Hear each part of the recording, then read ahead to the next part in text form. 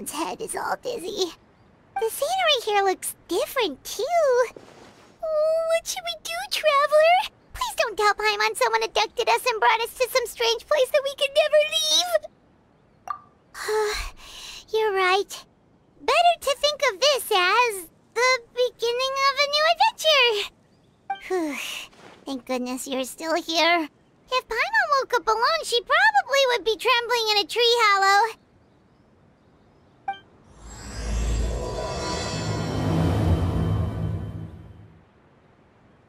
Let's follow this path for now. We might be able to meet someone and figure out what this place is all about.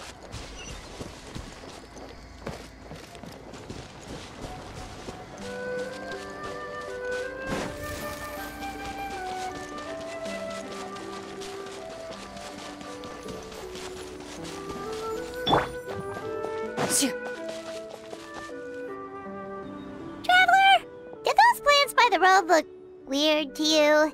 It almost looked like they were made of paper. And those two frogs over there? Yeah, they look like pieces of origami. Oh, by the shade of a lotus leaf stream, don't tell me you forgot how to jump! I didn't forget, Firecracker. I'm just not sure if what I remember is correct. Next thing you know, you'll have forgotten how to sing, much less notate a score. You still remember why we call you Stream, don't you? Yeah, because I've got a great singing voice. Although these days, name seems more ironic than anything. Not just a great voice, one that evokes the gentleness of early morning dewdrops flowing into a spring. So cheer up and make the jump over. If you're still unsure, just use that roll of magic thread. I won't laugh, I promise. Now, don't tell me you've forgotten how to use that as well. I haven't forgotten everything, Firecracker. Your name, for instance. It's kind of hard to forget that you're named after your fiery temper. Now do me a favor and pipe down for a second. I'll be right over.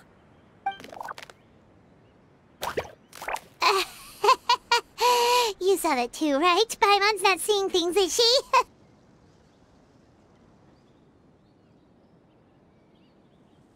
This place is getting more confusing by the second. Anyway, why don't we go after those two frogs? They didn't look evil or anything. Plus, they might be able to help us out.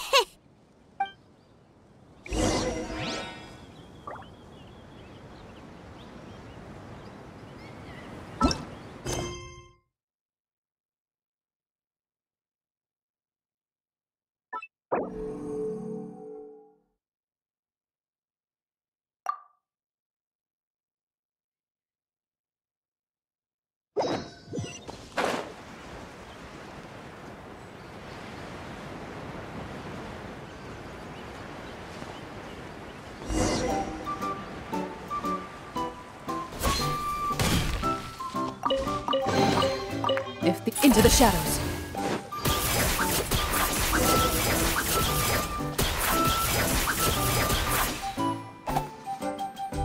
Guess we're not catching up to those frogs.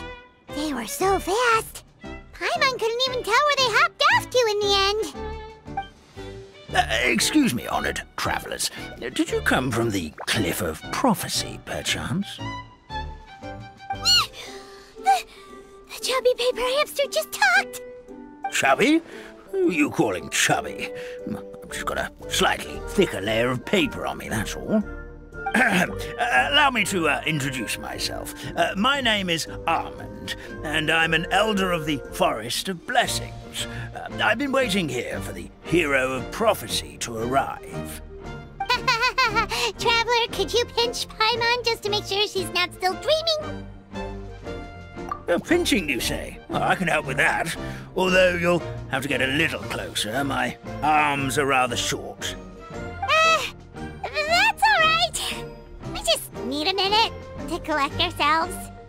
Okay, let's think things through.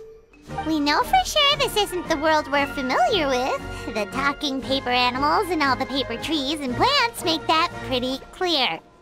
The hero from another world, supported by their companions, shall restore peace to the world. That is what the prophecy says.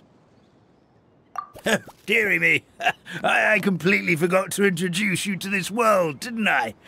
And here I am, getting all excited by the arrival of the hero. You'll have to excuse me. This old brain isn't what it once was, all shell and no nut. Oh well, perhaps my once glossy paper has faded past the point of no return. It's okay, really. You can just tell us all about this world now. Let me think. Where should I even begin? Pretty much forgotten everything that happened in the past. Right. I believe the story circulating along the pulp of this forest goes as follows. A long time ago, 3 goddesses created this world and named it Simulanka. The goddess of creation, who presides over matter and magic, created the mountains and rivers and gave us life. Her powers also paved the way for Simulanka to exist in numerous worlds. After the goddess of creation came the goddess of prophecy, with dominion over the stars and the course of fate itself. She induced the sky to spin and the earth to move. Even to this day, her statue still stands tall at the highest point of Constellation Metropole. The final goddess was the goddess of fate, she who reigns over all treasured tales and dearest wishes. She bestowed upon us the fierce and everlasting feelings of love and hate, and showed us the meaning of death and hope. Whoa, they all seem super impressive. Sounds like they really did a lot. Of course. All new residents of Simulanka come to the forest to thank the goddess of creation for founding this world, and travel to Constellation Metropole to witness the divinations of the goddess of prophecy's numerous oracles. After that, they make their way to the end of the world and tell the goddess of fate about their most cherished dreams. Well, at least that's how it used to be. How it used to be? Did something bad happen? Oh, yeah. That has to do with the hero you're waiting for, right?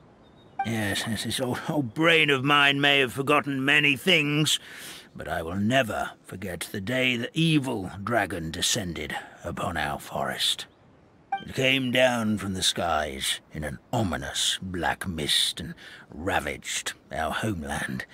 Its gigantic footprints can still be seen in the kingdom of breezes and bells. We're incredibly fortunate that no one was hurt. Sounds terrifying. The terror doesn't stop there, I'm afraid. Ever since the attack, the Calligraphy Tavern in the forest has been closed. No one knows why, but it's a catastrophe of the highest order for us, forest dwellers. A catastrophe of the highest order? All because a tavern closed? If we were talking about Mondstadt here, Paimon might understand, but is it really all that serious? Good goddess of creation above. We'd take even the greatest flood over the closure of the tavern. Wet paper will dry out with time. Fallen trees can be restored. But the Calligraphy Tavern is the only source of the magic tonic that sustains all creatures in the forest. Magic what? Magic tonic. It was gifted to the forest by the goddess of creation herself. A special potion that helps us maintain our vitality.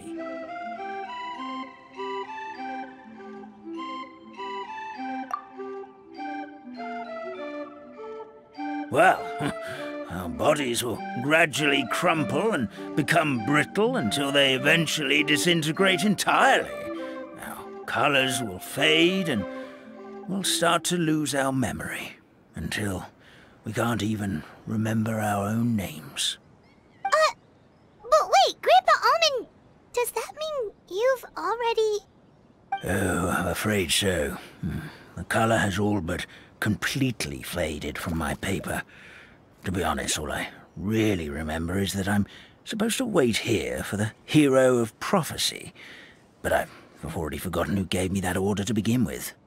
Then we've got to act fast! How can we help?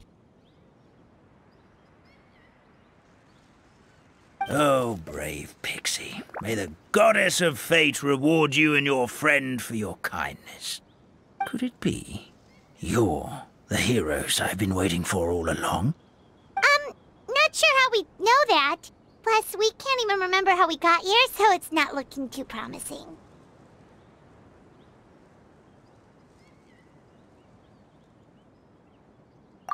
Well, this is turning out to be quite the conundrum for old Almond Brain here. The prophecy never mentioned anything like that. For now, why don't you come with me to the Hut of Blessings? Our forest fairy lives there. Maybe she'll know what to do. Whoa, a forest fairy? Like one that knows magic? Oh, you betcha. She's prophesized to join the hero on their journey. Well then, she sounds like exactly the kind of person we need. Please lead the way, Grandpa Almond.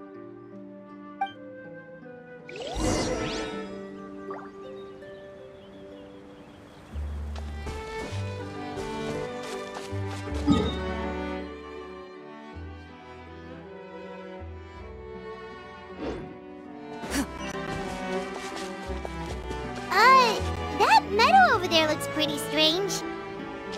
That's what the Calligraphy Tavern looks like. Now it's lost all of its color.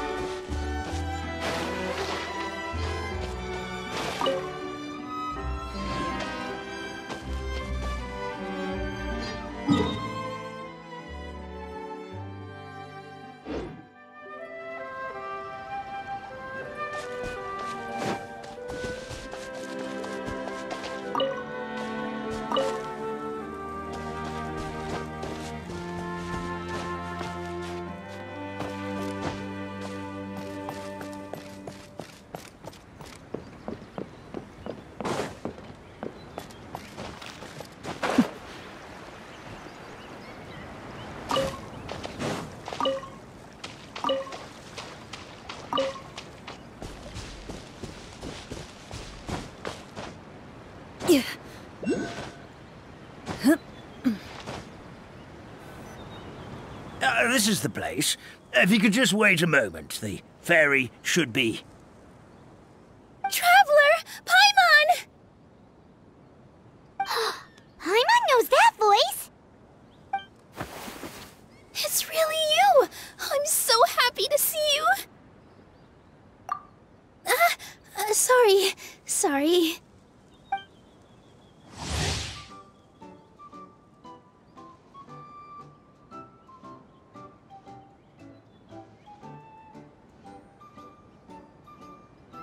So Nilu is the forest fairy? Well, you certainly look the part.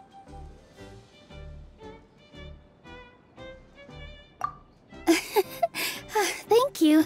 To be honest, I'm still getting used to it. It's the weirdest thing. I remember I was reading a book at the Grand Bazaar, and then I guess I must have fallen asleep at some point because, well, then I woke up just like this. And in my dream, someone spoke to me. They said, "You are the fairy of the Forest of Blessings. Now go, save the forest with your magic." At first, I thought this whole world was just part of the dream, but no matter how hard I tried, I couldn't seem to wake up. I couldn't find anyone I knew from the real world either. Sounds similar to what happened with us. We also have no idea how we got here. Anyway, sorry for my reaction back there. I got a bit too excited when I saw you two. It's okay, we totally understand. We were looking for a way out too. At least we know we're not alone. Oh, blessed be the goddess of fate above. You're already friends with the fairy of the forest. Grandpa Almond, thank you so much for bringing my friends here. Could you let the others know I'm coming? I'll head over right away. Of course, leave it to me. Hey-ho, pistachio. Today truly is a blessed day. Wow, Nilu! Looks like you made short work of getting to know the locals. Well, when I arrived here yesterday, Grandpa Almond told me all about the state of this world. Since they think of me as their forest fairy, I just felt like I had to try to help them. Oh, so you mean like using some kind of forest magic to repair the tavern? Unfortunately, I don't know how to use the magic of this world. I've tried using my vision, but it doesn't seem to work here. If the books stored in this hut are anything to go by, this seems to be the place where the goddess of creation first made the townspeople of this forest. She folded the pages of books into small origami animals, gave them life with her magic, and with time, that's how the Forest of Blessings took shape. Maybe one of the books here could teach us how to use magic. I read them all, but only found one reference to magic. The incantation, abracadabra, means to create what I say. This is a world made up of words, where fantastical powers can be wielded by all. Okay, so basically everyone in this world can use magic? That's nice, but still kind of vague. Yeah, from the other books I read, it seems like this goddess really likes to play fast and loose with the details. So, what should we do now? Didn't you say you were going somewhere, Nilu? Oh, yes. I was going to help some of the other residents of the forest. They've been busy making preparations to reopen the tavern, so I thought I could help out. Got it! Guess we should just focus on what we can do for now. This whole thing is making me pretty nervous, actually. It's like I've been pushed on stage without being taught the choreography. Since I'm already wearing the costume, though, I might as well try to play the part. It's what a professional dancer would do. And who knows? Maybe I'll find my own magic along the way. All I can do is try, right? At least you're optimistic. Thank you. Then let's go.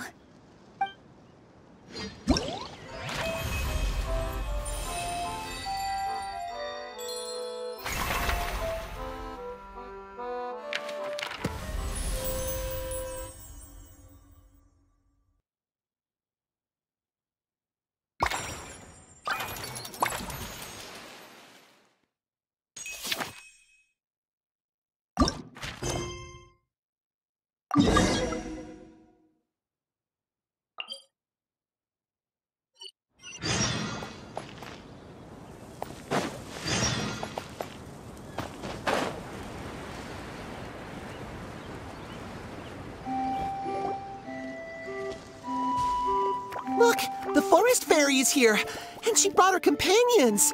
Grandpa Almond was right, they do look promising. Hello there, everyone. I heard you were working on the piping for the calligraphy tavern. Is there anything we can do to help? Oh, we wouldn't dream of troubling you with our petty problems, my lady. Don't you worry, we have it all under control.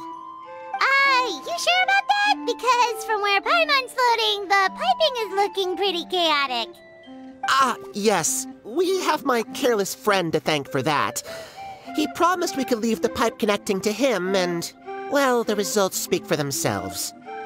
Hey, I just wanted to inspect each pipe. This is the network the magic tonic has to flow through. I was just trying to be thorough, so I disassembled the whole thing.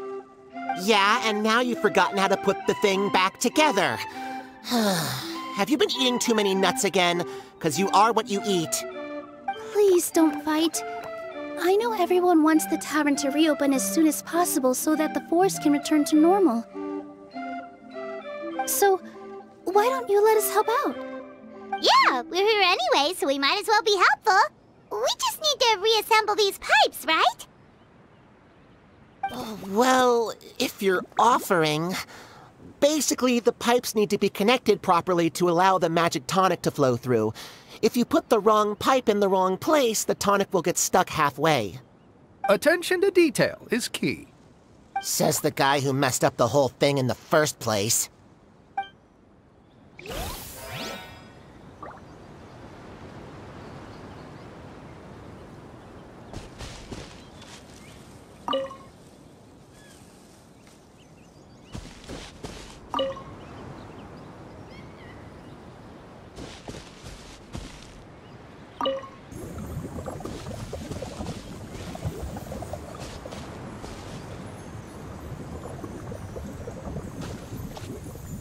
Something doesn't seem quite right.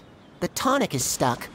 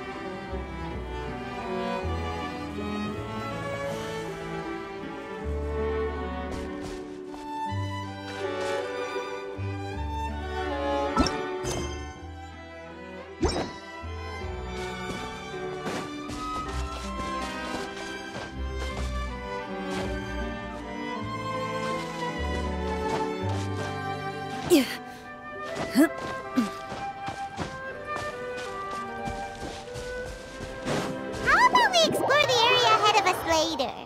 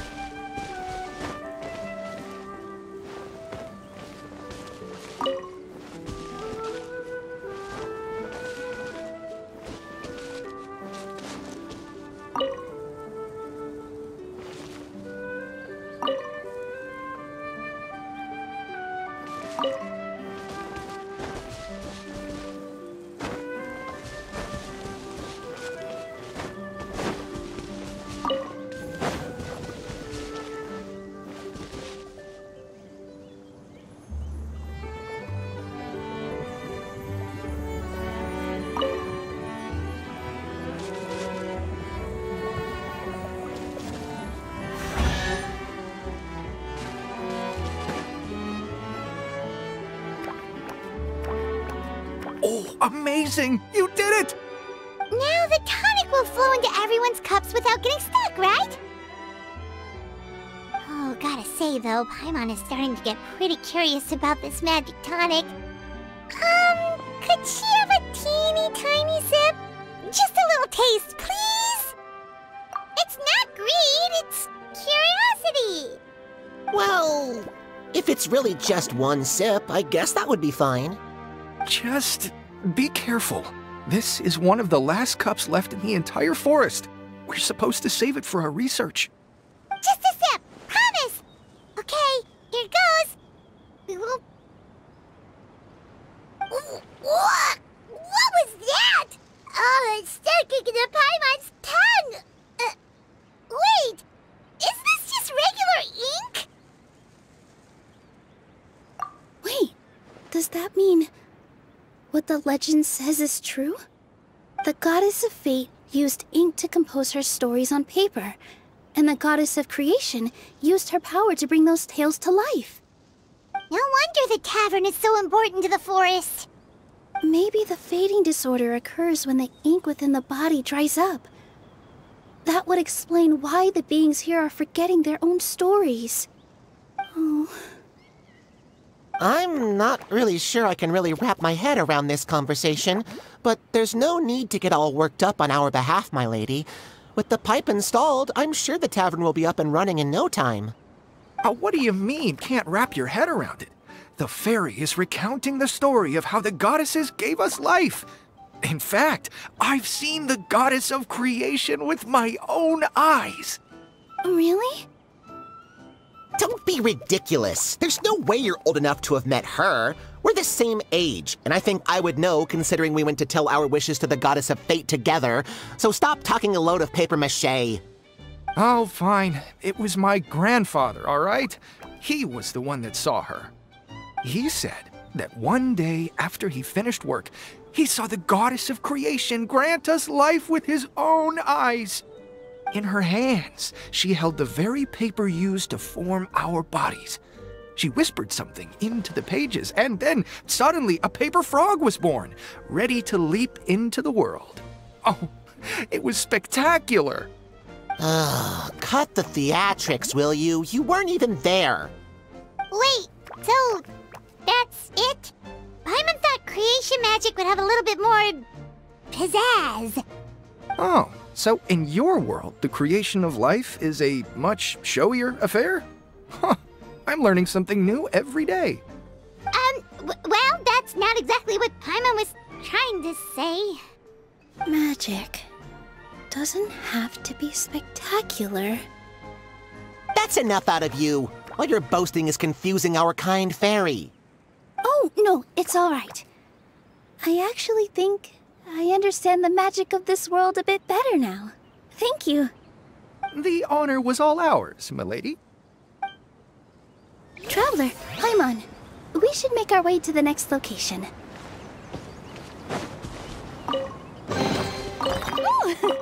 What a pleasant surprise! Truly an extra slice of joy.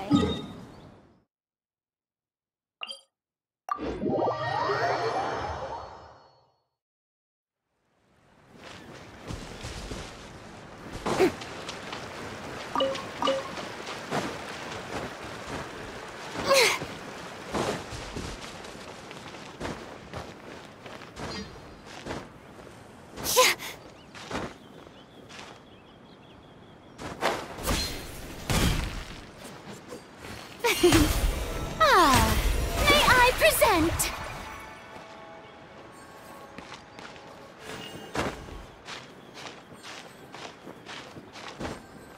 Huh?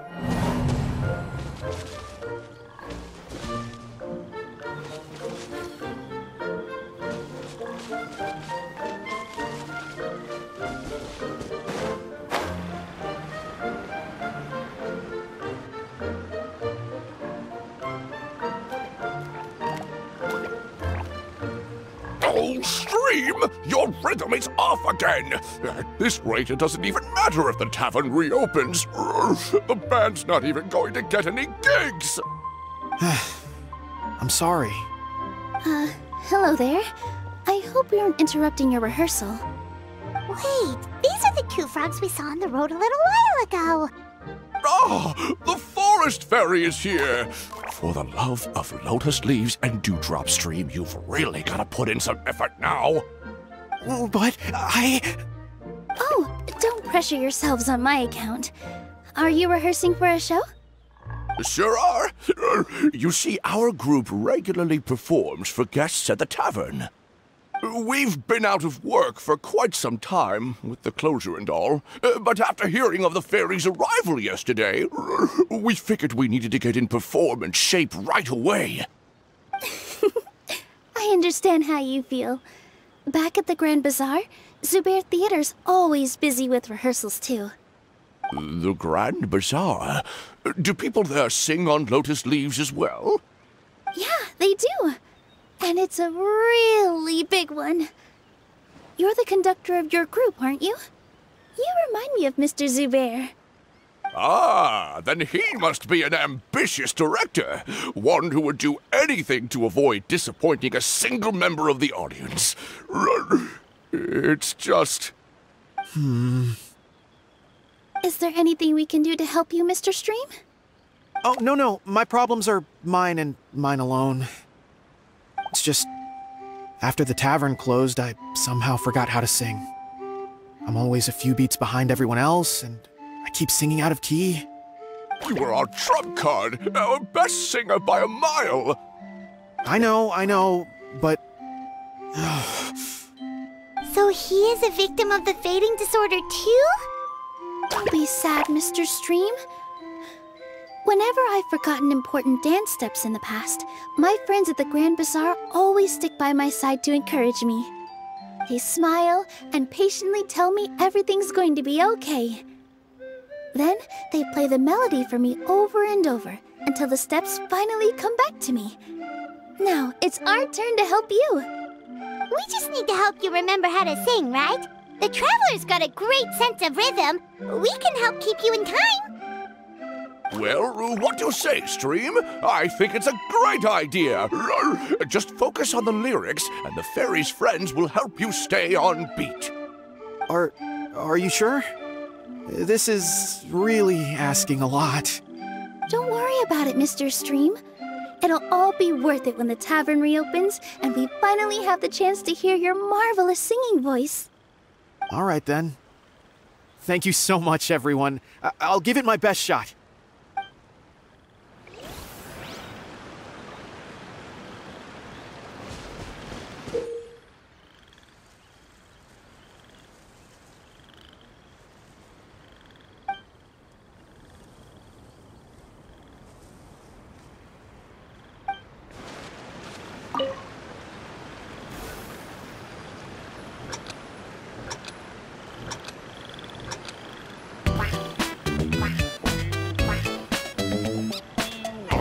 No good! Your rhythm is off again!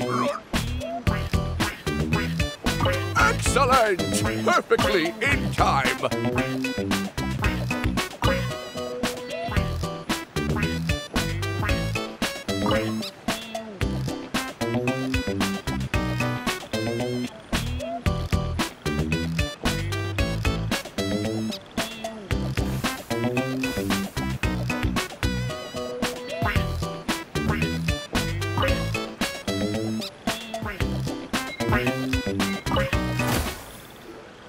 Still no good. Sure, it's good to take a breather. We can come back to this later.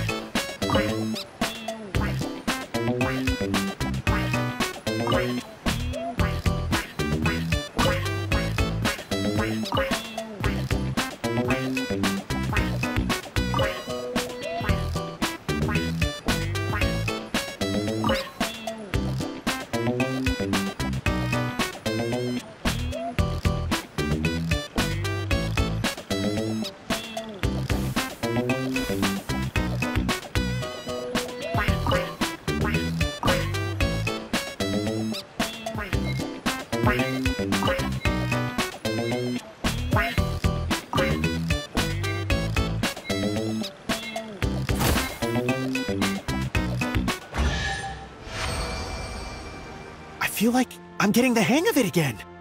Goddesses above, this better stick when it comes to the performance.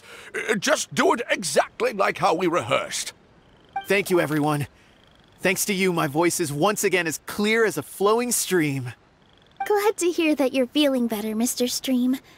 It's also about time for us to go to our next destination. Mm-hmm. We'll be looking forward to your performance at the tavern. We've got one final stop. Let's go.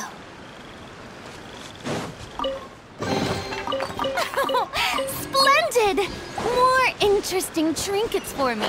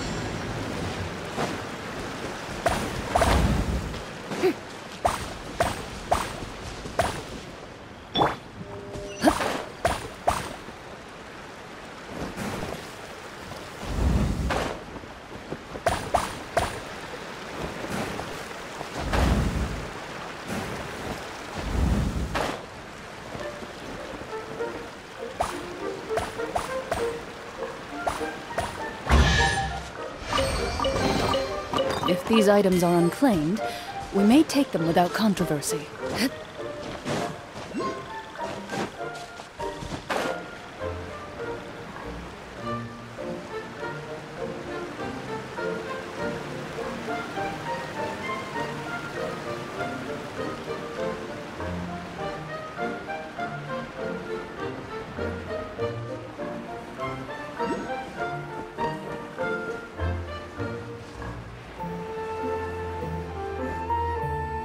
Oh, my dear Citrus, please tell me you're joking.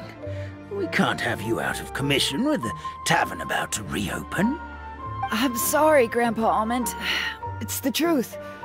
I was just too excited for the reopening and must have fallen asleep in an awkward position. Grandpa Almond, we're here to help. Oh, hazelnuts on high.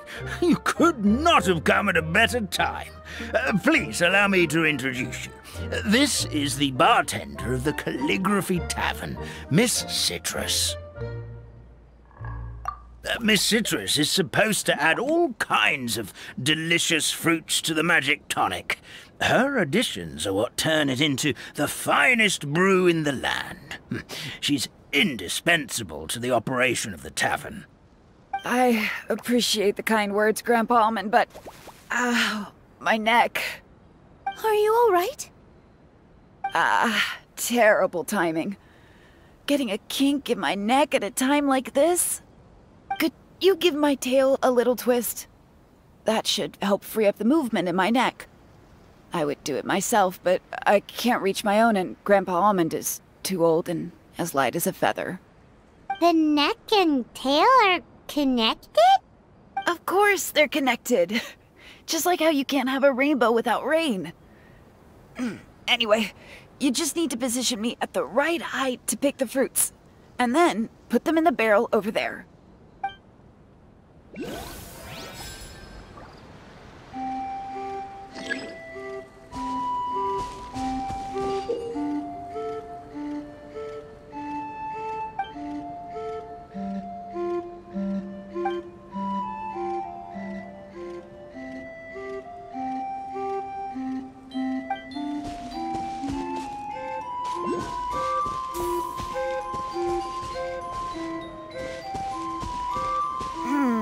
This doesn't seem quite right.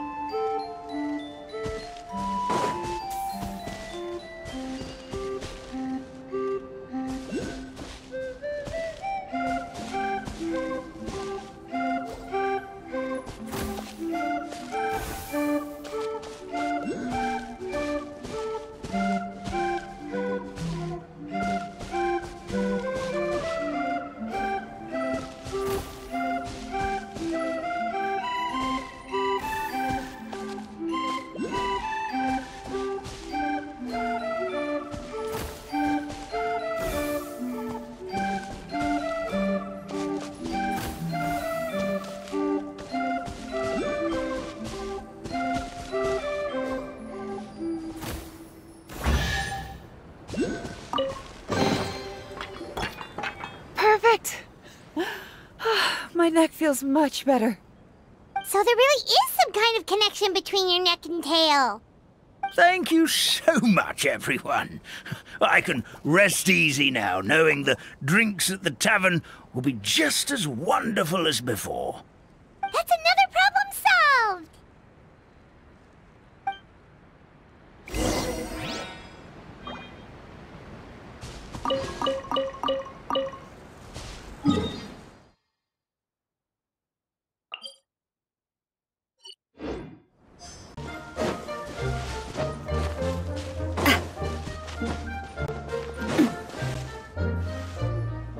Well, since we've taken care of most of the tasks, all we need to do now is reopen the tavern.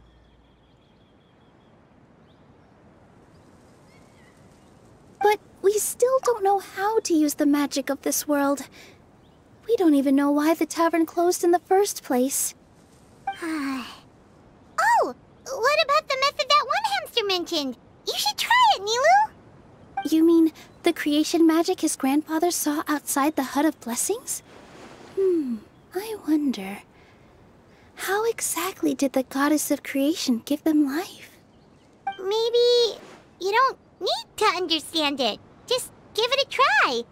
Everyone here calls you the Forest Fairy. Maybe you have the magic powers already and you just don't know it. In other words, this forest is a stage.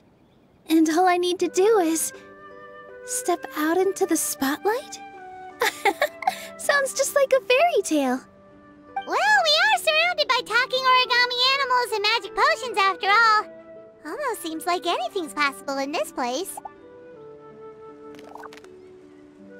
You're right, Paimon. We won't know anything unless we try. In that case, let's see.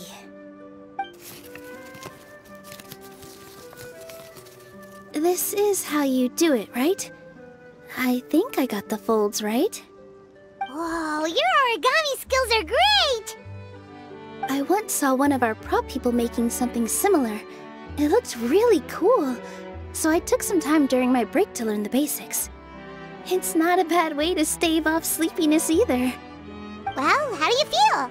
Sense any, magical powers flowing through you? No. No? What are we missing?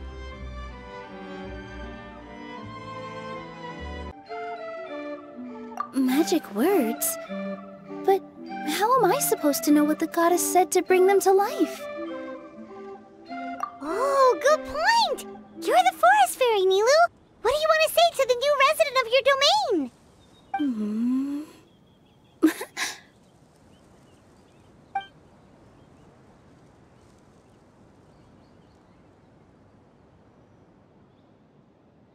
I bestow upon you the blessings of the forest and offer you a home in this land.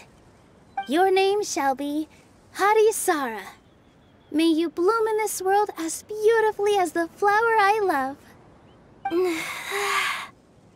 My name is Parisara.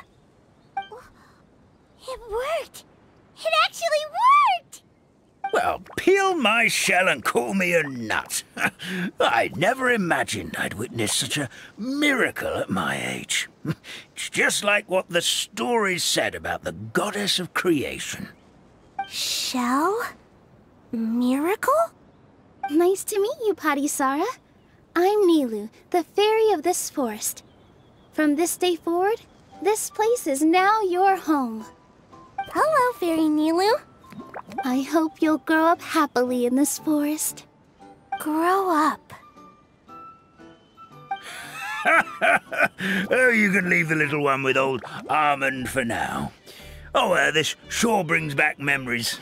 It's been such a long time since we last held a welcome ceremony. Here, Parisara. Come to Grandpa Almond. Well, now that Nilu has mastered the goddess's magic, we should be able to reopen the tavern, right? Grandpa Almond, could you send a few people to check the underground space beneath the tavern? Oh, of course. May I ask why? The moment I used magic, I sensed something strange down there. I have a feeling it's connected to why the tavern had to close down. Of course, we'll look into it right away. Make sure you listen to Grandpa Almond, Parisara. Don't go running off on your own. Parisara, listen. Running! Hey, come back here, you! Wait! Yep, that's Nilu's creation, all right. She's got so much energy. Anyway, how did you manage it, Nilu? Well, all I did was say my wishes for her out loud. Maybe the magic is in the words themselves, just like the book said. This place is seeming more like a fairy tale by the second. I mean, we're somewhere called the Forest of Blessings, so it kind of makes sense. Well, anyway, Paimon thinks this magic suits you perfectly, Nilu.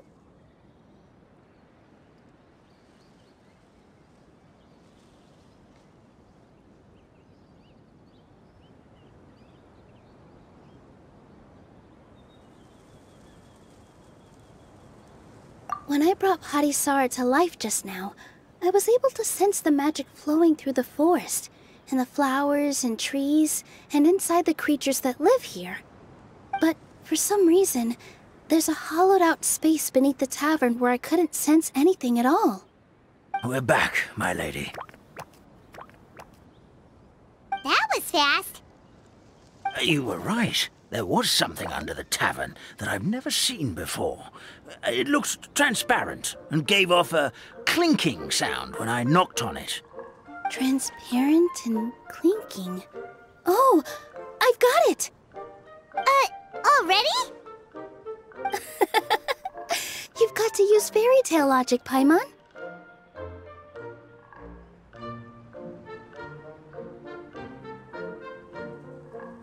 That's right! An empty ink bottle, to be exact. Still remember the taste of the magic tonic you took a sip of, Paimon?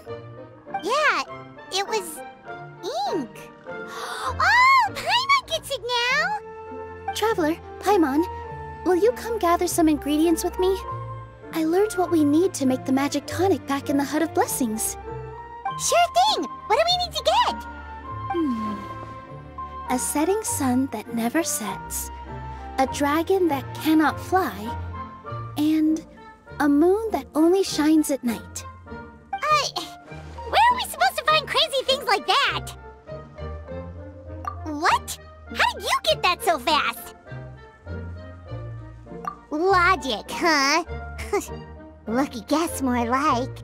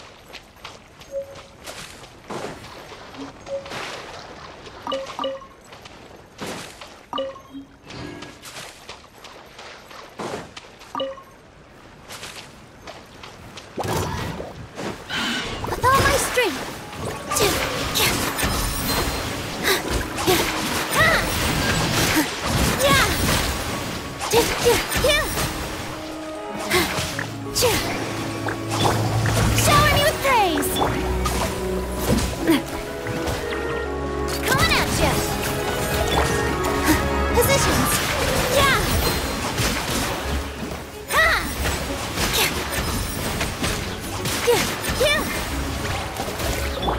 Move it.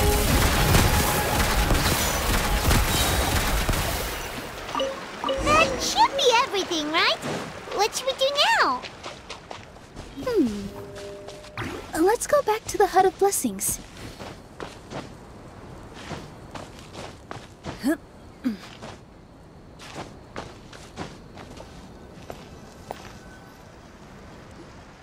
Give me just a second.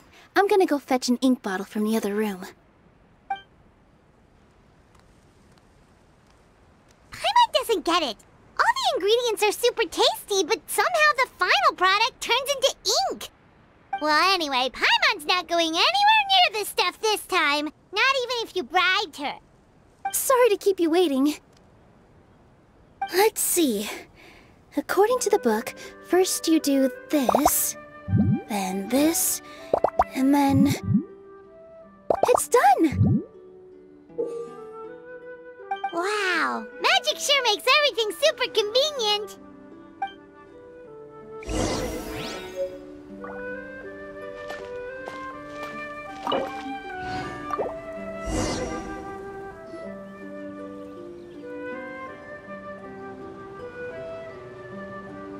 Yes, this is it. This is exactly the magic tonic we need. Grandpa Almond, could you take the concoction to the room underneath the tavern and place it next to the transparent bottle you found? I'll handle the rest. Of course. As you command, so it shall be done. I still get nervous at times like this. It's just like when you step on stage and you can tell that every single person's gaze is fixed right on you. Thanks, you two.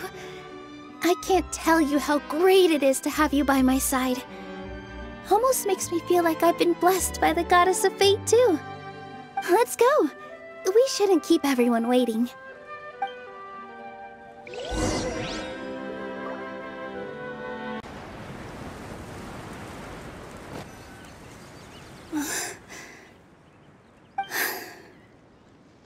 Forest, please heed my words and accept my blessings. May your spring of wondrous magic never run dry. And may all who call you their home lead happy, fulfilling lives.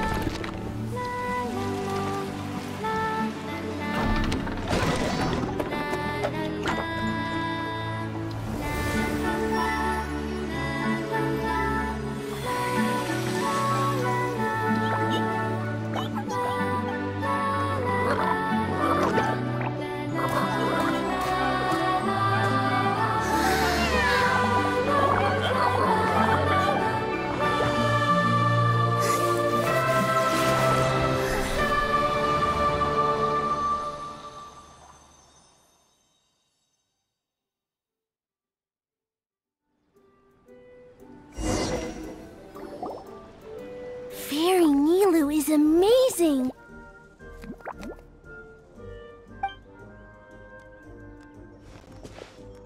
Wow, it's so pretty.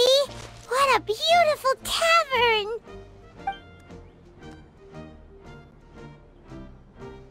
It matches the scenery of the forest perfectly. I was so surprised when it suddenly opened up like that. Just like a pop-up book.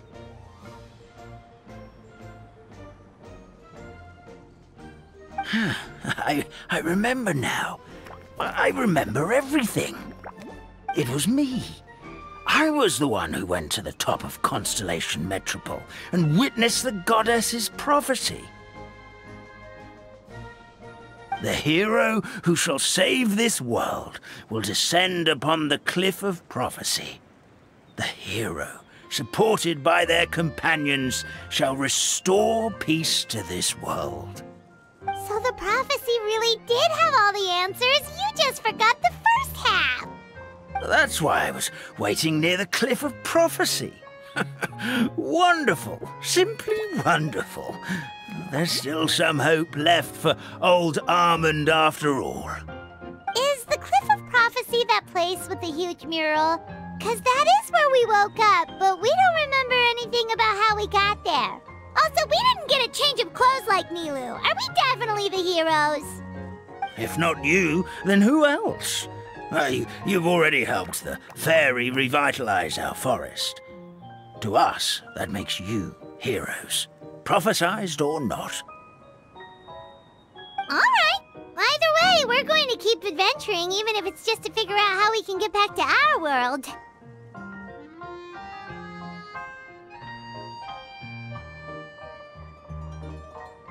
Yep, we've beaten up plenty of dragons already, so what's one more? As expected, the words of the goddess of prophecy always come true. I'll come with you. It can't hurt to have a magical fairy tag along, right? Heroes and fairies, dragons and new adventures. This is sounding more and more like a fairy tale by the second. I would say your next stop should be Constellation Metropole. It's Simulanka's most prosperous city, just across the sea. Once you've arrived at the Astral Garden at the highest point in the city, maybe you can try seeking divine counsel from the goddess of prophecy herself. Are you leaving, Fairy Nilu? I'm afraid so. There are still other people who need my help. I won't go far, though, and I'll come back to visit the minute I have time to spare. So be a good girl, Patisara, and help out Grandpa Alma whenever you can, all right? Mm-hmm. Got it! Patisara will wait here for you. That's a good girl, Patisara. I almost forgot. If Constellation Metropole is where you're heading, you'll need to take the Maritime Express. I'll head to the station first thing tomorrow morning and wake up that lazy station master for you. Why don't you take a break for the rest of the day? You should savor the beautiful scenery of the forest before you go. Sounds great! Paimon definitely feels tired after being on the go for so long. There's a spot in the tavern with Paimon's name on it. Oh, sounds like someone's ready to order. Oh, well, if you're offering. Paimon will take a glass of Buell fruit tonic. But hold the tonic.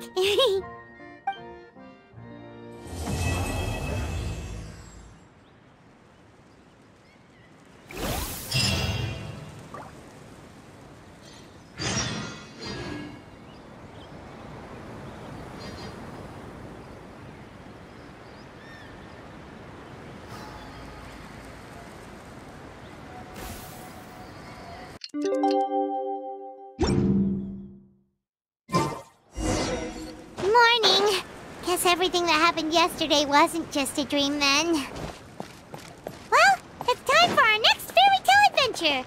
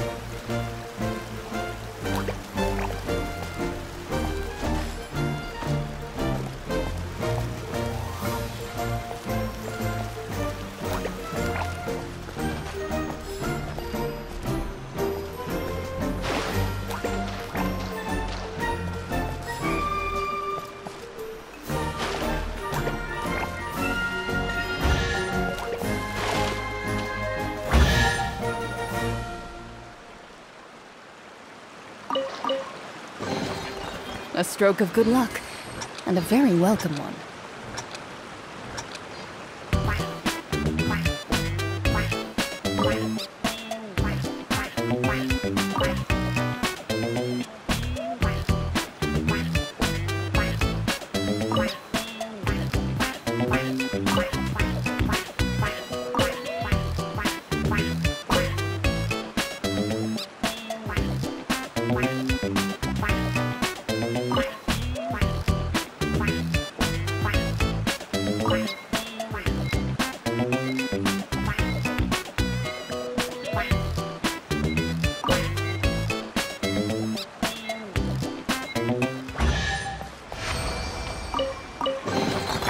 A stroke of good luck, and a very welcome one.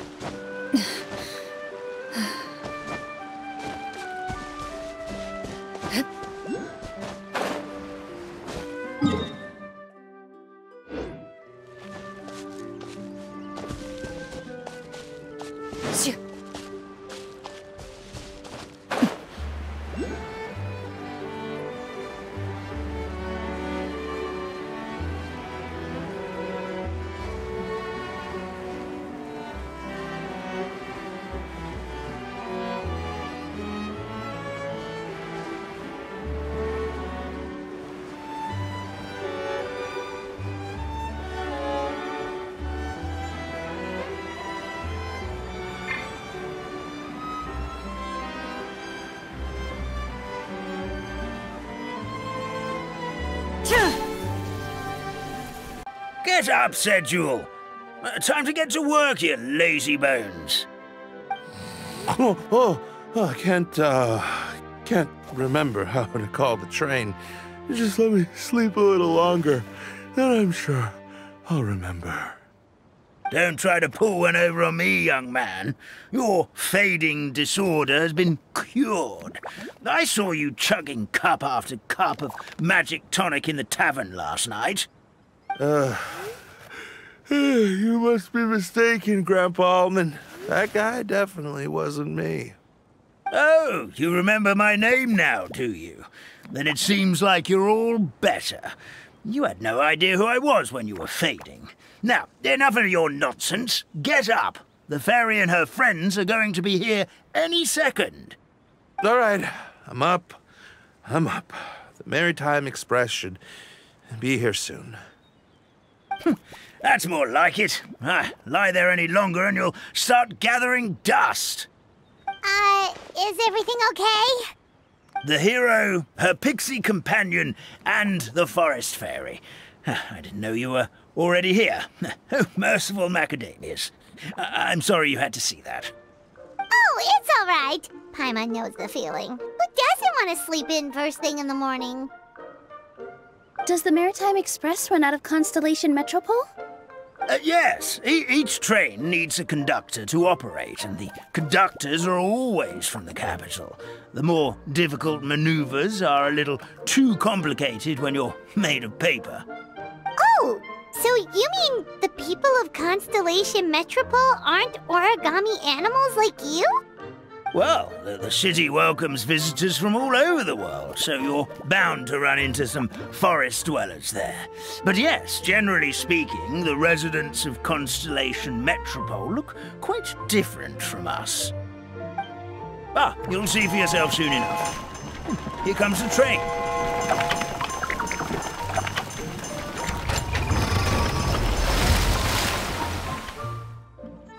Pleasure to meet you, everyone. My name is Will, and I'll be the conductor for your journey today. I'm assuming you're the ones who called the train?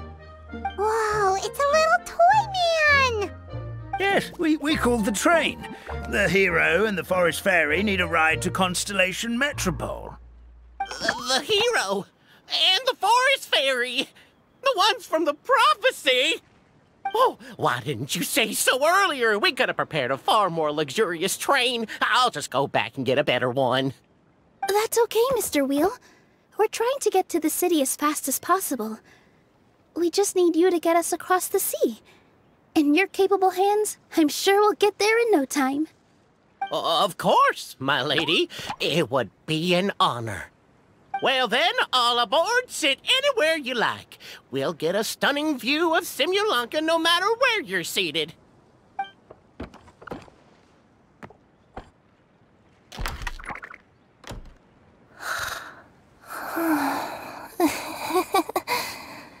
Oh, breakfast. Did one of you just say something?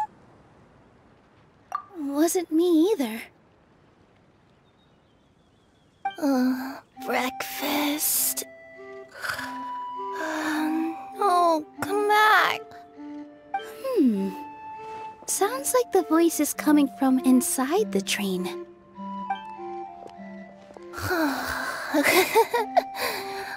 Fish.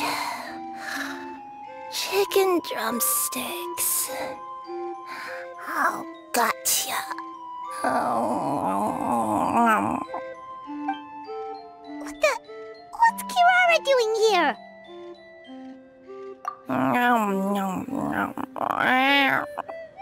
Is she a friend of yours? Oh, let Paimon introduce you. This is Kirara. She's... Oh, wait. Actually, maybe we should wake her up first. So noisy. Is it morning already?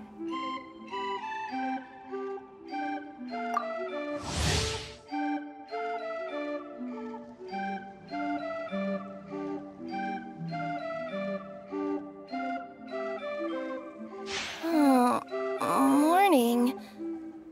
Huh? Traveler! Paimon! It's you? Which means... Oh, thank goodness. It was all a dream after all. Oh, gotta hand it to my imagination. It all felt super real. There were these toy people, but they were alive and they could talk. Madam, sleeping overnight in the train car is prohibited.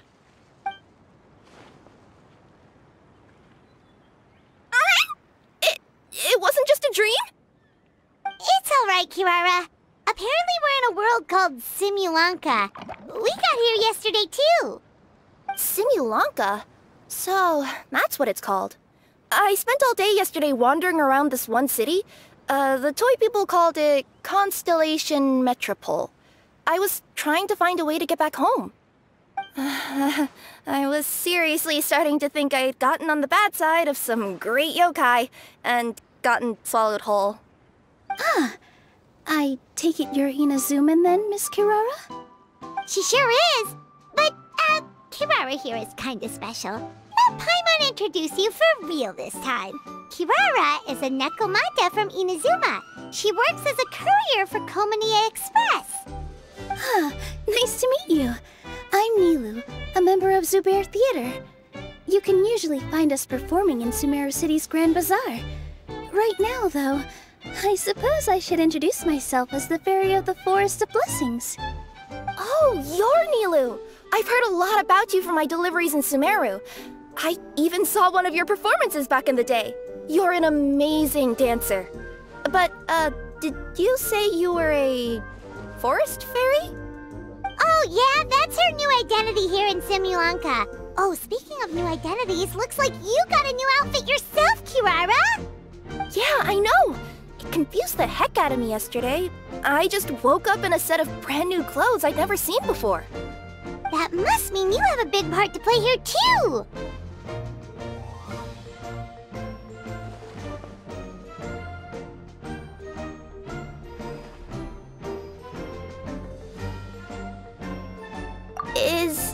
Is that a thing? I guess I am wearing a pair of boots, but still.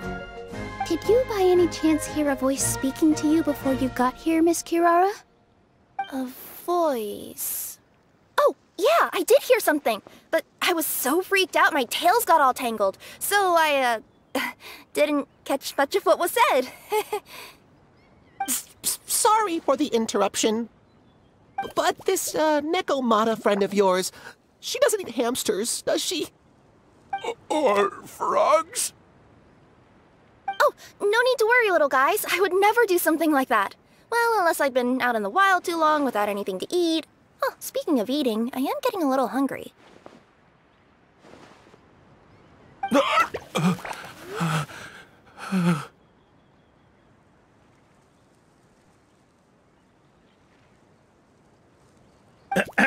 Where are your manners, everyone?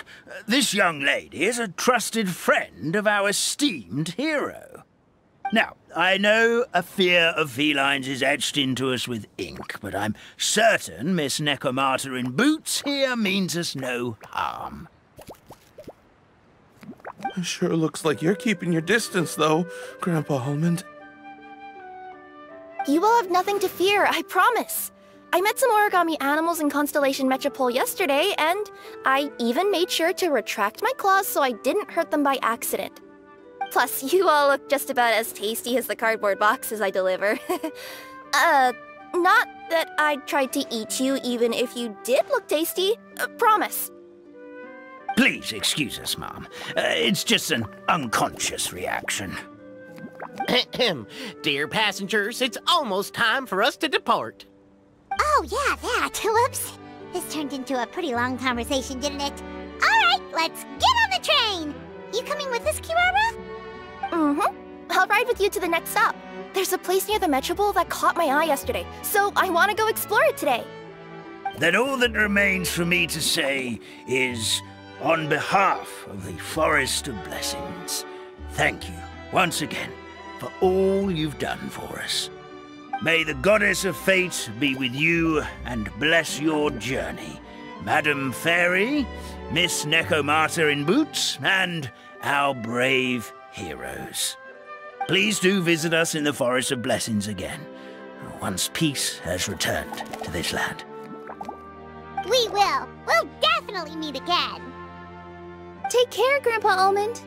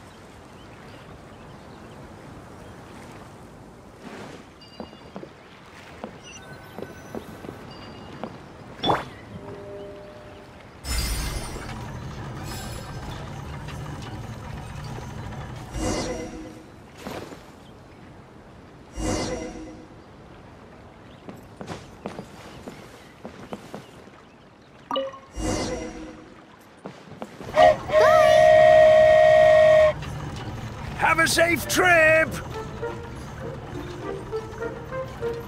Wow, a train ride over the sea? What an incredible view! Please keep your head and arms inside the train at all times. We don't want anyone falling into the sea.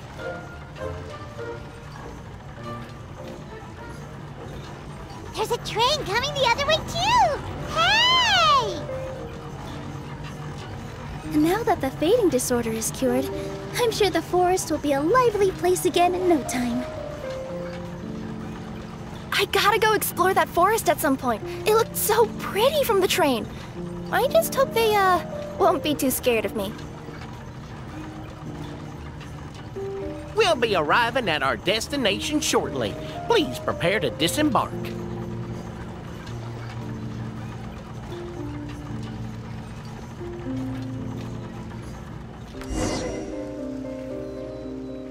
Here we are! Constellation Metropole is right over there. It's a short walk from here to the Gear Sky Ladder, which will take you right to Metropole Square. And thank you again for choosing Maritime Express. Great! And thanks to you for a smooth and pleasant journey, Mr. Wheel.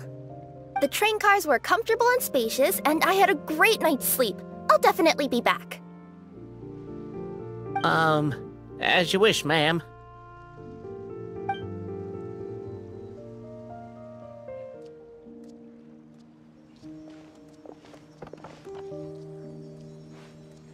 Where should we go next?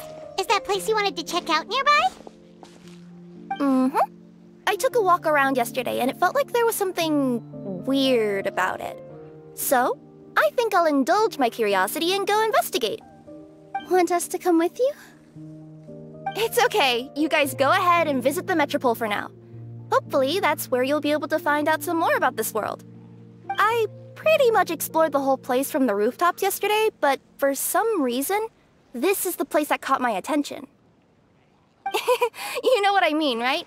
Like, when you get a stone stuck in your claw or something, it keeps nagging at you to dig it out, but you can't focus on anything else until you do.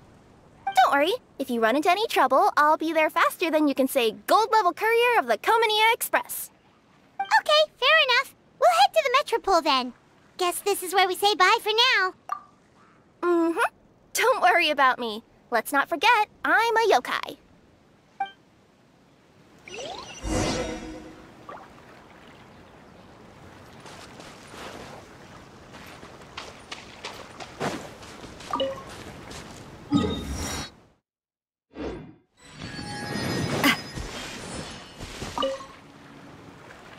Hey, are you guys already finished with everything in the Metropole? No need to prioritize me. There's just this place I really want to go check out. Feel free to get back to me once you've got everything sorted out. Sure. Don't worry. I'm not going anywhere.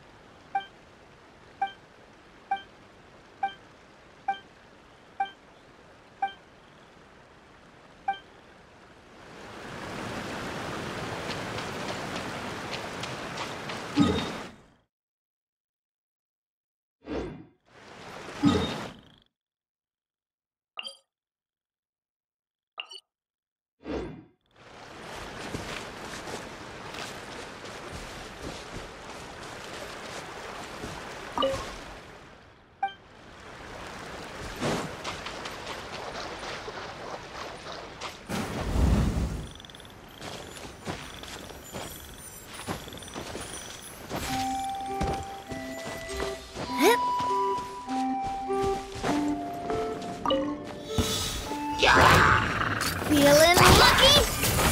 Yeah, strike a pose!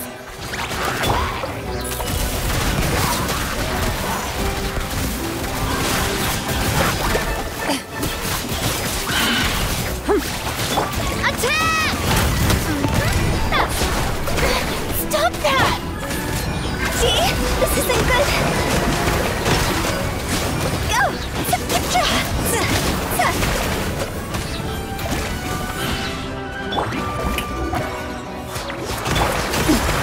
Watch out! Hey there!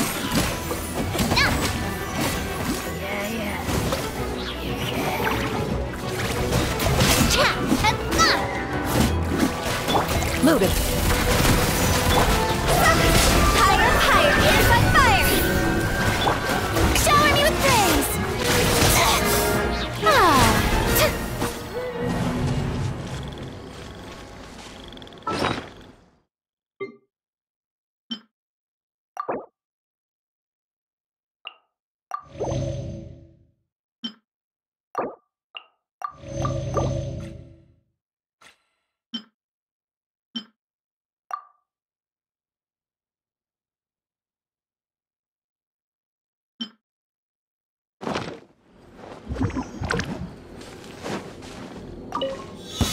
Let the world come alive!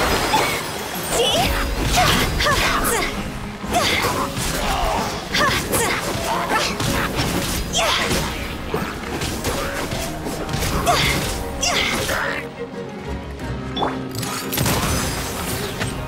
Watch out!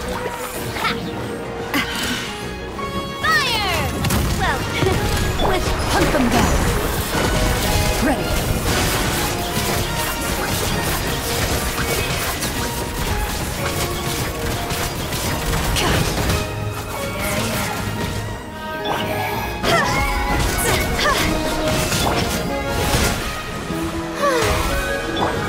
this one's got your name on it! Fellow warfare, I guess! Into the shadows.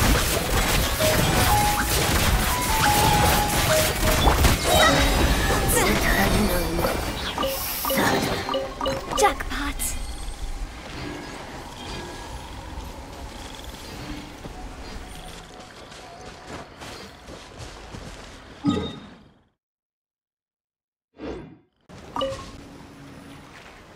Hey!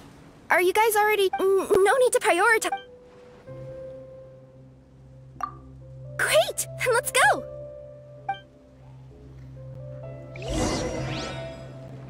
I've delivered packages all over, but I've never seen a mysterious fairy tale world like this before. You wanna check out the area over there? Okay, I'll wait here for you.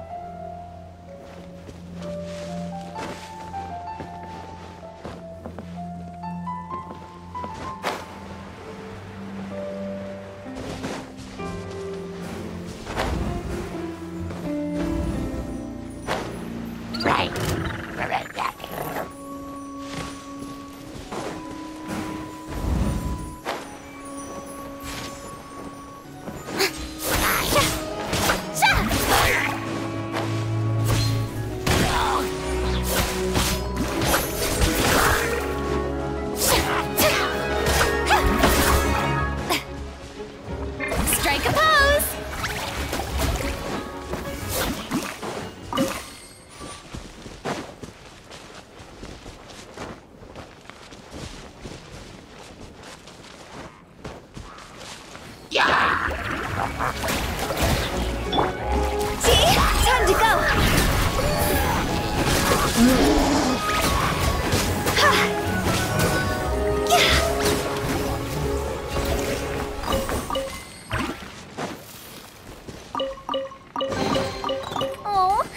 What a cute treasure coffin!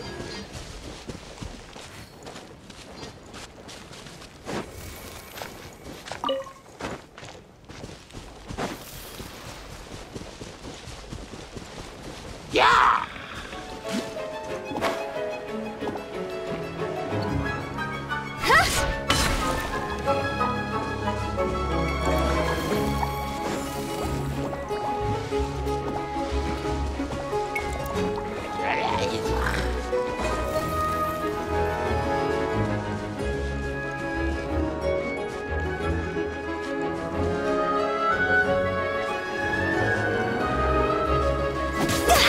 Looks like nobody has gotten around to repairing this house yet. Ugh, even I wouldn't dare to sleep in there. It might suddenly collapse in on you.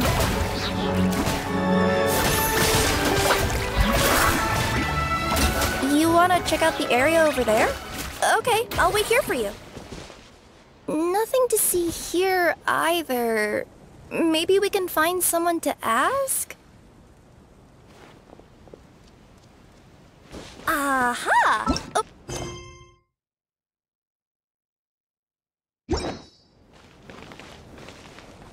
Yeah!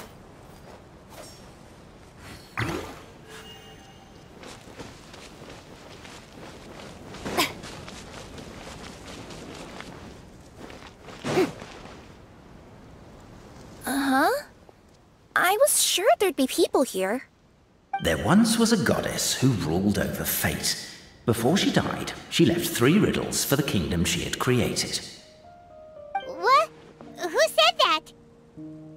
Long story short, on this day, a sentient feline, an outlander, and a diminutive pixie arrived on the scene.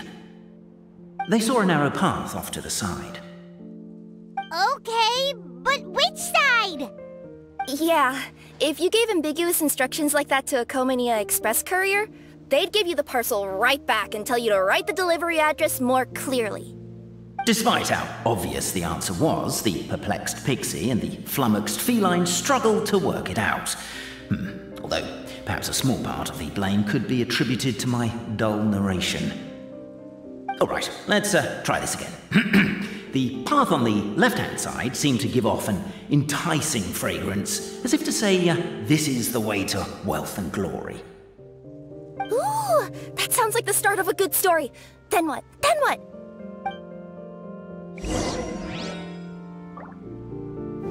At the end of the path, the motley crew would soon spot a secret stone room. A prophecy had once foretold of a Marquis who shall one day venture inside, and thus it is named the Future Marquis's Abode to Be. You like it? The Future Marquis's Abode to Be? Got a nice ring to it, doesn't it? That was a little bit boastful. But before you continue, I must warn you of the danger that lies ahead. For example, under no circumstances should you sit on the chair in the center. Otherwise, the consequences could be a bit embarrassing.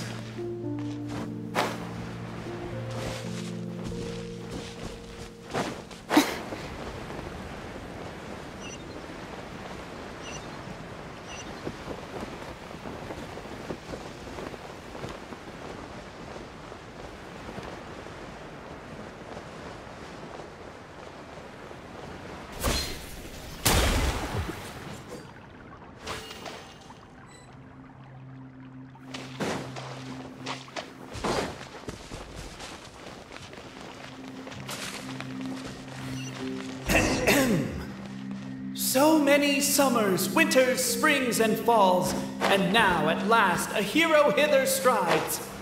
This realm knows not what lies beyond its walls. Its secrets mystify the world outside. Wait, new voices. Who are they?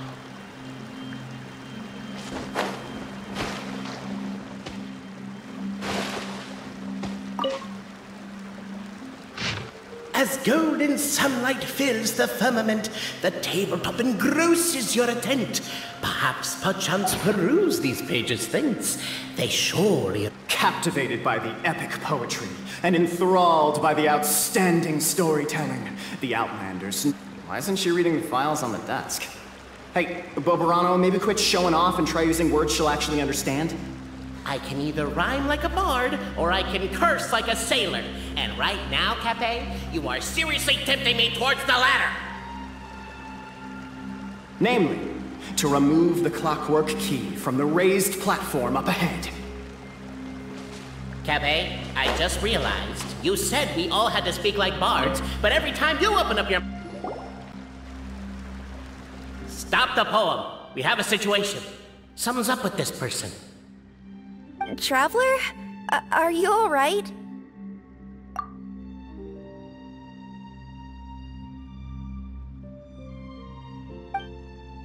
Come on, you can do it! This can't be how our story ends!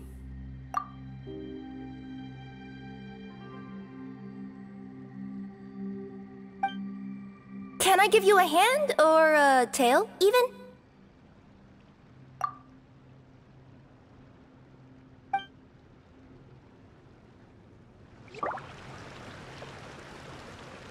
Yeah, I noticed that too. It's one standard for us and another for you. That's not fair, Cape.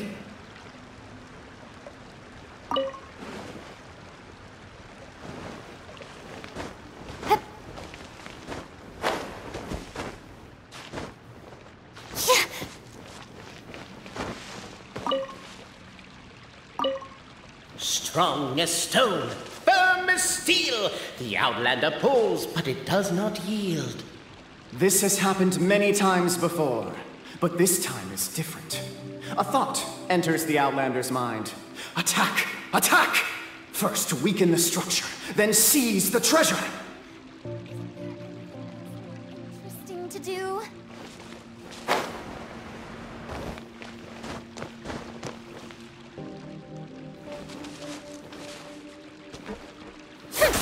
The Outlander takes a moment to wipe the sweat from their hands.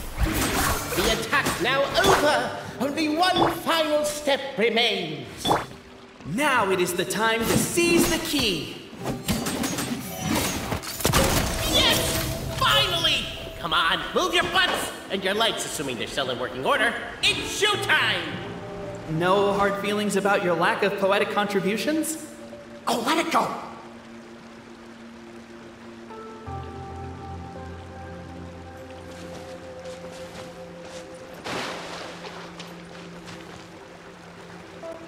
Ah! Welcome, esteemed and noble Outlander. Allow us to introduce ourselves. We represent the 3 great clans of this realm, having been selected as its authorized historical supervisors. Our purpose being to await the arrival of one such as yourselves, who shall remove the clockwork key. My name is... You're Cape, he's Albizzi, and that's Bobarano, right? You've done so much talking that we can already tell you apart by your voices. Aren't we missing someone, though? The guy who led us here to begin with? Who? And thus was born the long-awaited Fellowship, destined to uncover the truth of the past. Allow me to quote, if I may, in the history of Constellation Metropole, a new page has begun. Him. Well, there's no fourth person, so which of you is the ventriloquist? Come on, out with it. We've never heard that voice before, but he sounds like he'd be good at reading bedtime stories to children. Well, whoever it is, I don't know and I don't care. Forget about him. We have far more important things to focus on, like where our journey goes from here. That key you hold is the pivot point about which the past and present of the Metropole revolve. However, between our 3 clans, there is some dispute over the historical record. Each clan has its own version of history, detailing the clan's origins and the tale of the dragon of old, and unfortunately, we don't know which one is the truth. Dragon? You mean the one that's been acting up recently?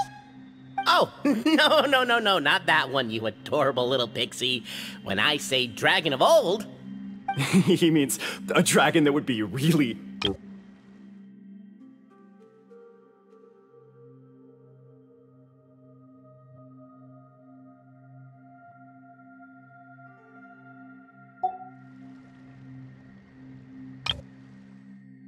He means a dragon that would be really, really old if it was still with us today, but it was defeated in ancient times. The new one has nothing to do with our clan history. Was that supposed to be a joke? Anyway, so you've been waiting for someone to remove the key so you can finally explore the truth of the past?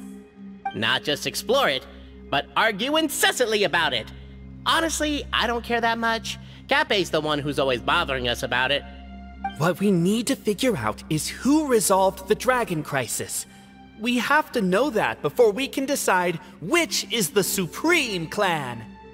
The moment you removed the key from where it was lodged, you became the honorary Marquis. We humbly beseech you, noble Outlander.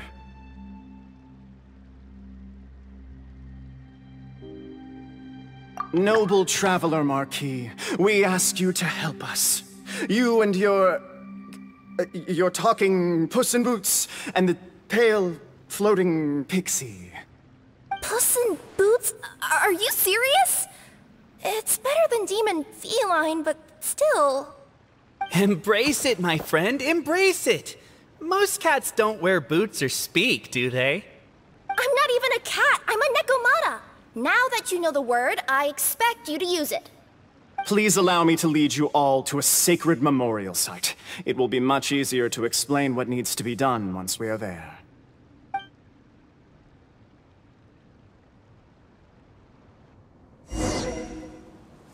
This place is sacred to my clan. It's where our brave forefathers once took up arms against the dragon of old. After a bitter battle that dragged on for many days and nights, finally, our forefathers fought the dragon into submission, and it fled. They took turns, though. Some forefathers worked the day shift, while others worked the night shift. So they say. It's just a legend, though. Wait a second? Did I just hear you admit that your clan's history is just a legend? History, legend, who cares? My clan was definitely courageous, that's the point. That's the truth. And isn't the truth what we've all been arguing about non-stop for all these years? Cape's words gave the traveler food for thought. Could it be that the truth in a fictional world is equivalent to fiction in the real world? But that would have to wait. Apparently, Cape was not alone in his pilgrimage to this sacred site. Unwanted company had arrived. The traveler and the talking cat, Nekomata, decided to teach them some manners.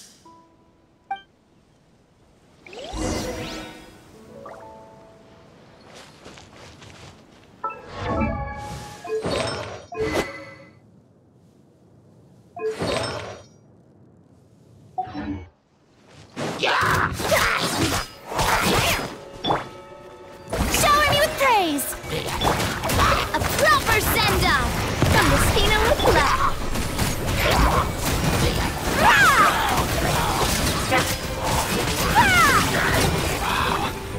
A true display of heroism and valor. It was as if the spirits of my ancestors were fighting through me. The thought. Could be wrong, but maybe the Traveler Marquis is a lot more powerful than your ancestors. Technically, your martial prowess and show of courage are a more vivid reenactment of my ancestors' feats that suit the modern aesthetic. Now, let's get down to business. As we all know, time is but an illusion. Time may flow line by line, page by page, or frame by frame, but usually it flows in the form of springs and gears. And that clockwork key you have in your hand can turn back time and make the past reappear. Well, actually, my view is that the illusion of time is more of a problem of consciousness. Gears power the body, while the body is the vessel of the conscious mind. But the mind cannot understand the dimension of time, so we experience instead an endless continuum of moments as the pinion of now turns along the rack of ages. I'm getting flashbacks to when I was delivering packages to the Sumeru Academia. A teacher once asked Albizzi what his greatest fear was, and he replied, dragons. Bogarano was asked the same question, He replied, time, and repeated the argument we just heard. The teacher then turned to Cape and posed the same question. He replied, Bobarano. The manuscript that tells the truth of the historical record, the blueprint to all of creation, the work of the great mage themselves. It can be found at the beginning of the Girak, and on the very first page of the book. Paimon didn't follow all that, but basically, you're just saying that we need to put the key in and turn it all the way back? Exactly. It is said that in the beginning, the goddess of creation took the goddess of fate's manuscript as a blueprint, placed it under the goddess of prophecy's starry realm, and generated the world from a few magic arrays. So in a few moments, when the great clockwork key turns the local time here back to the very beginning, we will restore the magic arrays back to their original configurations. Hold on, isn't stealing part of the blueprint of creation a little dangerous? Also, how are we supposed to know the original configurations of the magic arrays? Well, the general shapes of the configurations have been passed down over the ages. They now form the family crests of each of our clans. So you'll just need to reference my family crest and join the dots accordingly. To address your other concern, when the house has already been built, do you really think that taking away the construction crew and blueprint will cause it to collapse? The Traveler Marquis prepares to insert the great clockwork key into the nearby keyhole.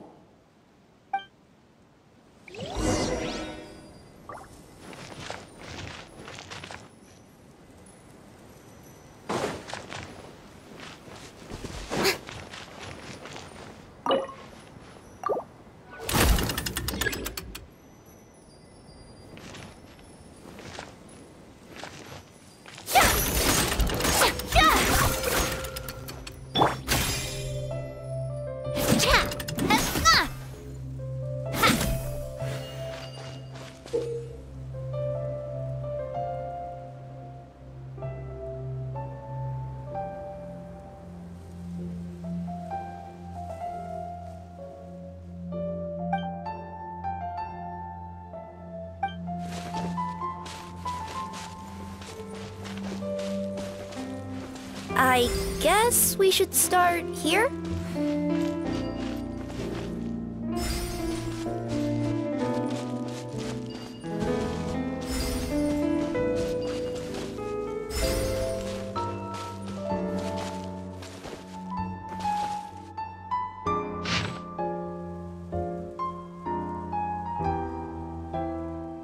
Why don't you give it another try?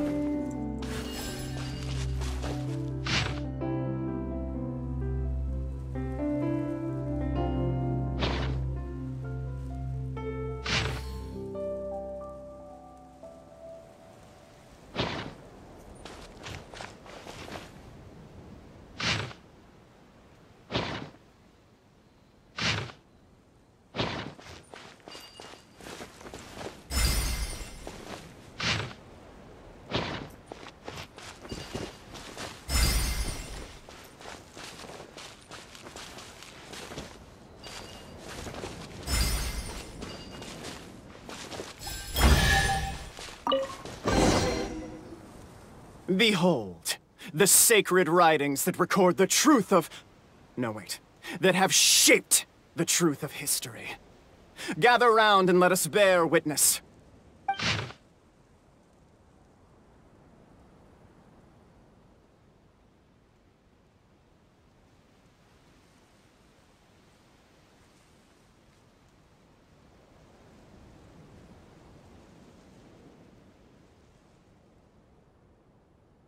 Feast your eyes, rejoice, and cheer, for this is the unquestionable truth. Look at the signature. Nobody is capable of forging that. I don't believe it. So, all along, our histories have been false? Don't lose heart, Albizzi. It does not follow from his is true that ours are false. That might be the most bogus logic I've ever heard. But keep up the mental gymnastics, Boberano. I've been waiting for that look of jealousy on your face my whole life, and I'm gonna savor it. And yet, it seemed that this conundrum could indeed have more than one solution. Everyone agreed that there may be more than one truth. The party decided to visit the sacred sites of the other clans and see what their documents had to say. Isn't a narrator supposed to remain detached and objective? It feels like you're forcing a narrative agenda on us here. Well, whatever. I'm in a good mood. Let's do it. The instructions say to repeat the process 3 times, and besides, I'm looking forward to watching you both be sorely disappointed. Let's do my clan next. I'll lead the way.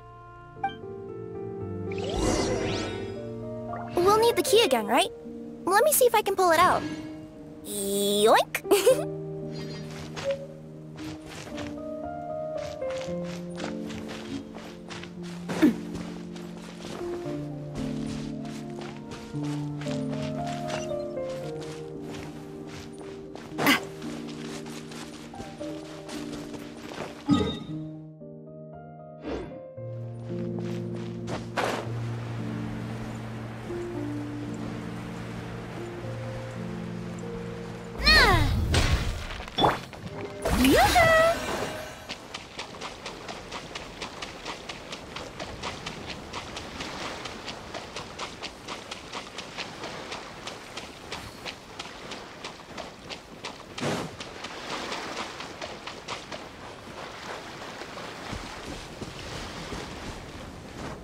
Shower me with praise!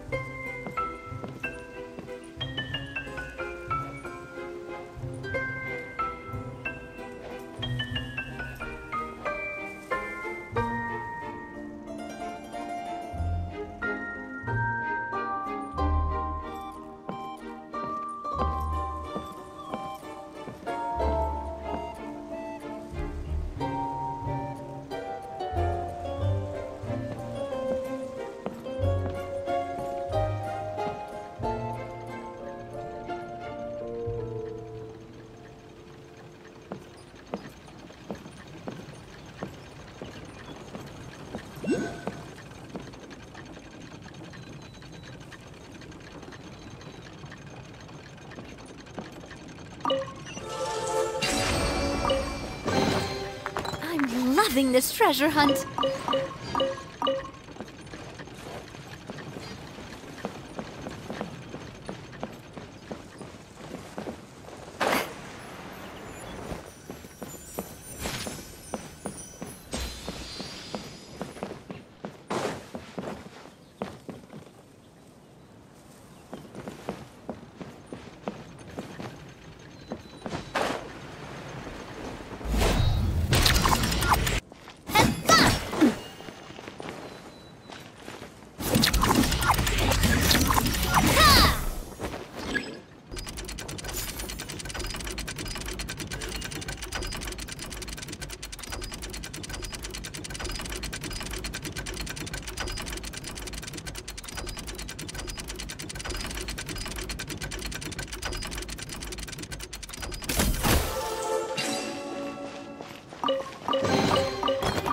Let's pack it up.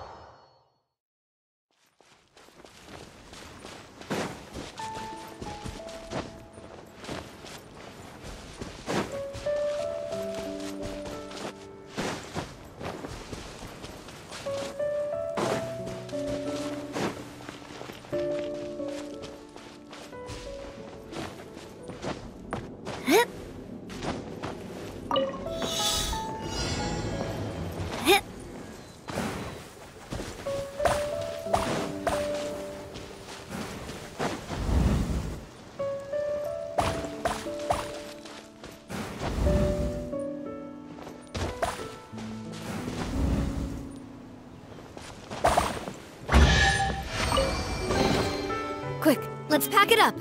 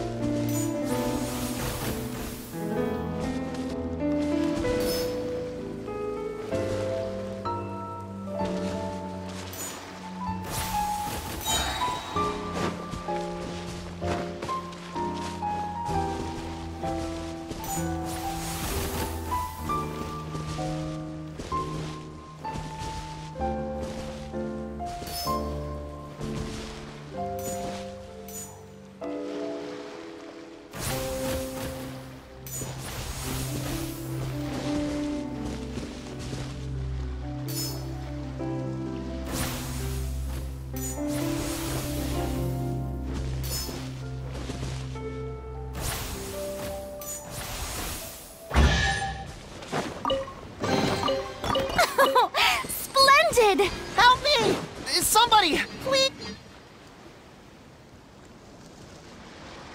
Help me! Help! Oh, Goddess of prophecy above, would you kind souls please help us? What happened here? Why are you all suspended in midair? I mean, being stuck in midair still beats falling to the ground and being smashed into a pile of blocks, but... I told him to be careful, but... No. Never mind. Now's not the time for that. My good friends, could I trouble you to turn the clockwork key over there? I'll explain everything in a bit.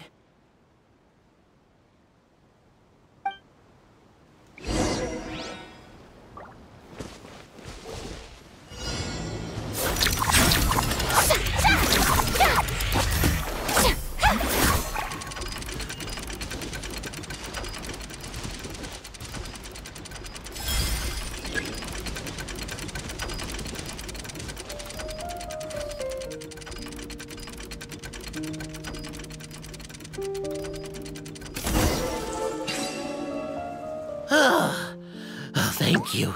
Oh, thank you. What happened there? It almost seemed like we turned back time. I take it this is your first time witnessing the power of the Goddess of Prophecy, then? If so, I can see why you might think that. Basically, this is a gift bestowed upon Constellation Metropole by the Goddess of Prophecy, who rules over the natural course of all things. It helps those who have deviated from their proper path to get back on track. Proper path? Do you mean everything that happens in the Metropole has been planned out since the very beginning? Why are you saying that as if it's a bad thing? You're not explaining it clearly. Here, allow me. Of course, all the residents of the Metropole have the freedom to live their own lives. For instance, whether I use olive oil or sesame oil in my morning skincare routine is entirely my choice. But whenever something disastrous is about to happen, like when I almost got turned into a pile of rubble just now, the goddess's magic will activate in the world around us. So, in other words, it's kind of protection magic? To keep people alive? You could say that. There are other situations in which it activates too, but that's basically correct. Well, in any case, we're glad no one's hurt. Are you heading to the Constellation Metropole? Yep. Do you know where we can find the Gear Sky ladder? Oh, it's just that platform up ahead. The one with the key sticking out. That thing? Are you sure? Yep, that's the one. Pretty much everything in the Metropole runs on tracks and gears. The Goddess of Prophecy watches over it all. Which is to say, all the tracks are fixed. If a machine is set up to move forwards, it'll never move in reverse. This reminds Paimon a lot of Fontaine's clockwork toys. You mean, like those music boxes with dancing figures? I think I've seen one or two from the merchants in Sumeru. Yeah, exactly like that. Anyway, sounds like it's not gonna suddenly fall out of the sky, so Paimon's okay now. Should we get going?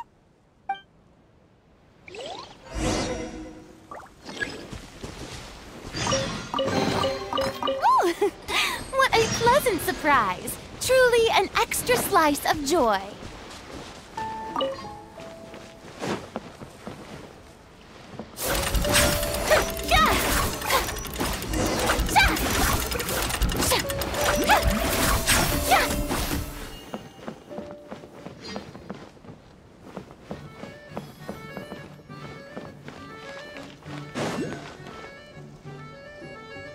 Whoa, what a bustling city! This place is fit for a king!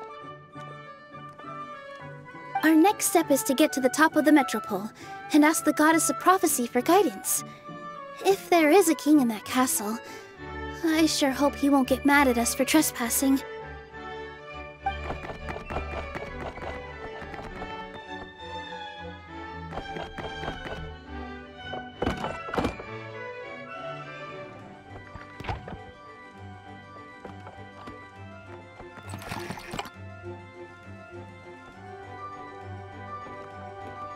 Make way for the king!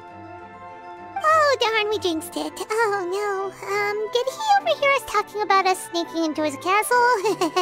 Paimon hopes he's not mad. Silence! The one who shall soon stand before you is the ruler of Constellation Metropole, the one who descended after a meteor shower, and the protector of order and all the stars in the sky.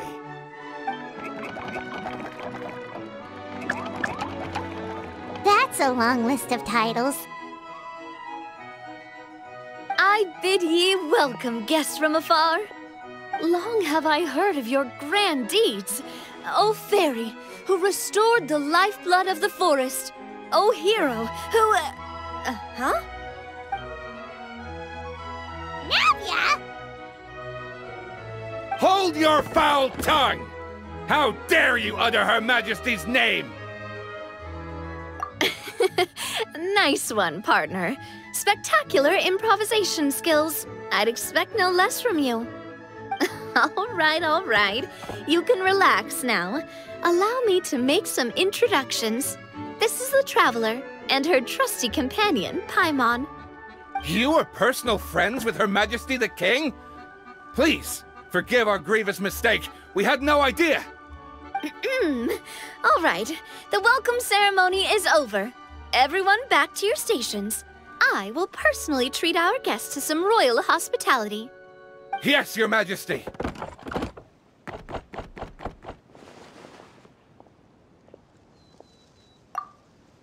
Oh, come on, I've already sent them off. So anyway, how did you guys get here? We were gonna ask you the same thing! Also, how are you already king of this nation? And where did you get a crown? Oh, wait, don't say it. You just woke up like this, right? Sounds like you've answered your own question. But before I woke up, I heard a voice say to me, "You are the king of Constellation Metropole. Now go forth and save your city." A similar thing happened to me. Oh, yeah, sorry. You must be the fairy of the Forest of Blessings, right? Mm-hmm. This is Nilu, a friend that we made during our time in Sumeru. Nice to meet you, Miss Nilu. I'm Navia, the president of Spina di Rosula. If you ever get the chance to go to Fontaine, make sure you come and visit me. I'm based in Poisson. Seems like you're taking this all in stride. Aren't you nervous about getting stuck here and never being able to get back home? Why would I be worried about that? We've faced much bigger problems than this before, and we always pull through. This should be a piece of cake. Besides, life's always full of surprises. You gotta learn to just enjoy it. That sounds like a great outlook on life. You have a very optimistic spirit. Thanks, I'll take that. Honestly, though, it also puts me at ease to find out that you guys are the fairy and heroes that I've been hearing about in this prophecy. We're kind of veterans at dealing with prophecies by now, aren't we? About that, has anything bad happened in the Metropole? We heard about an evil dragon. Did it make a mess here too? It sure did. Apparently, for whatever reason, he went for the stars above the city recently. Literally just flew up and started snatching them out of the sky. Luckily, the guards responded quickly and stopped the dragon from taking them back to his lair. Unfortunately, though, he dropped them before he flew off. Now they're scattered all around the Metropole. I've been out trying to retrieve them, but I only managed to get one of them before you showed up. Oh, I didn't ask yet. What brings you to the Metropole anyway? Oh, Paimon can explain.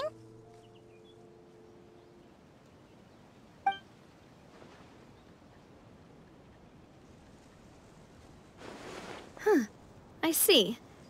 So, you want to consult the Oracle of the Goddess of Prophecy. Do you know how we can do that, Miss Navia? Well, the goddess's statue is indeed at the top of the castle. I can take you up there.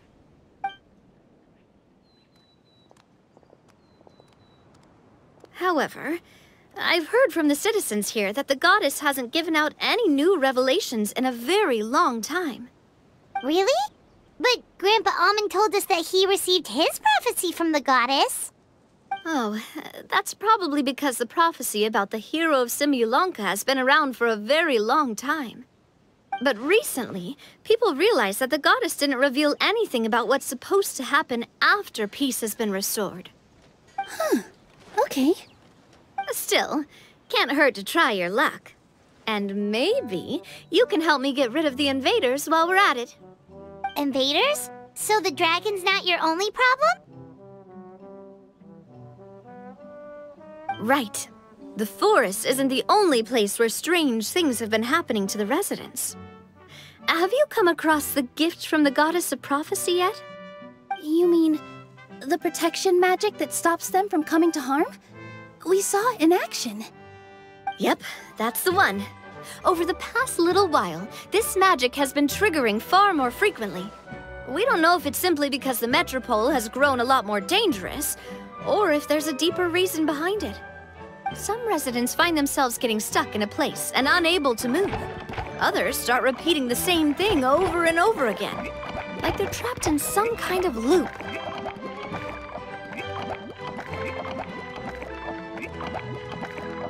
If we were to use clockwork toys as an analogy, could it be that the tracks have eroded, or the gears have slid out of place?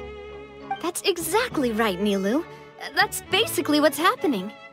Anyway, some of the monsters outside the city saw this as an opportunity to launch an invasion. But we didn't see a single monster on our way here.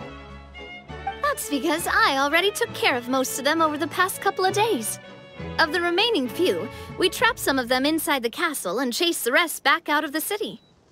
Okay, so to summarize, not only has the magic here gotten all messed up, but the dragons also knocked some of the stars out of the sky, plus there's a bunch of monsters in the city. Sounds like there's a lot more to fix here than in the Forest of Blessings. Well, defeating the dragon and the monsters should be straightforward enough. But how do we fix the magic? Supposedly, the goddess has had it all planned out for ages. One of her oldest prophecies says this: "Go and push the gear that connects up to the starry sky. When that time comes, I shall dance and return the tracks beneath my people's feet back to the stars in the sky." Huh? But weren't the tracks the gift that she gave to her people in the first place? Does that mean she plans to take the gift back? That's what the prophecy seems to be saying, yes. So, as a result, some people are against turning the gear, despite what the prophecy says, since they fear a future where they no longer enjoy the goddess's protection. But letting this drag on isn't the answer either, is it? No, and I think they know that. But they're just too afraid to take that final, terrifying step. They're still hoping there might be an alternative solution. Now, we could ignore their objections and go turn the gear ourselves. Exactly. You know me well. And that's why you're my partner. I want to get as many people on my side as possible. At the end of the day, this is their city, and they should have the right to decide its future. Ooh, spoken like a true wise king, Navia. I am the boss of Spina di Rosula, after all. This may be my first time as a king, but there are a few similarities between the two roles. Traveler, Paimon, Miss Nilu, would you be willing to lend me your support? With your help, I'm confident we'll be able to find the most frictionless way to resolve the problems plaguing this city. Not gonna lie, Your Majesty is definitely growing on me. Seriously, like we'd ever say no. We're your friends! No need to ask us so formally in the future. I'm happy to help too. This is a beautiful city, and just like the Forest of Blessings, I would love to see it return to normal as soon as possible. Ah, great! As the King of Constellation Metropole, I extend to you my gratitude. All right, everyone, follow me.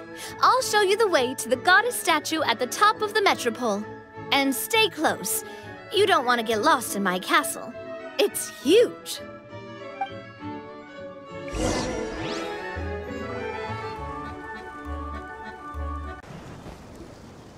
The party finds no pedestal in which to place the great clockwork key, only a locked door.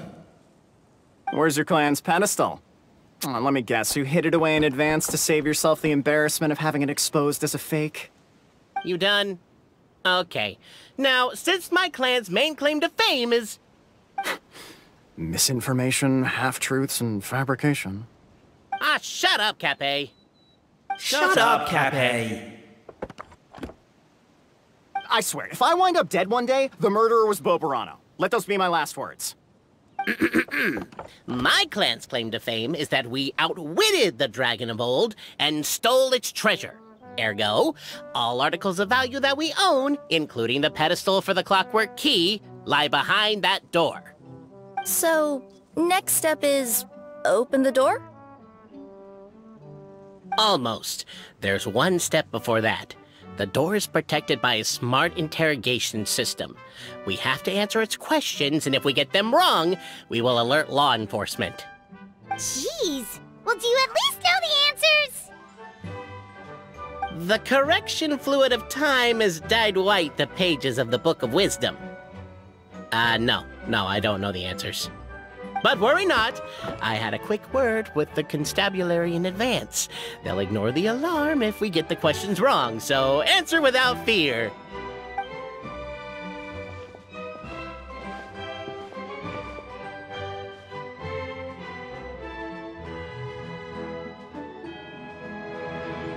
Question 1. Who is it?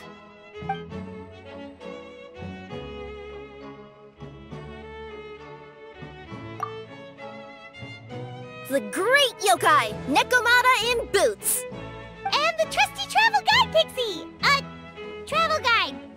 Trusty travel guide! Question 2. By which virtue did the ancients defeat the dragon?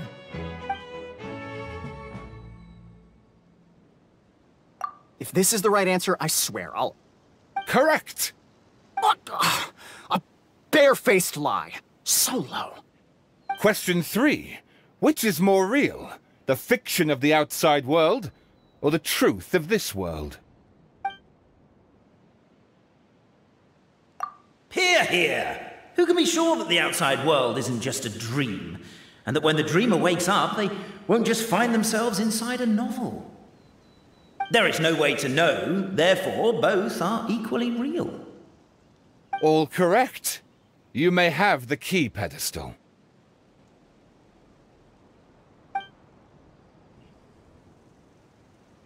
Traveler Marquis, you know what must be done.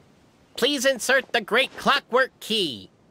Oh, and this is my family crest.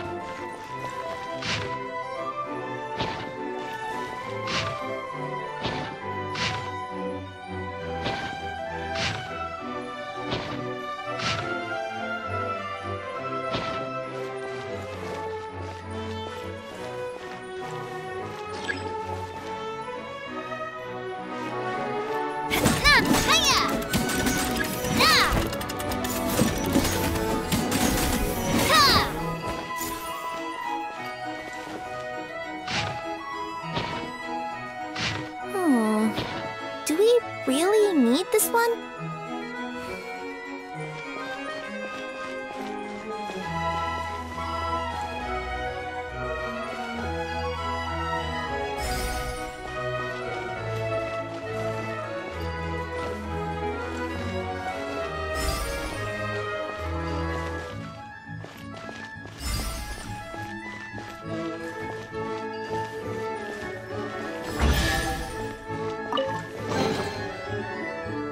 Now, let me see what elaborate fiction the Clan of Wisdom was able to conjure up.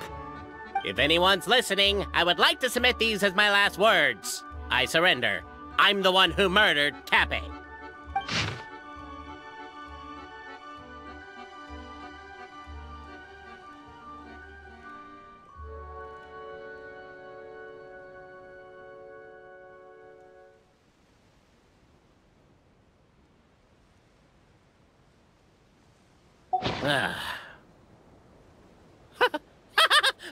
Look! My clan's history is true as well! There's that same unforgeable signature again, right here! What? Oh, does this mean that my clan is the only odd one out? Given that my clan's wisdom is such a subject of ridicule in your eyes, I will now appeal to my own personal intelligence, which I believe far surpasses that of my clan at large, and make a prediction. It seems likely that the claims made by each of our clans regarding their history and virtue are all true. Boberano? How can that be? Oh, I get what's going on. Once, when I was drinking with Gujiyai, she bet me a round of dried fish that I couldn't guess which cup the umeboshi was under. Whichever one I guessed, I was always wrong, and Gujiyai would lift a different cup to reveal the umeboshi. But then, I learned later from one of the shrine maidens, Miyuki, that all of the cups had an umeboshi under them. Just goes to show, I still got a long way to go before I become a great yokai. Oh, don't mind Fox Lady. That's just her way of teasing you. Actually, that reminds me. We can now open these 3 treasure chests. And unlike the guessing game you mentioned, this one's not a trick. Cool. Well, once you've plundered the last of Boberano's family wealth, we can go to my clan's place. Guess I'll take the clockwork key again then. Yoink! Quick, let's pack it up.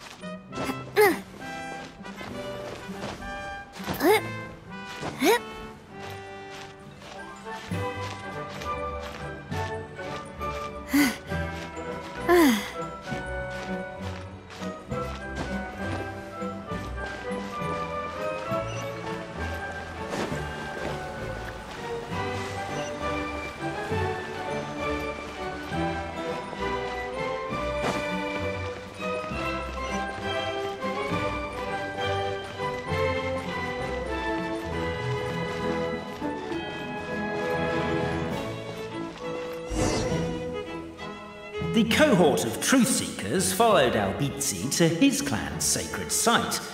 They arrived to the site of a giant guard towering over them. Up ahead is my clan's gigantified guard. He can be a little pig-headed, and he's incredibly strong. Your weapons won't even scratch him. Wait, but wasn't Kappei's clan the one that's all about strength? So, what do you guys believe in then? Oh, the guard is one of Kappei's people. Size is a coveted trait in the clan of strength, after all. Mine is the clan of empathy, and our key contribution is growth serum. What's empathetic about that? Our ancestors believed that, just maybe, the dragon of old didn't mean us any harm at all. Perhaps the dragon simply didn't notice us, since we are so very tiny. So, they drank the growth serum and grew even larger than the dragon. Then, they set the dragon down, calmly explained their perspective, and eventually taught it how to empathize.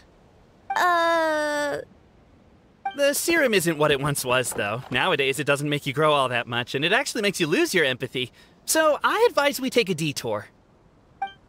Despite Albizzi's words of caution, somebody, no doubt, has other ideas. Surely we could avoid a conflict with the guard, they think to themselves, if we could just try to understand one another. You could, of course, just take the path to your left and go around. But some people... Everyone, I have returned. I come with the long-awaited Marquis and their followers to search for the lost origins of our clan. Well, we weren't told anything about that this morning. Get out of here. Leave us alone.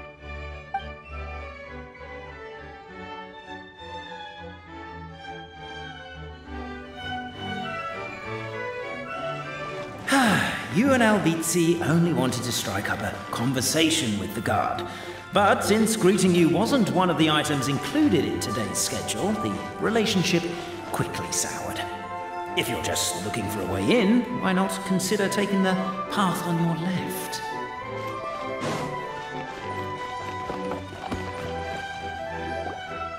Everyone, I have returned. I come with... Well, we weren't...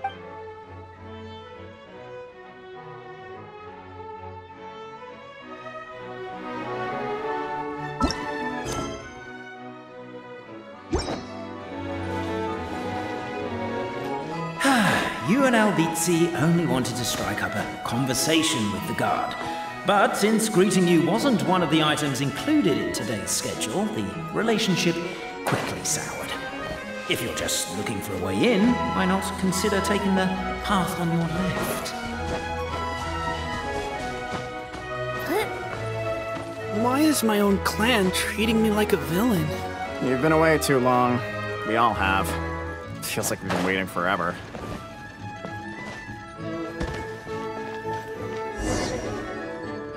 We should be getting close. Why is this place so full of junk?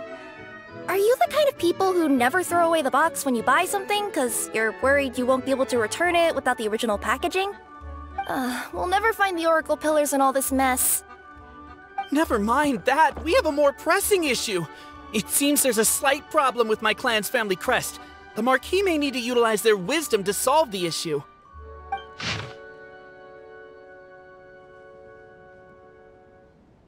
Wisdom too, huh?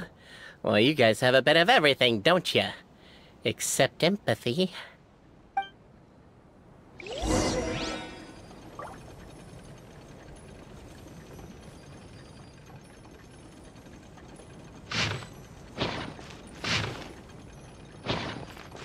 Over here! Keep the noise down! We don't want to alert the guard.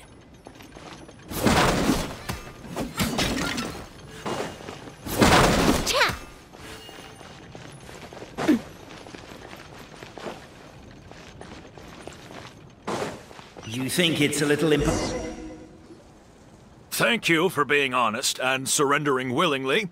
Now we will politely escort you out of the restricted area.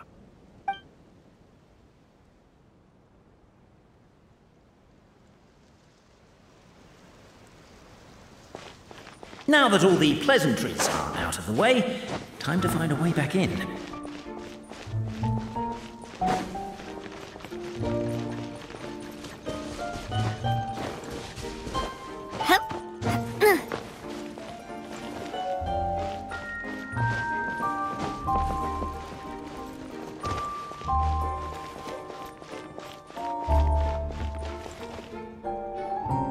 Thank you for being honest.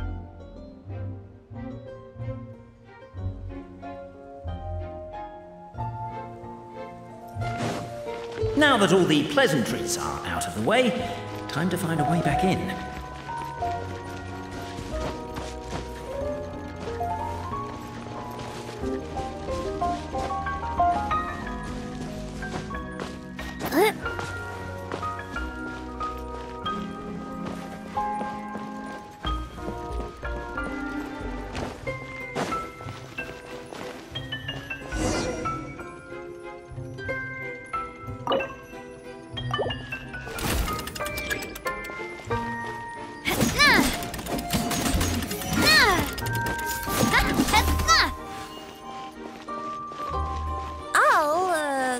I'll go keep watch.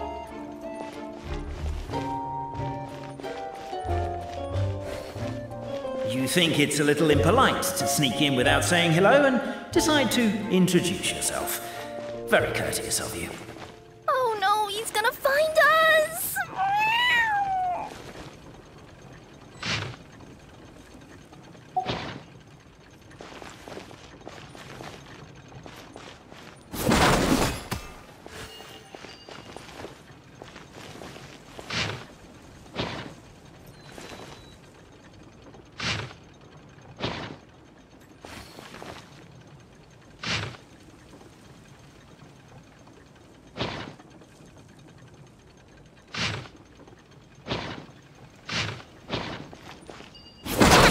Can't you destroy the boxes a little more quietly?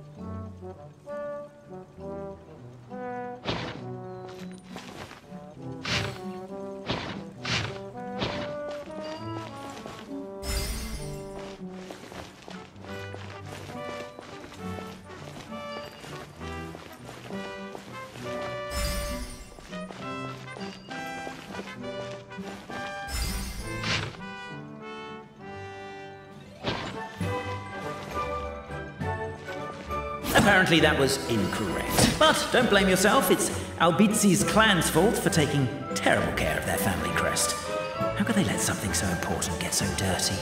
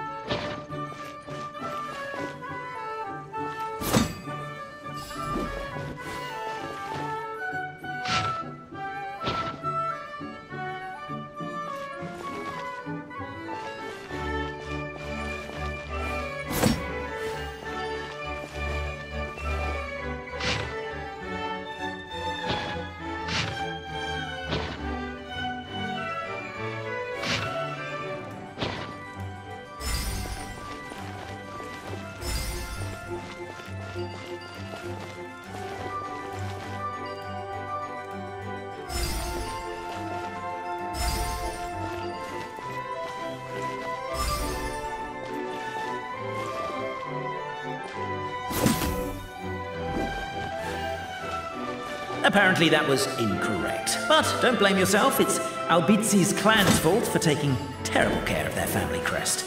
How could they let something so important get so dirty?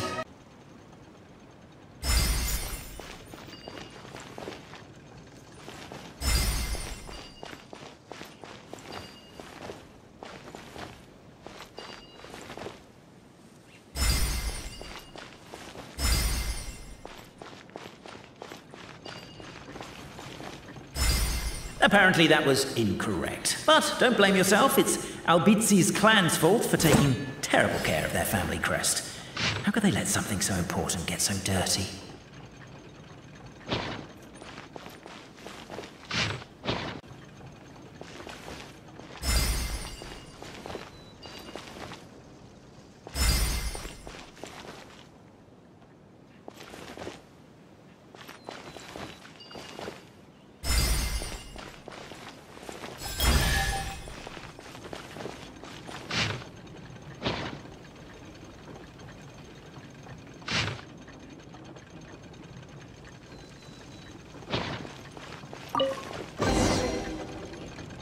This is the last one.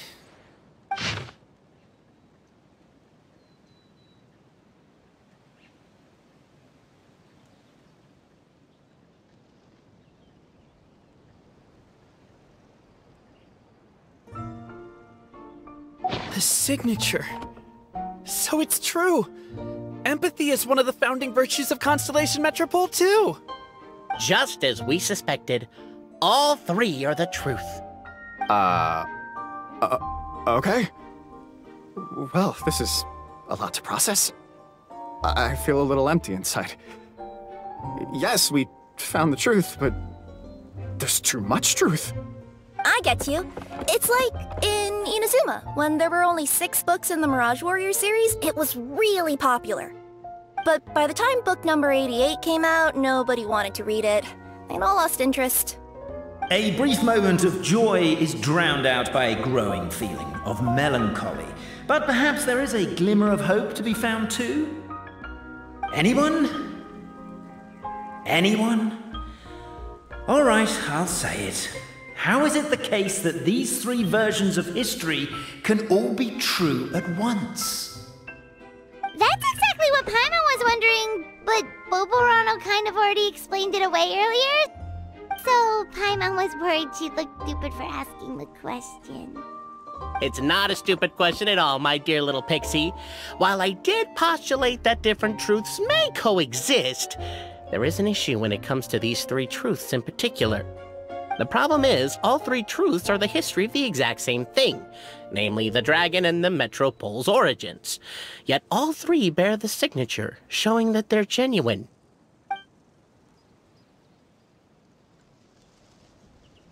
Suddenly, the sound of a bell rings out.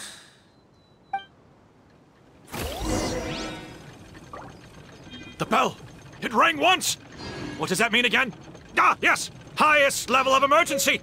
Everyone, to the main entrance! Stat! Bring all the glue traps and place them outside the gates! The whole city is on the lookout, and there's only one way out. It's the path right in front of you.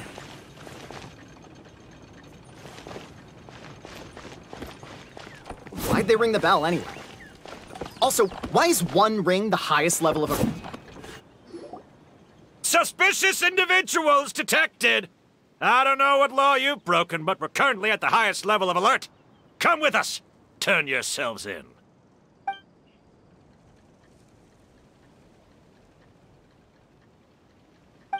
Let's try that again, shall we?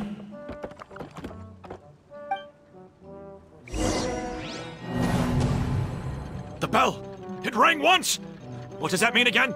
Ah, yes! Highest level of emergency! Everyone, to the main entrance! Stat! Bring all the glue traps and place them outside the gates! The whole city is on the lookout, and there's only one way out. It's the path right in front of you.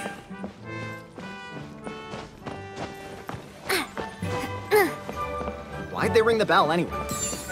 Also, why is 1 ring the highest level of emergency? Obviously because you have to respond fast when it's an emergency. It'd be a bit too late if they waited till the 99th ring. They're outside! After them!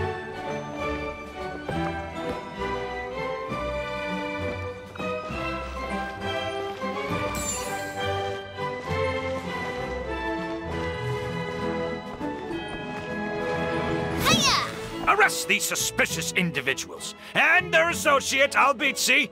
You're coming with me. The bell! It rang once! What does that mean again? Ah, yes! Highest level of emergency! Everyone, to the main entrance! Stat! Bring all the glue traps and place them outside the gates! The whole city is on the lookout, and there's only one way out. It's the path right in front of you.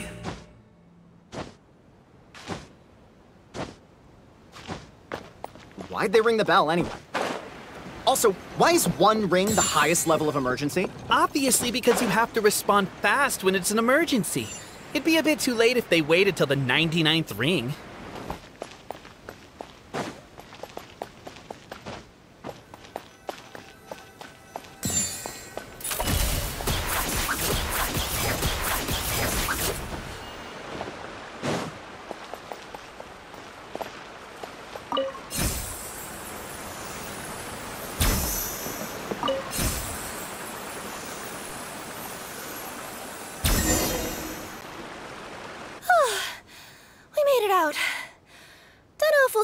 This clockwork key, but I yoinked it out before we ran, just in case. Okay, but back to the truth problem. There are 3 conflicting versions of the truth, and somehow they're all still true. What is that supposed to mean? I don't know. I doubt anyone here in Simulanka can make sense of it. All we do know is that any manuscript bearing her signature has to be valid. Well, she is the goddess of fate, the creator of all this. And all these manuscripts are her grand design. The reason we argued about who was right was that we didn't know enough about the truth of the past. But now we have the truth. So we just have to accept it. As surely as we will follow the clockwork path designed for us, so is this the course that history has taken. It is clear and incontrovertible. We will never argue again. Thank you all. Is that all there is to it? Is this where the decision made at the first crossroads of destiny has led us to? A pointlessly happy ending? Overthinking it would be equally pointless. Well, that's enough for one day. Time to take a break. Could you be any more cryptic? You're planning something. Paimon knows it. Whatever happens, today was a breakthrough in my journey of discovery. I will go back and share it with my clan. Me too. And me. Let's leave it there for today then. I'm sure we'll find out what else Mr. Narrator has planned for us tomorrow.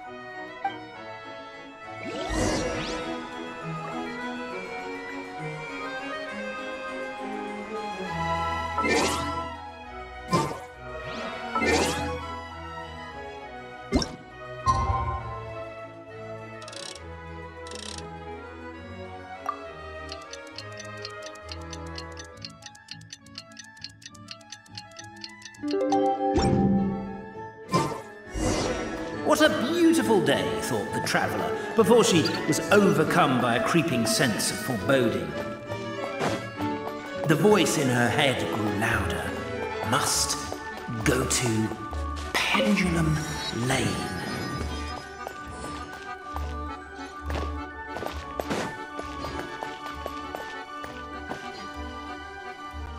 Huh? What's this? Wait. This looks like the star I found earlier. I told the guards to place it near the goddess statue. Maybe they ran into some trouble up there. Guess we'd better hurry.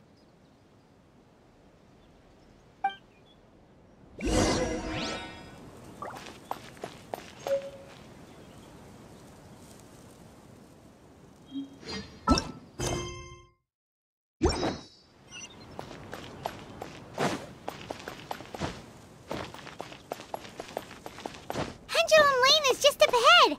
Something must have happened here after all. Everyone's crowded around.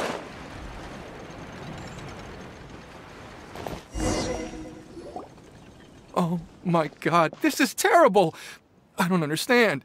The 3 great clans of Constellation Metropole have finally made peace with each other. Who could have done this? What happened? Oh no, someone's lying on the ground. Cappe! How did this happen? Cappe, you idiot! Wake up! You need to revise your last words or everyone's gonna start suspecting me! Last words? What did he say? If I wind up dead one day, the murderer was Boberano. Ugh, you could have at least pretended to not remember it. I'm sorry, Boberano, but this is an interrogation.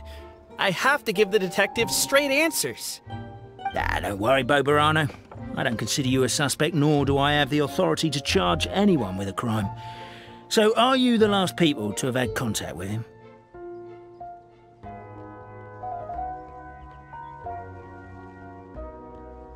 My sincere condolences.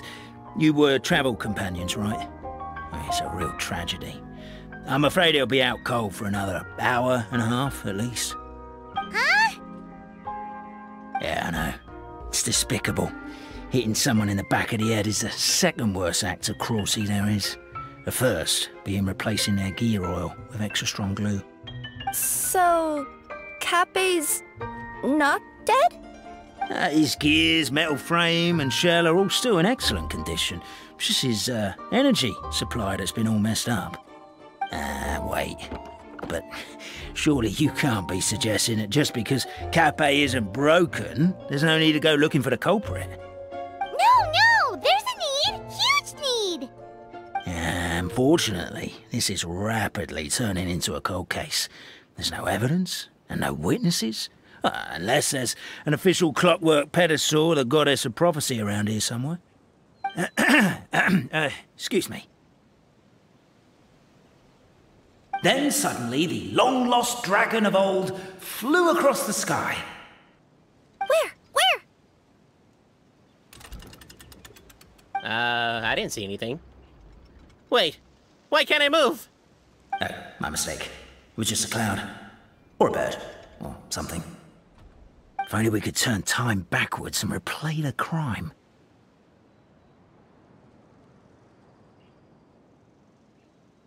Isn't that one of those, clockwork socket things right behind you?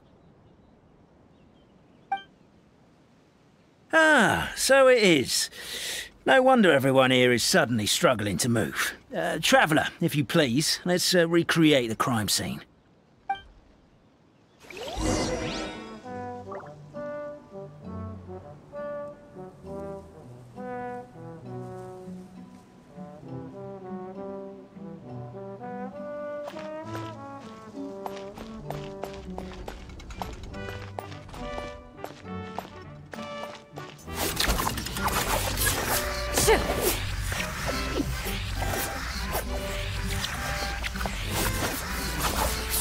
Crime seems too chaotic. I can't make heads or tails of it.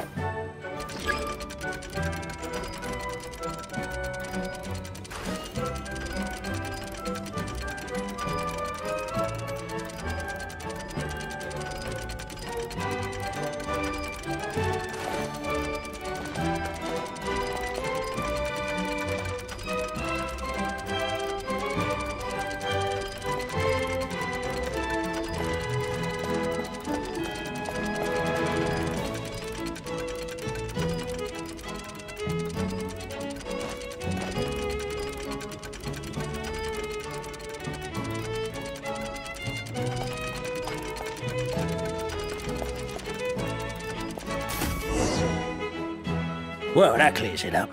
Cape was walking along the street, then he suddenly collapsed. He was faking it. What? So case closed? Aren't you supposed to investigate a little more first? Well, we literally replayed the crime scene and saw it with our own eyes. There's no need for any evidence gathering or powers of deduction now. And besides, maybe the truth is inherently strange by nature. Like how Constellation Metropole has 3 histories, each of which is the truth. But didn't you say Cape was struck in the back of the head and knocked unconscious? For all I know, he could have bashed his head against a toilet bowl before leaving the house, then walked here in a daze before finally passing out. As for why he might have done that, my guess is...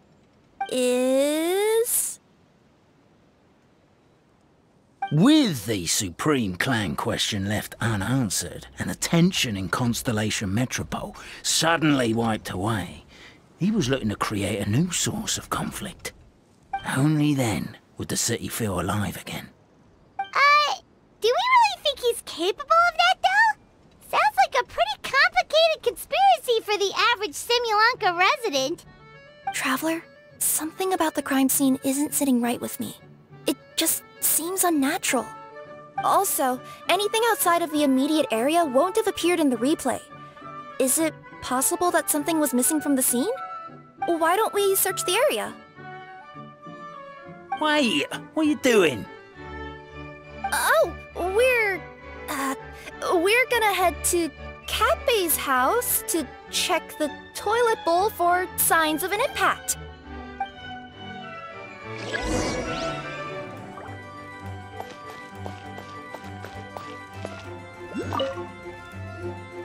Hello there. Have you seen my spear by any chance?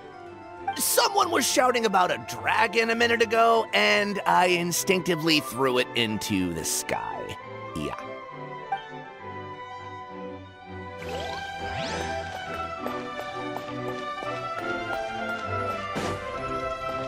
There's a spear here.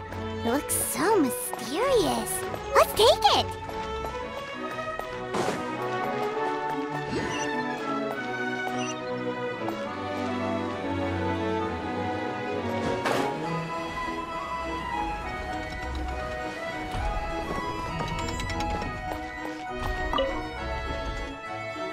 You're not from these parts, are you? Just visiting? Yep, that's right.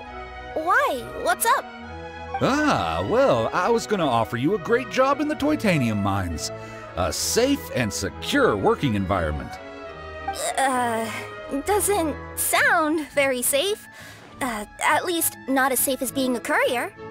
To keep the titanium ore intact, we use specially designed pickaxes that can't cut through it.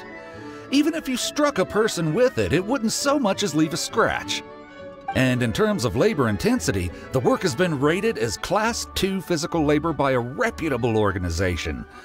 Even cats can do it.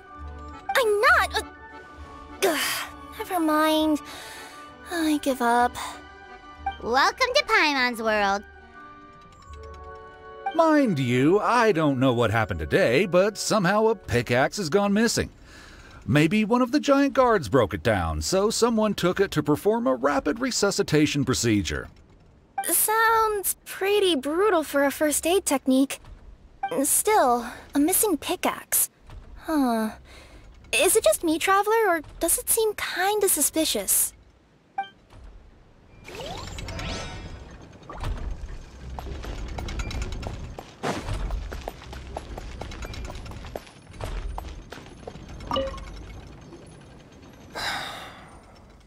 Come here. Whatever it is you were looking to buy, please do come back tomorrow. It's just, I have to close early today. A bottle of growth serum has gone missing. If someone's stolen it with the intention of harming others, the consequences could be disastrous. There's a whole investigation into it, so I gotta close the shop while I do an inventory count. If it turns out I'm wrong and I miscounted, I could be charged with filing a false report and disturbing the peace.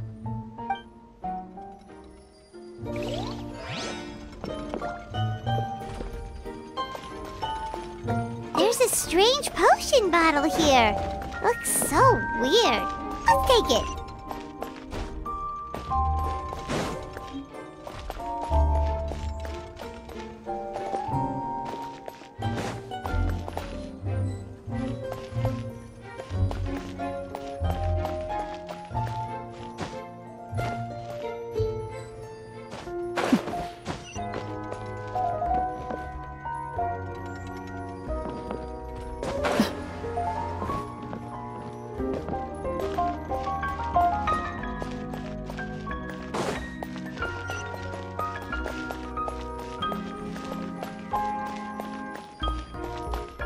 Pickaxe? What is it doing all the way down here? There's gotta be a story behind it.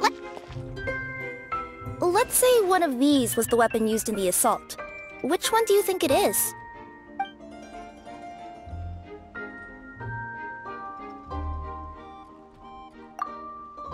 If it was the growth serum, Kappei would have been turned into a giant. Also, the bottle probably would have shattered when it hit him. We would have seen the debris on the ground. Let's say one of these was the weapon used in the assault. If so, there's no way his head would still be in such good shape. He'd have a big dent in the back.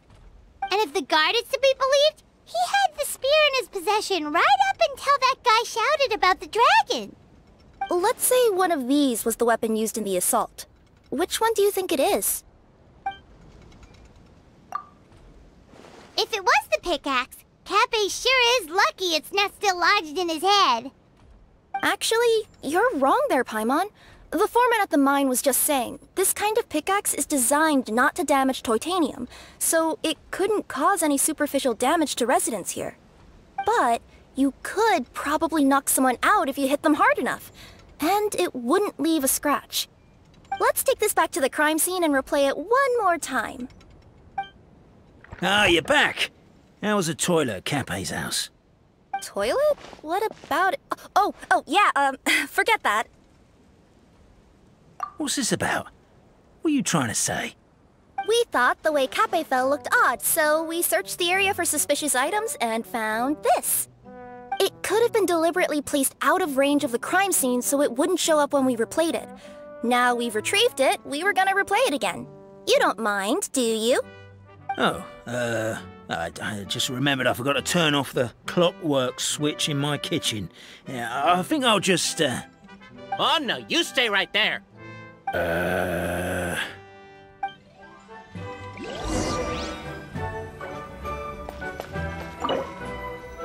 We should be good now.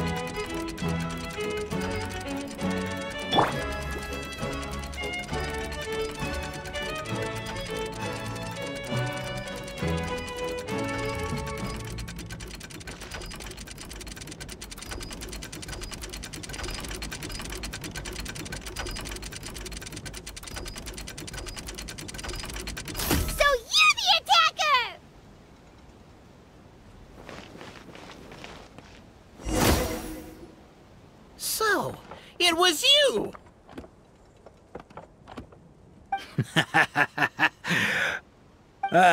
I would congratulate you for cracking the case, but since I did such an abysmal job of covering my tracks, it didn't exactly have your work cut out for you. So, all I can say is... Catch me if you can!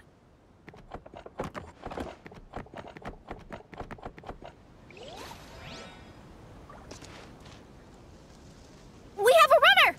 That's it! Let me at him! The would-be Marquis of Carabas dispatched the Necromancer in boots, who ran off in pursuit of the poor little minion.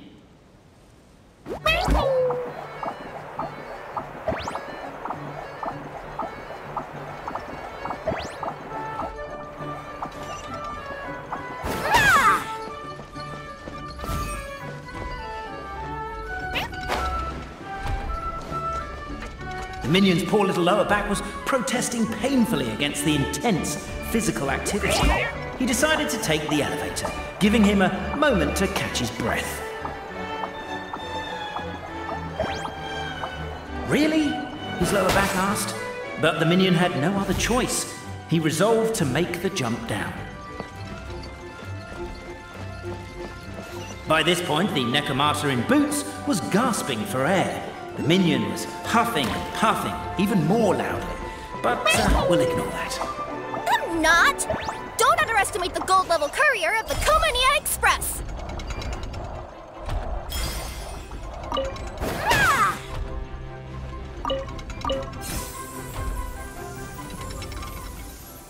A characteristically catty response from the Necomata. Tell me, what do you hope to gain from bullying me? I get to let off some steam!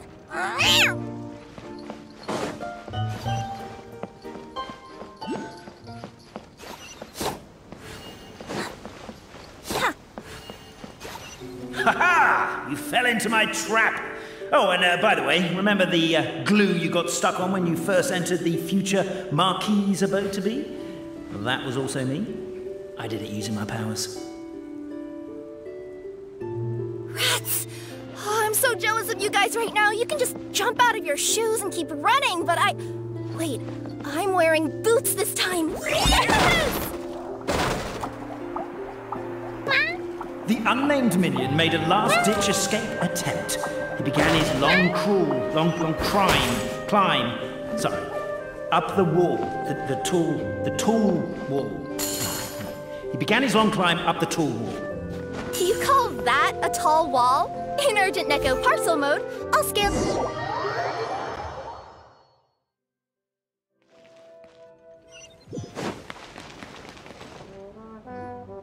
So, it was you!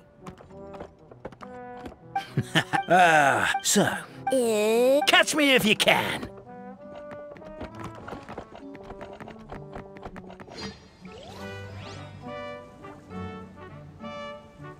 We have a runner!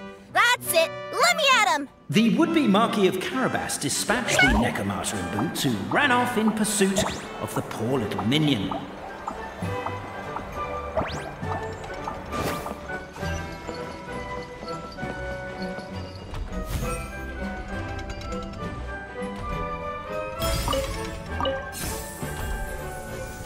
The minion's poor little lower back was protesting painfully against the intense physical activity. He decided to take the elevator, giving him a moment to catch his breath. Really? His lower back asked. But the minion had no other choice. He resolved to make the jump down. By this point, the Necomata in boots was gasping for air. The minion was puffing and puffing, even more loudly. But we'll ignore that. I'm not! Don't underestimate the gold-level courier of the Komania Express!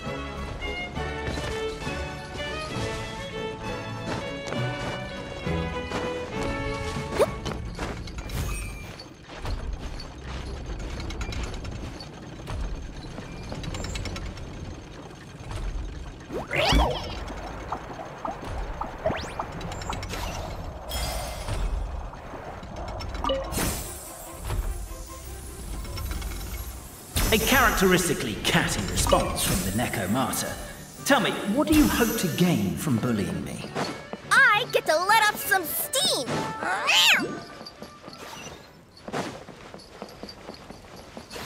Ha-ha! You fell into my trap! Oh, and by the way, remember the glue you got stuck on when you first entered the future Marquis's abode to be? Well, that was also me. I did it using my powers.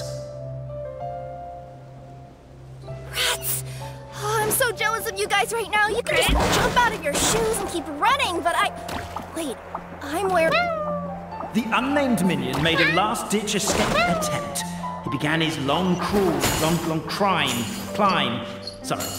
up the wall, the tall wall. Ha-ha! You fell into my trap! Oh, and by the way, remember the glue you got stuck on when you first entered the future Marquis's abode to be? Well, that was also me. I did it using my powers. Rats! Oh, I'm so jealous of you guys right now. You can just jump out of your shoes and keep running, but Wait. The unnamed minion made a last-ditch escape attempt. He began his long climb, up the wall, the tall wall. He began his long climb up the tall wall. Do you call that a tall wall? In urgent Neko parcel mode, I'll scale it in no time. I'm beat. I surrender.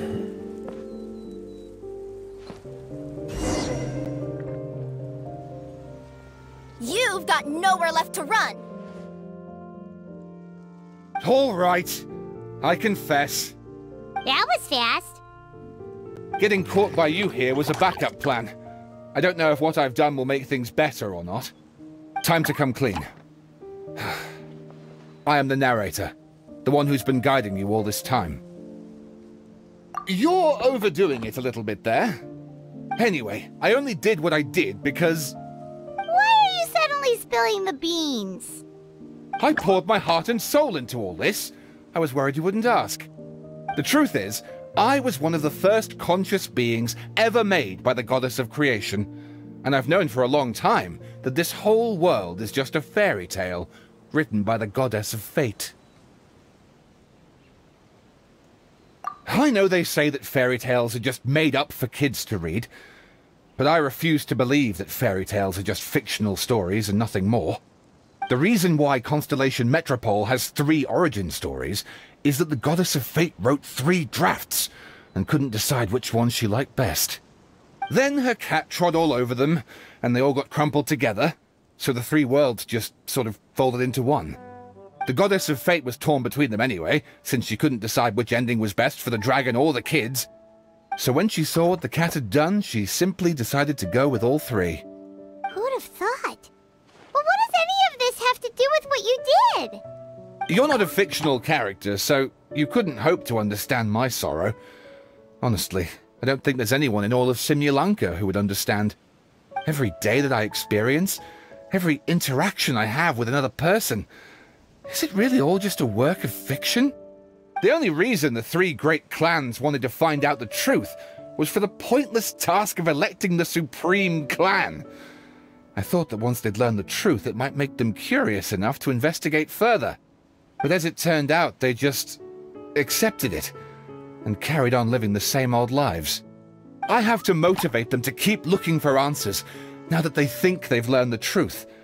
I have to make them uncomfortable with the superficial explanation that they took at face value. And I have to figure out, once and for all, while you real people from the outside world are still here, are we real? Aww.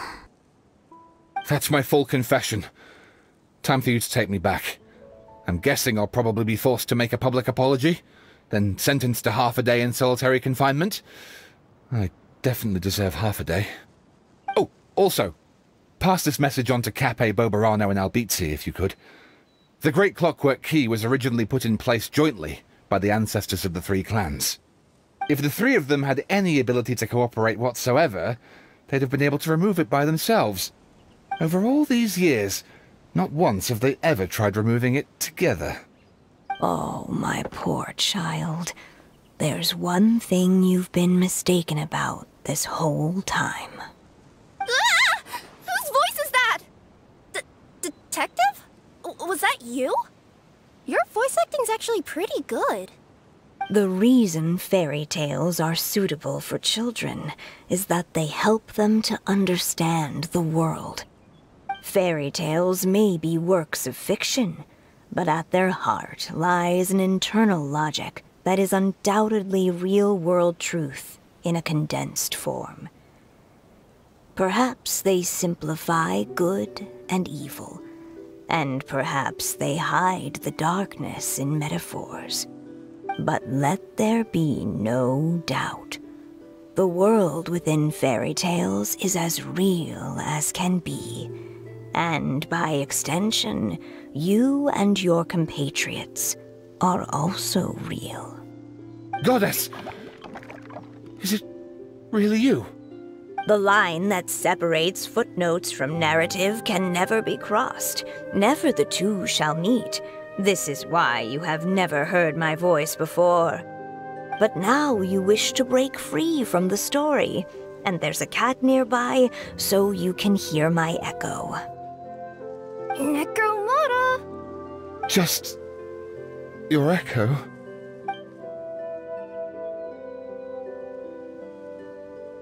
Oh, poor detective. So, we are a part of the real world too.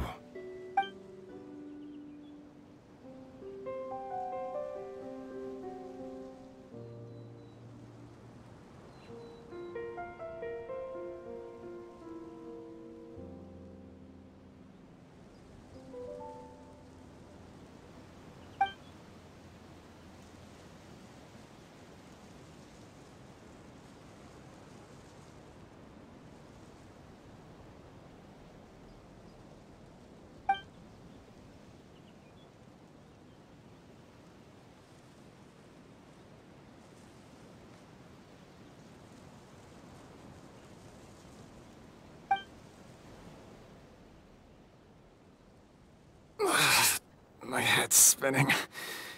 Albizzi just gave me a quick rundown of the situation. So you caught the detective? Sorta. We chased him until he surrendered. Oh, and he asked us to pass on a message.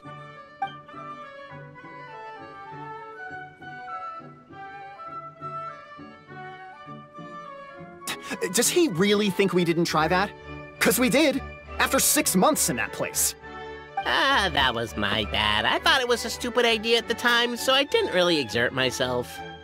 I also sort of stopped trying after 3 years. You... Never mind. I'm partly to blame as well. On the second attempt, I just hugged the key and pretended like I was pulling as hard as I could. You guys are so lazy. My granny's neighbor's pet cat has nothing on you, and it spends all day, every day sunbathing. Anyway, you said you heard the voice of the goddess of fate at the end? That's amazing. There is a world beyond our own after all. What would you guys say to taking a trip to the outside world sometime? Otherwise, I got bashed in the back of the head for nothing. Depends. Do either of you know how to get there? But yes, I agree we should go. And not invite the detective, just to annoy him. But maybe the reason we've never worried about whether we're real or not is that, unlike him, we weren't there to witness the creation of this world. We've never had any reason to doubt that we're real. If someone ever convinced me that these delightful dimwits, Cape and Albizzi, weren't real, oh, I'd be devastated.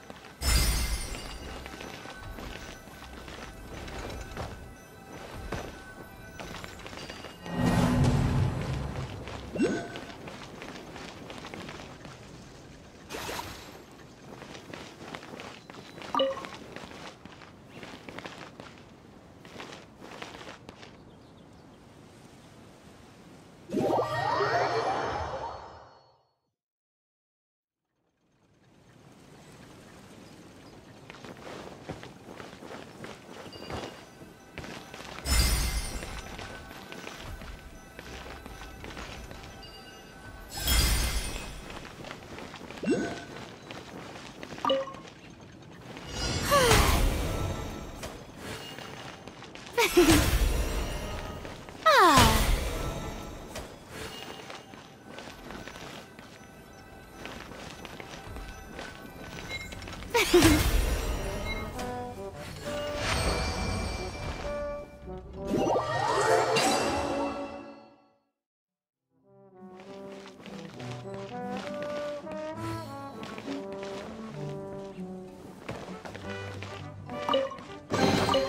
Ticket! Go on. You have...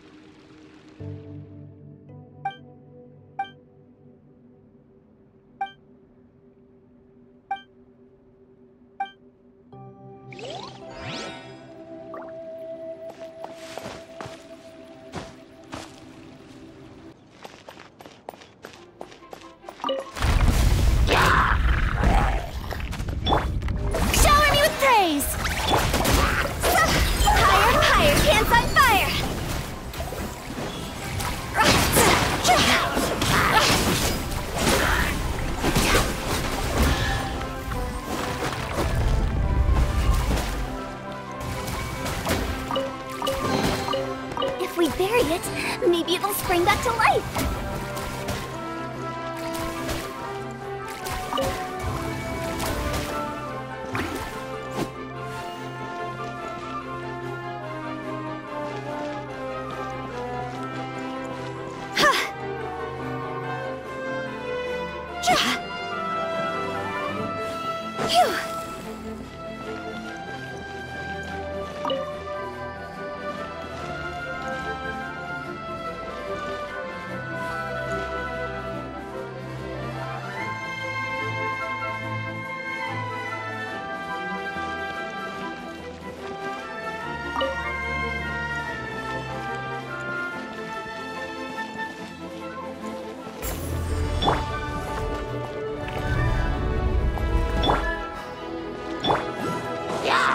Loaded.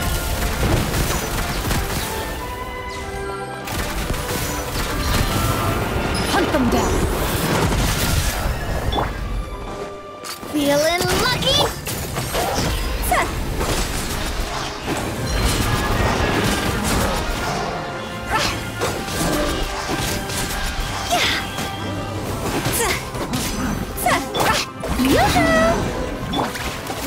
Feeling lucky?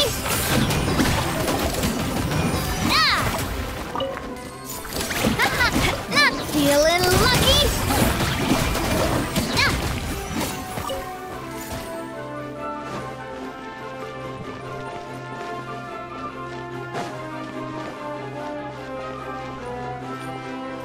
Whoa! Why is the star on top of a mechanism? Uh-oh! More monsters incoming! That's the way! Shower me with praise! Cross over! Into the shadows.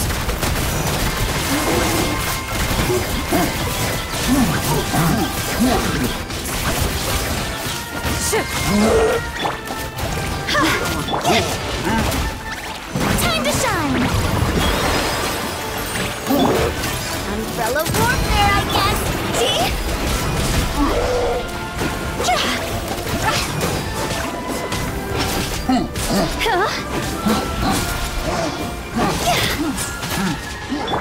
Umbrella warfare, I guess!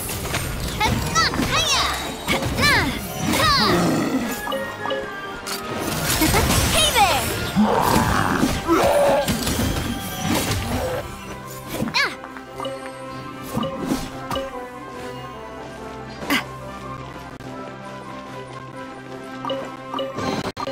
I'm loving this treasure hunt. Yeah! Right. Where'd that come from? Umbrella warfare, I guess! Time to go! Go!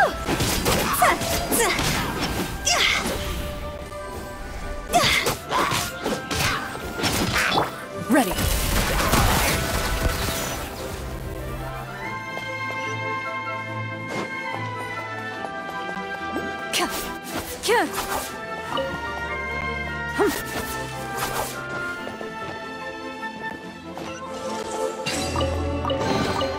First to find gets to stake their claim. Seems fair.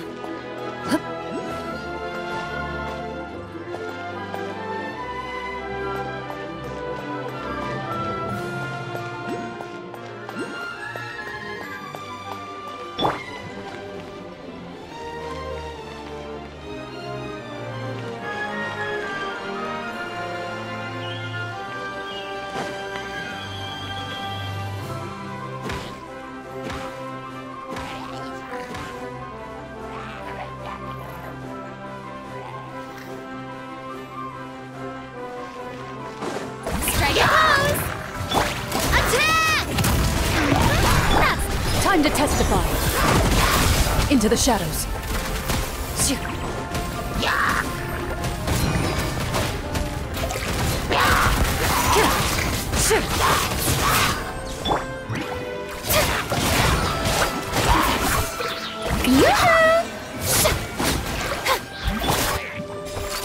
Hey there!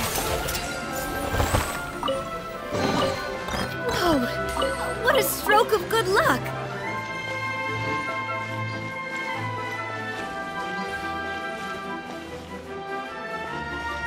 Feels like they really didn't want to give that to us.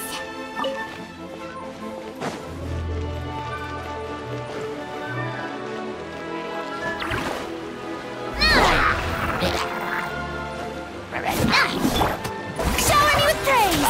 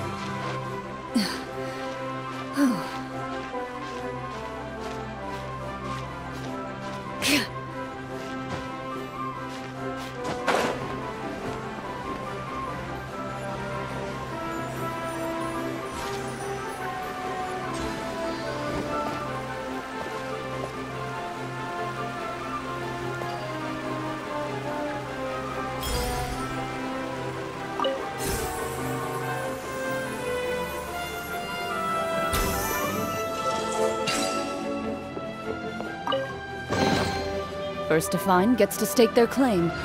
Seems fair.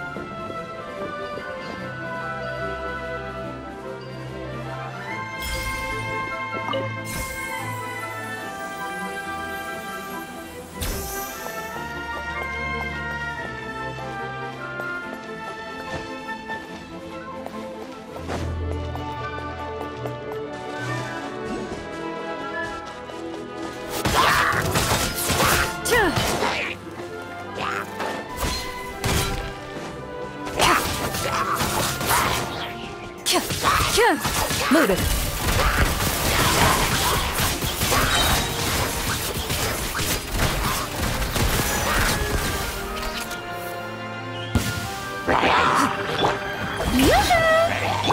Huh? Where evil lurks, shoot on sight.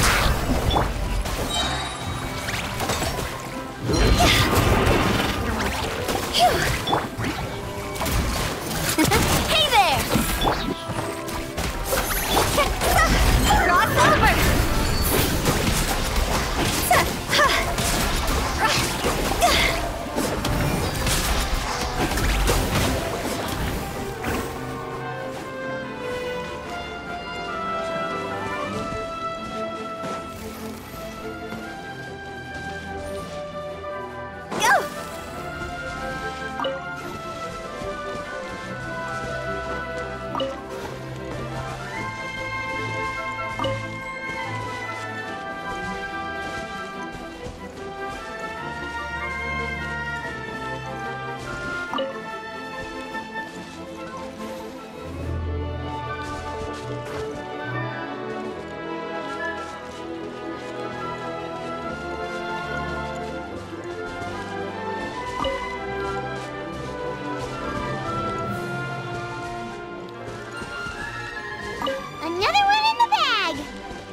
adventure was rough.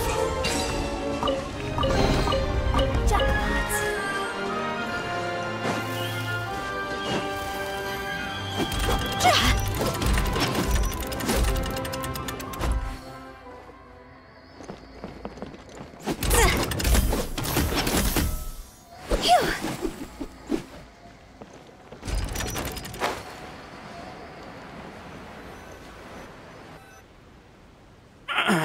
Drat!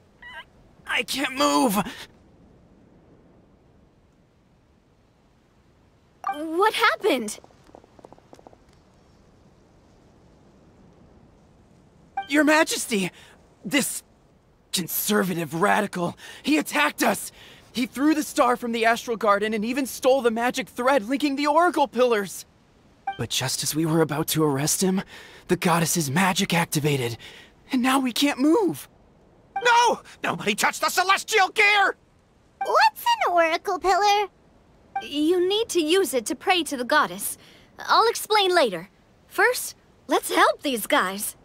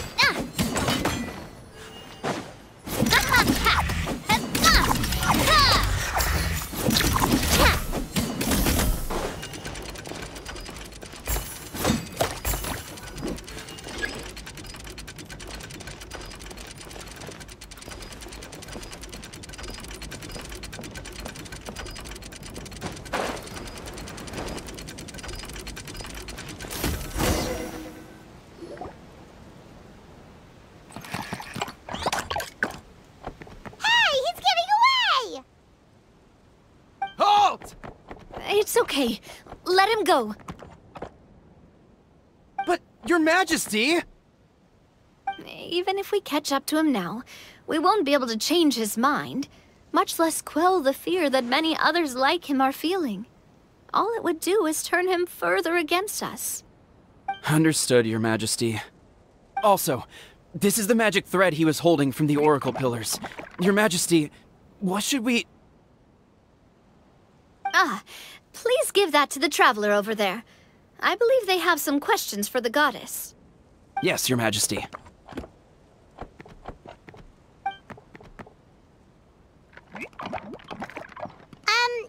So, what do we do with this exactly? See those oracle pillars over there? Just use the magic thread to connect them together in a specific pattern, and the goddess of prophecy will answer your prayers. Oh! Sounds easy enough. Let's give it a try.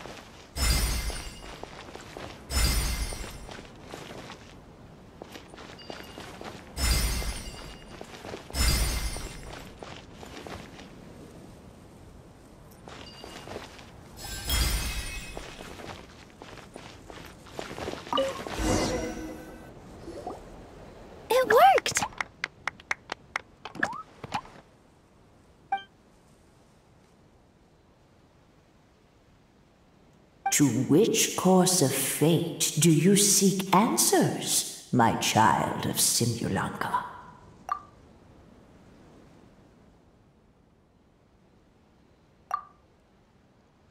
The hero from another world, supported by their companions, shall restore peace to this world.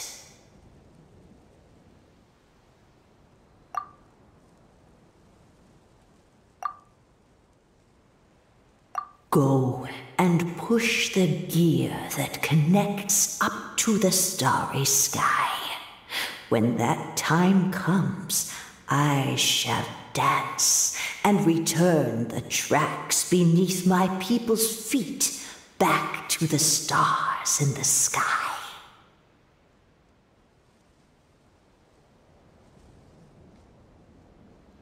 So, Miss Navia was right. The goddess of prophecy didn't tell us anything about the future. Fair enough. Guess we'll just have to play it by ear. Then first, we have to restore the sky back to its original state by putting the stars back in their positions. Let me do a quick count. All right. Adding in the ones we picked up on the way here, I think that's all of them. Let's go hang these stars back up in the sky. In the sky? How do we get up there? Oh, I got us covered. We will, of course, be taking the Aerial Express. Is that a flying train? Hey, you already took a train that runs on water. Is a flying train really that much weirder? Well, at least the Maritime Express still runs on a track. Oh, come on, don't worry about it. This train has been blessed by the goddess of prophecy. Its whole purpose is to protect the Metropole's skies. It took me a lot of effort to find it, you know. I don't think anyone's used it in, like, 100 years. 100 years? Are you sure it's safe? Let's not forget that the goddess of prophecy's magic has been going haywire recently. Well, it's not like we have any other options. Unless you want to do the honors, Paimon. Fancy flying up there on your own? No, thank you. It's way too high up. Oh, wait, Nilu! You've got a feel for how magic works here. Can you do your thing and sense if this train is the real deal? I can try. Yes, I can sense traces of magic. But it's different from the kind I felt in the forest, so I don't know. Okay, fine. Guess there's only one way to find out. That's the spirit. I'll come with you. Miss Nilu, will you be joining us? I think I'll stay behind. That way, if something does go wrong, you'll have someone on the ground to get you some help. That makes sense. If the train does break down, you can make us a giant origami crane to come bail us out. Or if a crane's too difficult, a finch could work.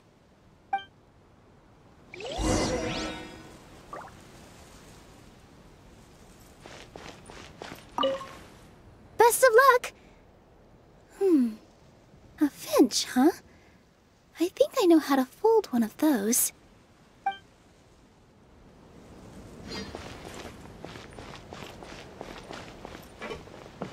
Up.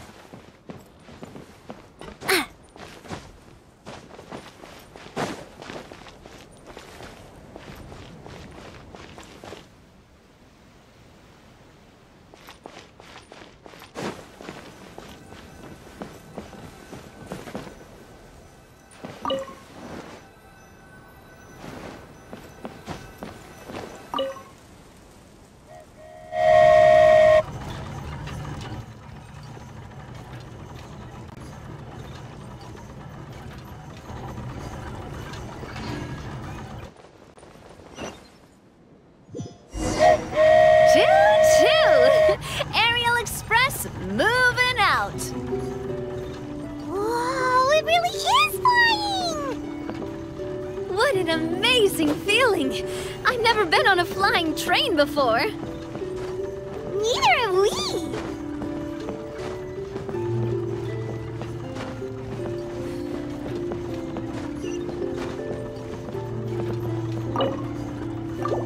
That should do it. On to the next location.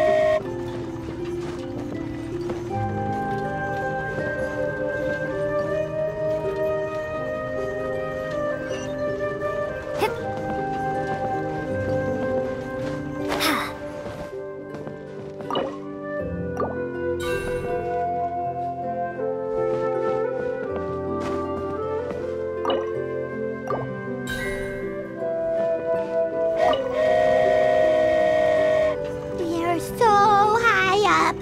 Don't look down. Don't look down. Oh, hang in there, Paimon. The hard part's nearly over. After that, it's downhill all the way. Don't say downhill all the way! That is the last thing Paimon wants to hear!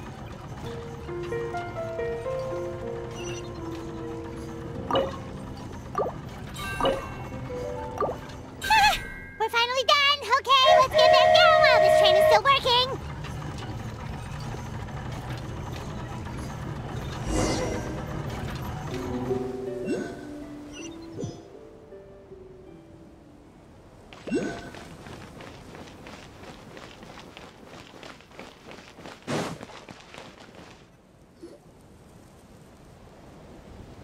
Great job! It looked like it all went smoothly. Yeah, and it was an absolute blast, too. You gotta ride with us next time, Miss Nilu. Huh? I'm okay. Thanks for...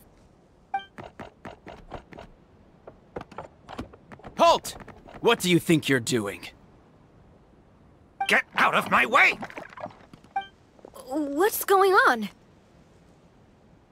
Your Majesty, there! Let us through!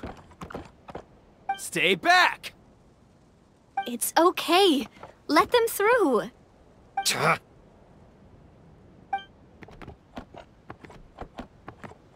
Your Majesty, could we please ask you not to turn the gear that connects up to the sky? And why is that? As you have seen, the goddess's gift is very important to us. It keeps us from harm and protects our very lives. Some of us, we just aren't ready to lose that protection. I see. I understand. Huh? Your Majesty, do you mean... I won't turn that gear. Not until you're ready. What? I've said before that the Metropole belongs to the people, and they should have the right to decide its future. But let me ask you this. How do you plan to solve the issues we are currently facing? Well, we'll start by rescuing the people that have gotten stuck. And then we'll find a way to figure out the true cause of this crisis. And have you made any headway on that? The true cause, I mean. Unfortunately not. Hey, you little... I'm sorry, my friend, but it's the truth. You have friends and family that have been affected, don't you? That have gotten stuck? Duh. I understand your concerns. But if we let this drag on for much longer, the situation may well get worse. More and more people will be frozen by the goddess's magic. Yes, but if we turn that gear now, all the tracks in this city will disappear. I know this is a hard decision to make.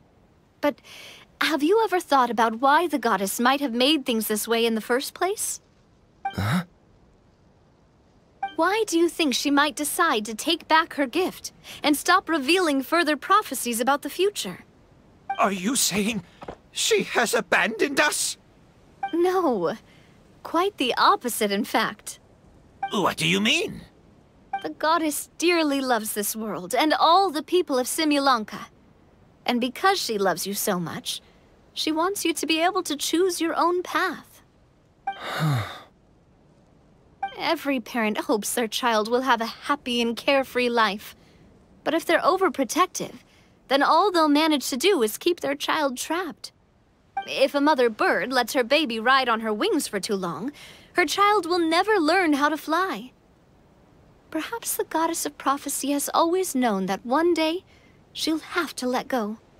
Children can only become independent if they're allowed to form their own opinions, make their own decisions, and deal with the consequences on their own. Only then will they be able to continue their journey alone, even after their parents are gone. But we've relied on the goddess's protection for so long. We don't know what it's like to go it alone. We don't know if we have what it takes. Are you kidding me? I think you've proven yourselves more than capable of that. What do you mean? You made a call in a time of crisis, and you've come all this way to talk to me. Even the guards couldn't stop you. That must have taken a lot of courage. But we only did it because we were scared. Why you set out on the journey doesn't matter. What matters is that you've proven you can choose your own path. My friend, I fear our king is right. It is time for us to face our fears. But we... We can't go on living like this. Living in fear. Look at what it's driven you to do. You threw away a star personally created by the goddess of prophecy herself. You once revered her more than any of us. And I think the king is right. She hasn't abandoned us. So, why don't we put our trust in her one more time? I don't care anymore. Do what you want. Aw, he laughed. I'm sorry about my friend. That's just how he is. Always had a terrible temper. Please accept my apology for his impudent behavior. Is it just me, or has he accepted the goddess's prophecy? I think so. Not that you'll ever hear him admit it out loud. Your Majesty, please turn the gear that connects up to the sky. So, you've made up your mind? About giving up the goddess's gift? Yes, I've made up my mind. But maybe losing the gift isn't what this is about anymore. Because we've gained something too. You have given us courage. Well said. I am proud of your decision. Now, gather around, everyone, and join me as we make the night sky of this wonderful city turn once more.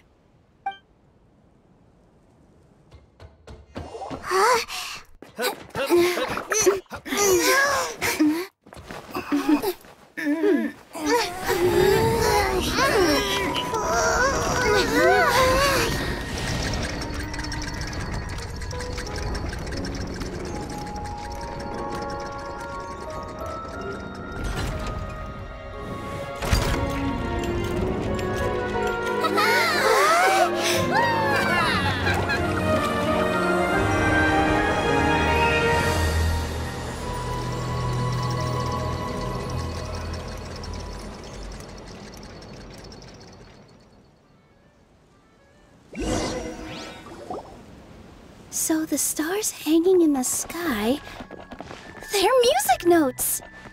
This entire metropole is a huge music box! That's incredible! How do you feel? A little scared and uncertain. But for some reason, I feel a lot more at ease. It's as if some kind of huge weight has been lifted from my shoulders. Figured out any next steps? To be honest, not really. But maybe I can start by having a heart-to-heart with that stubborn friend of mine. I have an idea. If you don't know what to do, why don't you start by helping the people around you?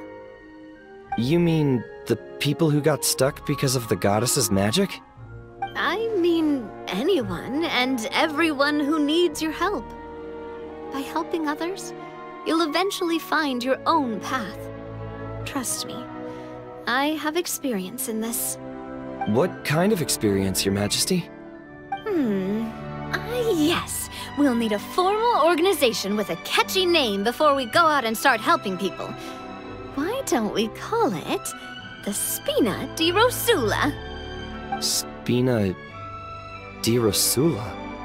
Ooh, or even the Spina di Rosula Majesty Simulanka. Yeah, that's catchy. Wow, big expansion for the Spina. Moving into other worlds now. Spina di Rosula. I like it. It's a great name. Let's do as your majesty suggests. Well then, how about I appoint you as the head of the Spina in Simulanka? While I'm off fighting the dragon with the other heroes, it'll be your responsibility to work with the guards and take good care of the people in the metropole. What? You're planning on fighting the dragon? But no, your majesty, you must reconsider. He's right. Your majesty, you can't. How are you two on the same side all of a sudden? Perhaps your majesty is unaware of this. The great dragon suddenly broke out from the Titanium mines one day and tore the end of the world to pieces. After that, it spat out a strange fog that surrounded a whole island. No one knows what lies beyond the fog, and no one knows what has become of that poor island. Before your majesty arrived, we dispatched many soldiers to fight the dragon, but none came back alive. Yikes. Sounds worse than we thought. Isn't that all the more reason for us to go? There could still be guards trapped there, waiting for someone to rescue them. King Navia is right. We cannot simply stand by and watch as the people of this world suffer. Very well. Though I have not served by your side for very long, your majesty. 2 days is enough for me to have learned that once your mind is set, any attempts to change it are futile. You're a pretty good judge of character. He probably didn't mean that as a compliment. Since you're serious about this, I won't try and stop you. There's only one way to reach the end of the world, and that's by taking the Maritime Express. Oh, right! So there's a line going there too? Yes, it was originally built to serve the workers commuting to the Titanium mines, but it has been abandoned since the dragon attack. I'll tell the conductor to wait for you at the platform by the side gate to the Metropole first thing tomorrow morning. You're embarking on an extremely dangerous adventure. Please be careful, Your Majesty and friends. Oh, thank you for your concern. While I'm gone, I leave the Metropole in your capable hands. Yes, Your Majesty. Just call me boss from now on. That's what everyone in the Spina calls me, and it's what I'm used to.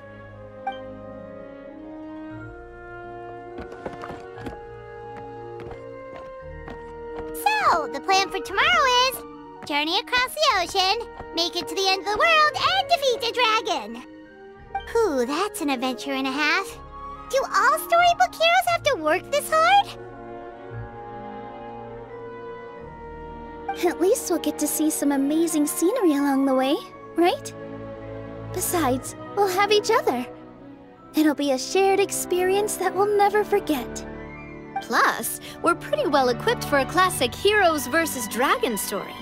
We got Miss Nilou as our magic caster, and I guess I'm the melee warrior who leads the charge? Paimon can definitely see that. Anyway, those are tomorrow's problems.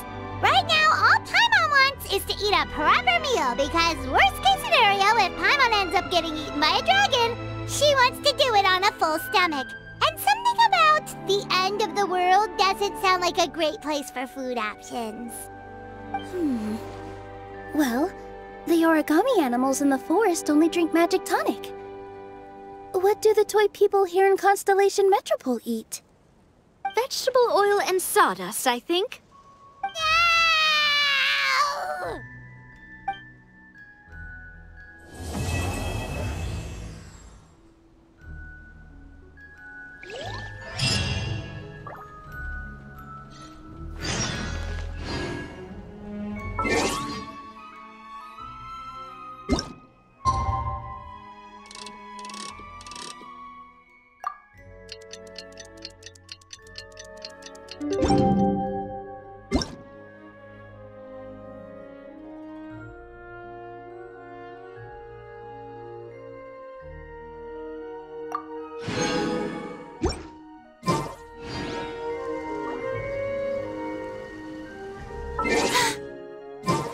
Being too popular. can be so...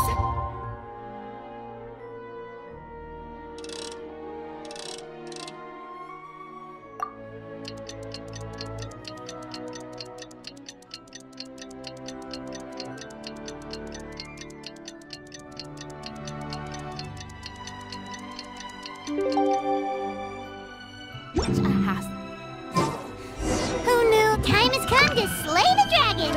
How are you feeling? Nervous? I'm curious to see what this end of the world place is like. Come on, let's go meet the others at the station.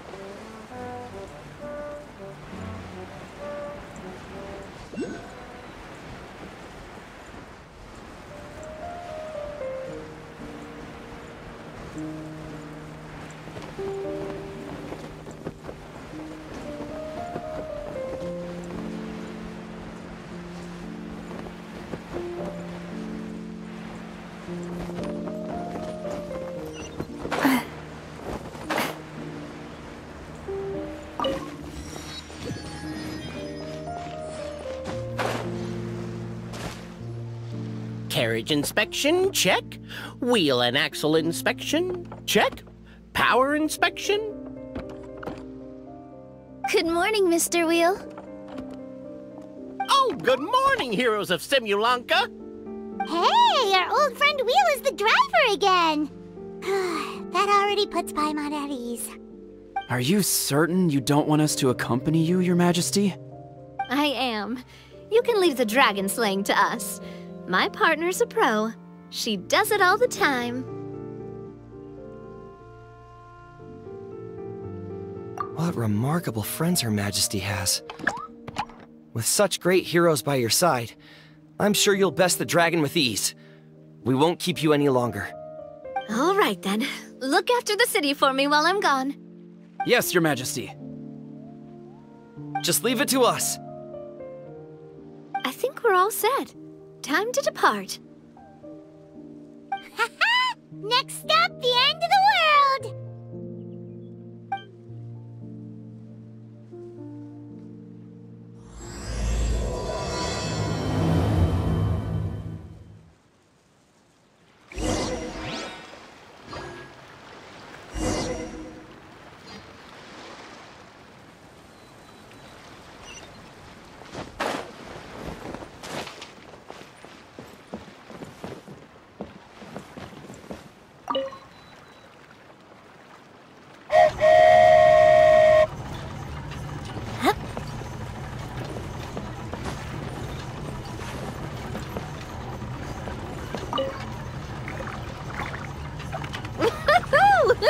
So this is what it feels like to ride a toy train. Ooh, you're really easy to please, Navia.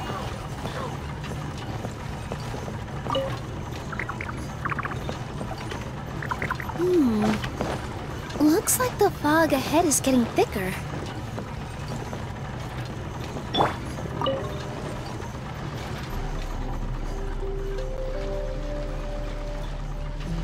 Attention, passengers. We've arrived at the transfer point. All change, please, all change. So we've got to switch trains, right? Huh? What's that? It looks like... Haley Churls, they've taken over that platform! Huh? What do we do? Just find somewhere to hide, Mr. Wheel. We'll take care of them.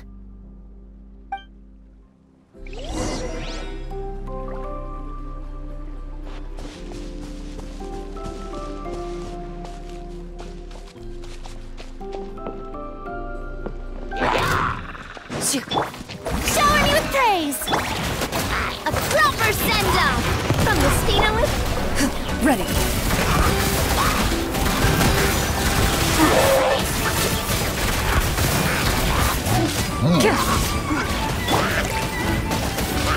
This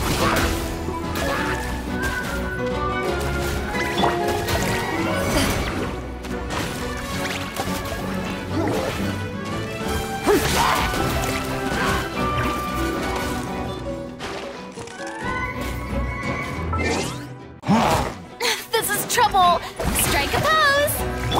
Into the shadows.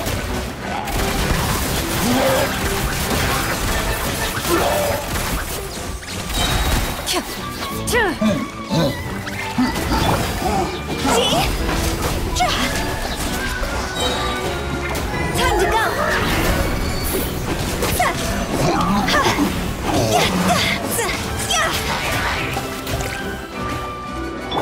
Shower me with praise!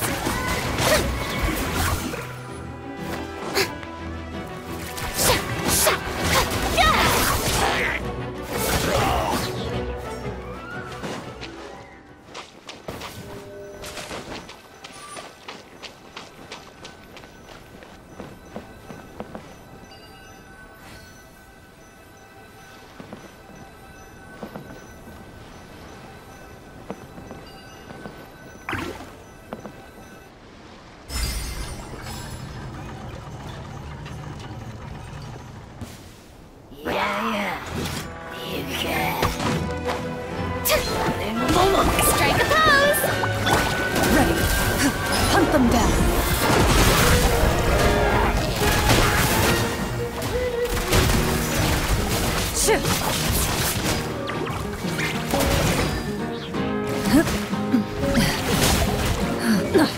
A sharpshooter.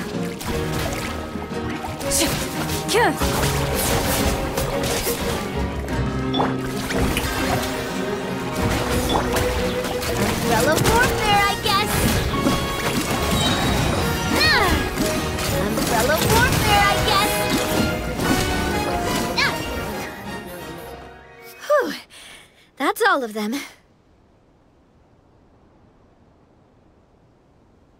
Thank you so much for your help, everyone. Now, let me take a look at the train.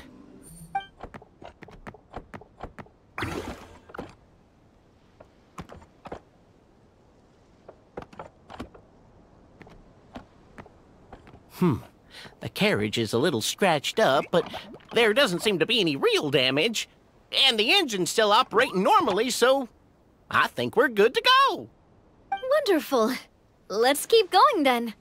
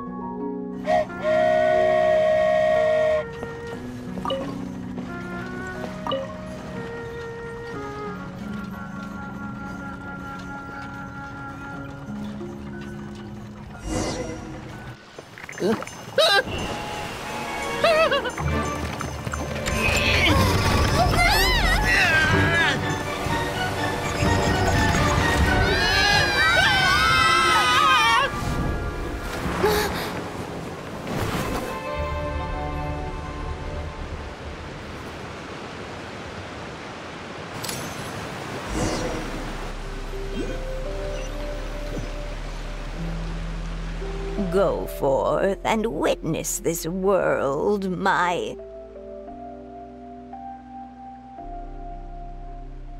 Make sure to be nice to everyone. I leave it to you.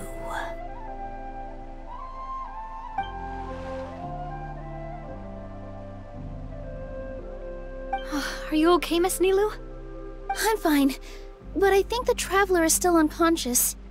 We're lucky this guy caught us on the way down. Passed out from a little fall, did ya? How fragile. Oh, cut her some slack. The Traveler's had a rough few days. We should just let her nap for a bit. But my leg's falling asleep. You couldn't have said...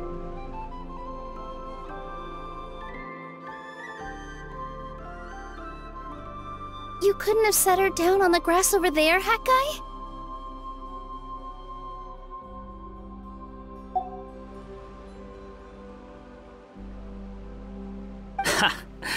I go out of my way to save 4 people who fall out of the sky, and now you're nitpicking my choice of soft landing?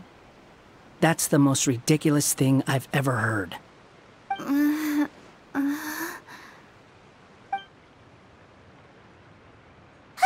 She's awake. Morning, sunshine. You were having a nice little dream there, weren't you? Not gonna lie, it was kind of adorable.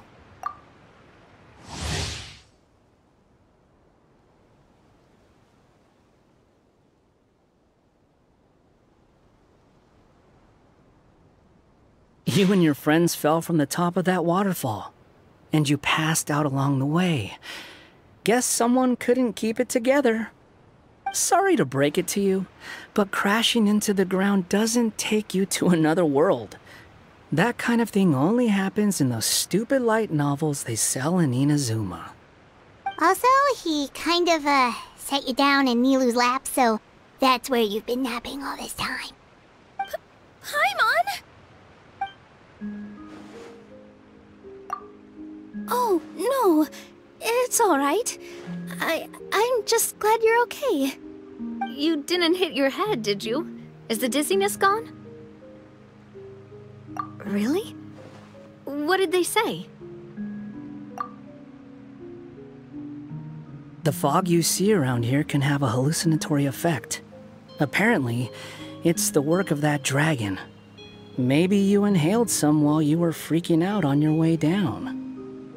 Traveler, Nilu, do you know this Hat Guy person? Oh yeah, he's a student at the Academia. We met during the last Inter-Darshan Championship. He was representing the Vahumana Darshan. Well then, hello there, friend. I'm Navia, the president of Spina di Rosula. It's very nice to meet you. So, should I just call you Hat Guy as well? Seems like that's what everyone's calling you. Sure. Whatever. Wait, Hat Guy. What's that sword around your waist? An unwelcome encumbrance, that's what. I've had it ever since I woke up here. Tried to toss it, but no matter what I do, it always reappears. Such a pain. Anyway, if any of you want the hero sword, you can have it. Wait, it's called what? The hero's sword. Meant to be wielded by the hero. I know. Me of all people, right? The irony. What? You're the hero of this world? Will you calm down? It's just a dumb title. Oh, it's just that this entire time, we thought we were the heroes of the prophecy. Well, if it means that much to you, you're welcome to claim the title. You'd be doing me a favor. That's not the point! The real question is, if you're the hero, then where the heck have you been all this time? Looking for a way out. I heard there's a boat in this area that can bring you to another world. So I came to investigate. But look at the state of things around here. The lighthouse collapsed, the boat won't budge. I say we try to find a different way out. Huh. Paimon's guessing a voice told you what you were supposed to do here. That's what happened with Navia and Nilu, at least. You expect me to take orders from some disembodied voice? Hey, wait, where are you going? To find the so-called source of this world's misfortune. The dragon responsible for this whole mess. Wait, we came here to fight the dragon as well.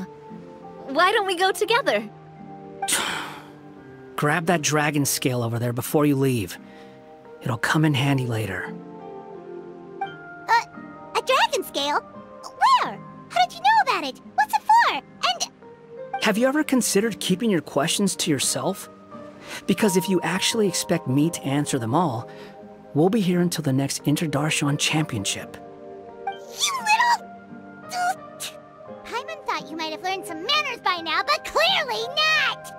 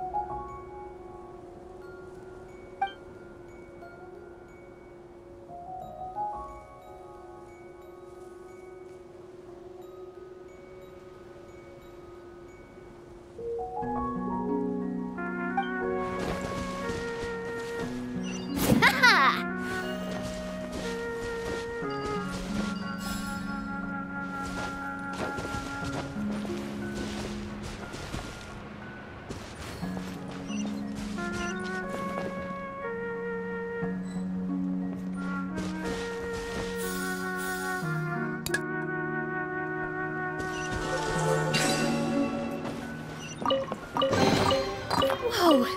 What a stroke of good luck!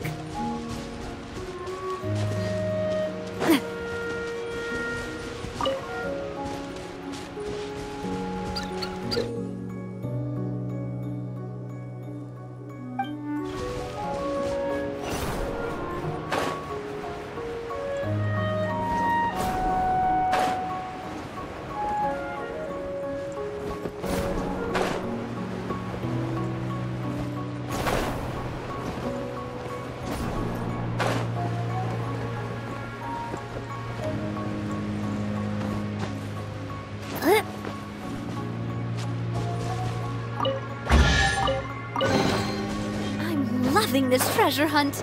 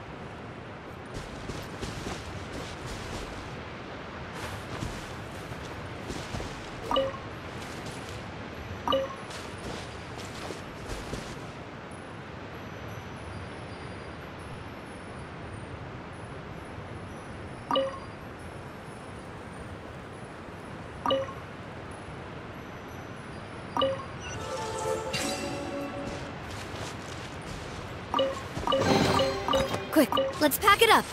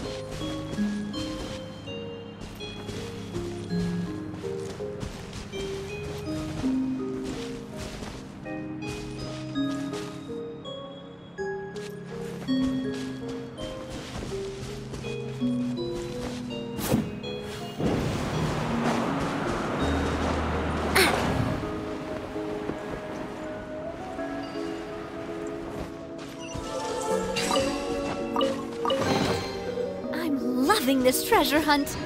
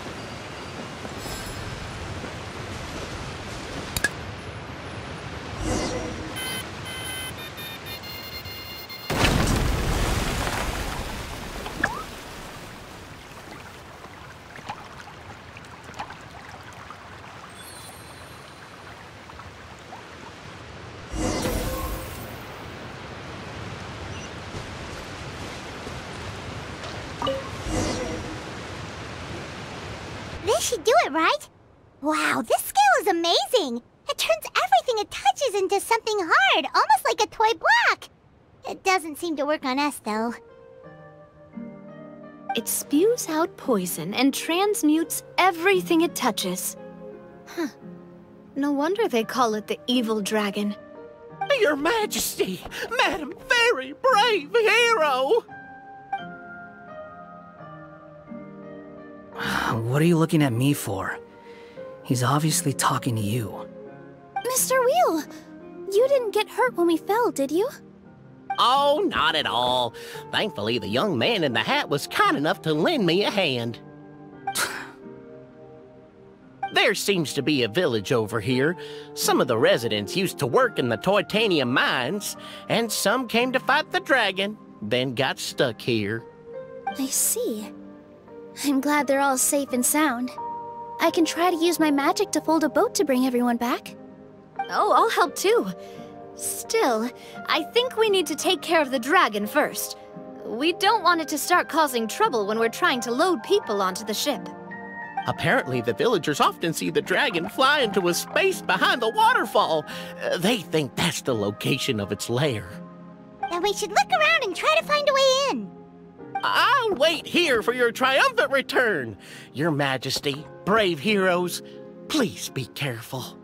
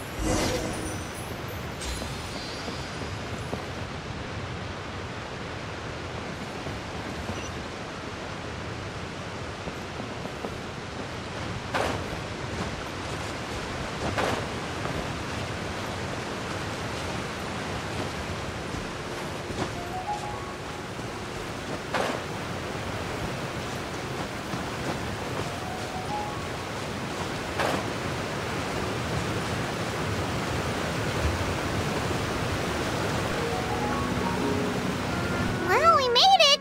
But with the force of this waterfall, there's no way we're getting through! Quick, take out the dragon scale. Wait, but... No. Paimon doesn't need to ask you anything. The dragon scale can turn anything it touches into toy blocks, so... Aha! You want to use it to block off the water! See? Paimon can figure things out all on her own.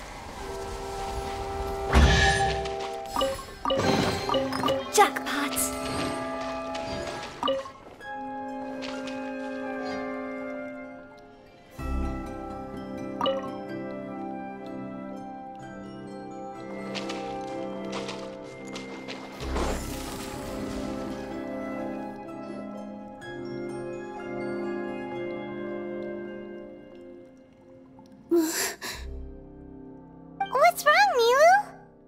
Oh, nothing. It's just... I sensed a very powerful magical signature just now. Huh. Guess this is the dragon's lair after all. Huh? When did you put your hat on? Well, we're getting ready to fight, aren't we? I feel more comfortable in my regular outfit. Hat Guy also put away that sword around his waist. Should have never had to use this thing to begin with. Do you need to do anything to prepare, Traveler? Paimon's getting kind of nervous seeing everyone else serious like this.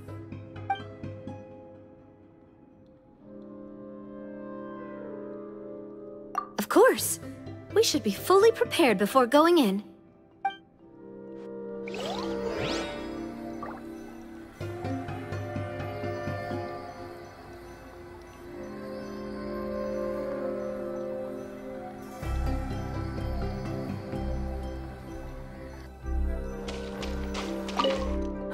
Well, how long are you gonna keep us waiting?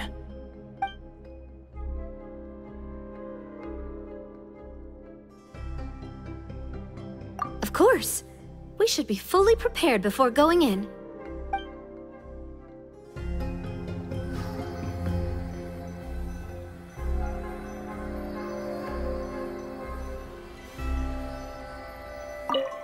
Well... Of course. We should be full... well...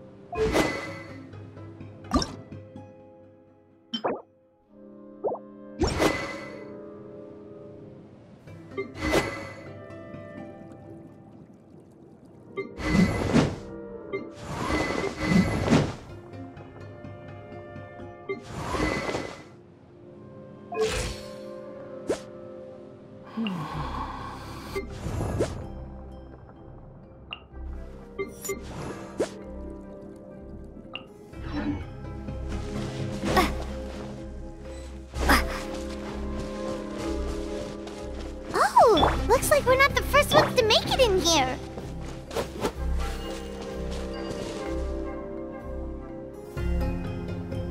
Wait, hold on! Let's fight the dragon together! They're already gone! Let's try to catch up! Ooh, what's that sound? Is it an earthquake? Where'd they go? Reckless idiots.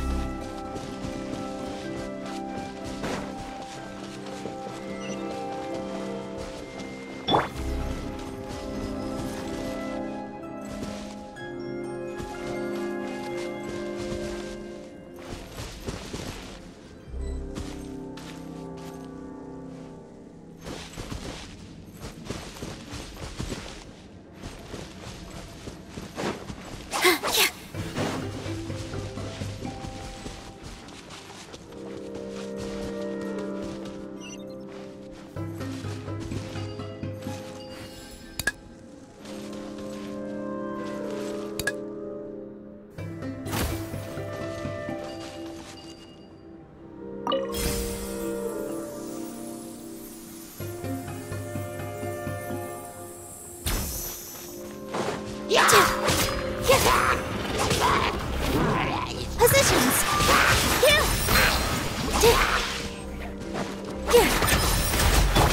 Ow! Umbrella warfare, I guess!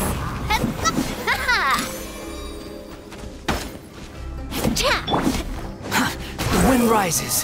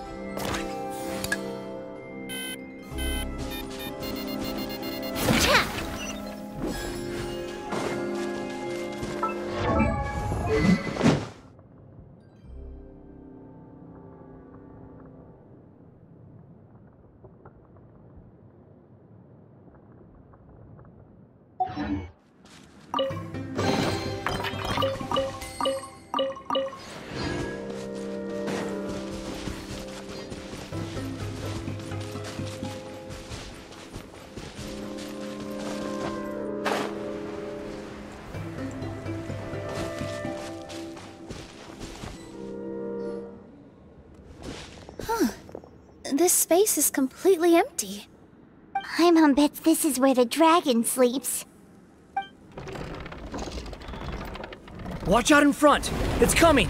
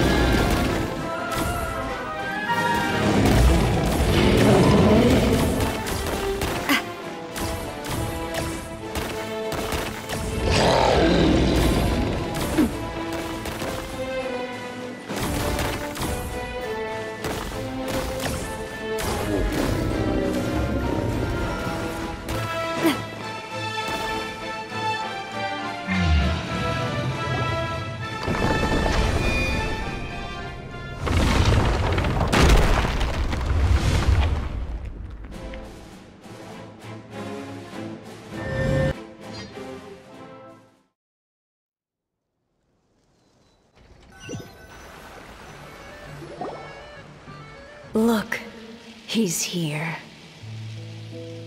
Ah, another new soul has joined this world. But are you sure his fate will be as you described? Of course. My predictions are never wrong. I just don't like that kind of story. Then you need only do as you said, and let him find his own story within your fairy tale. You're right. Then listen closely, my child. Your name is...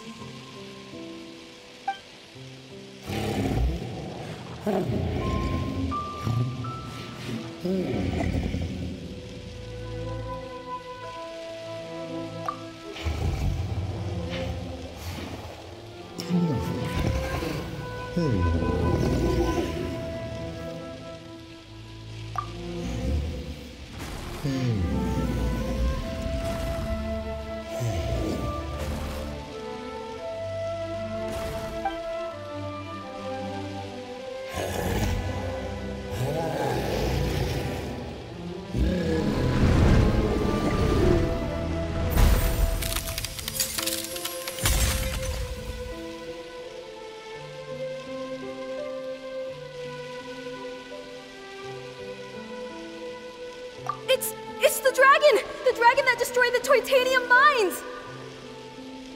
Help! Help! Soldiers, pick up your weapons! Destroy that monster!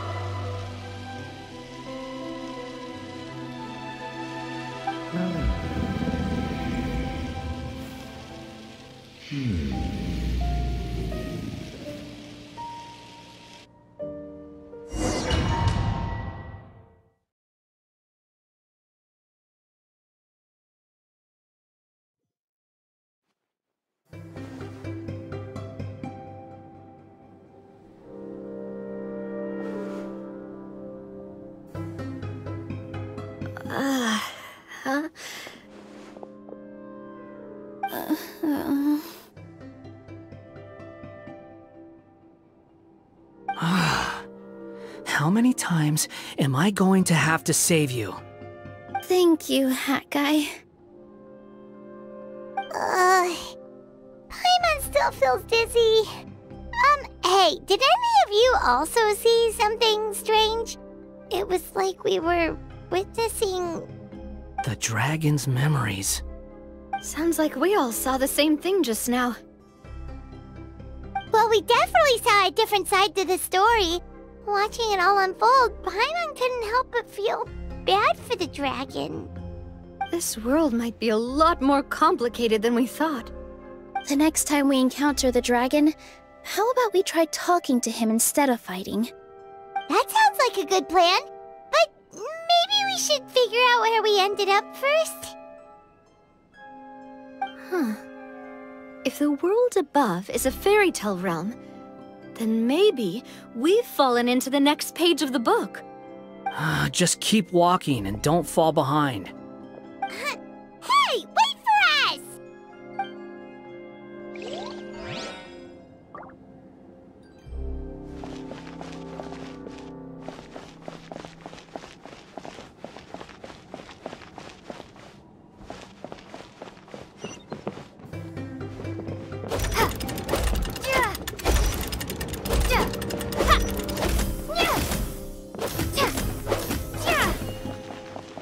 Wow, this place looks a lot different from the dragon lair.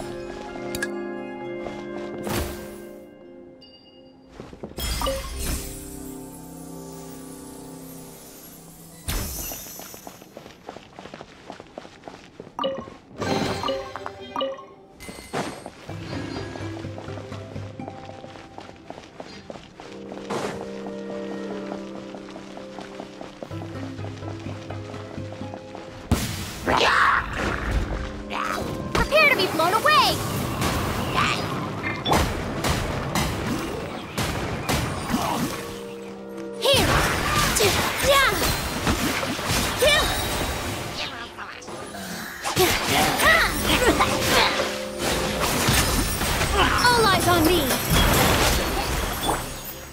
Unsightly insects! Squall and Fury! How amusing!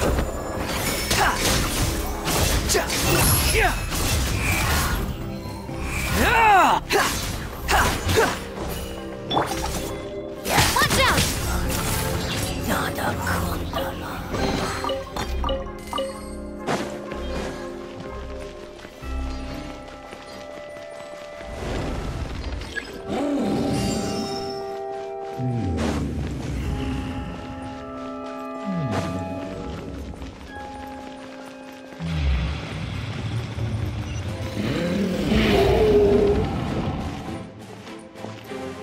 He seems angry.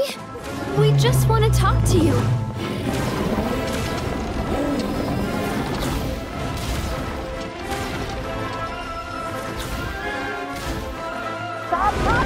Nobody's home!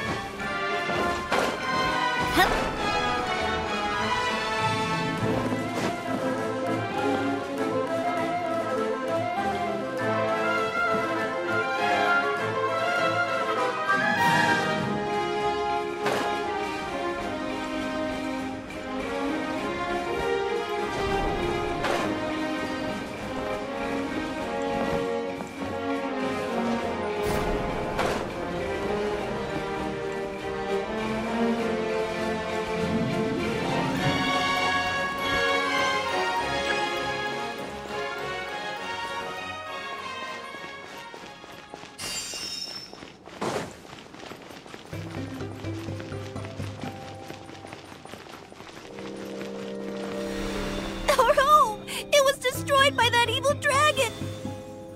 The stars! It flew away with the Metropole stars! Oh no! We didn't get eaten by the dragon? The dragon just dropped us off here?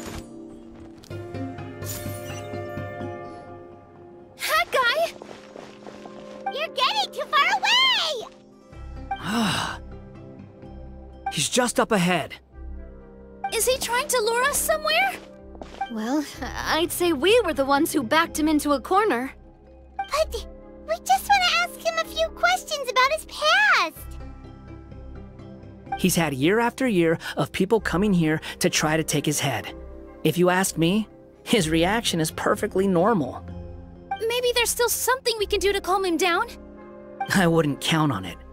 Maybe his earlier attacks were just a warning. But now, he's actually getting serious. Prepare for a final battle. Sometimes, it takes a little force for someone to finally wake up.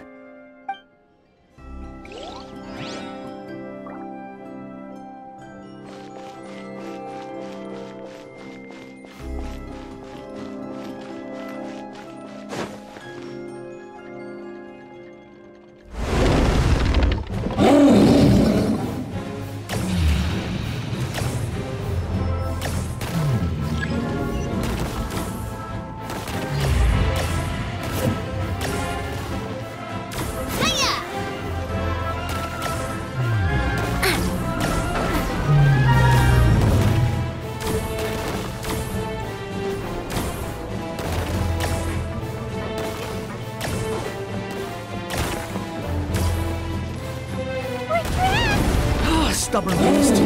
You really want to get beat up that bad?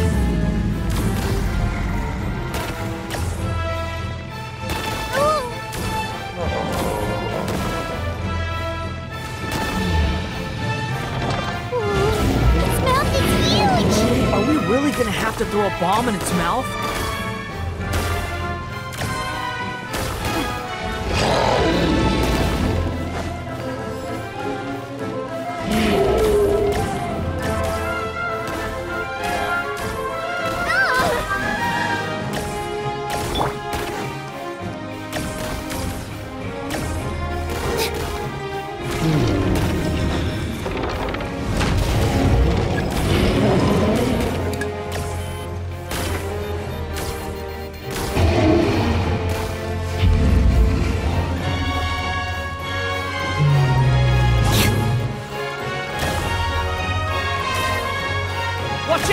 If you fall, you're on your own this time.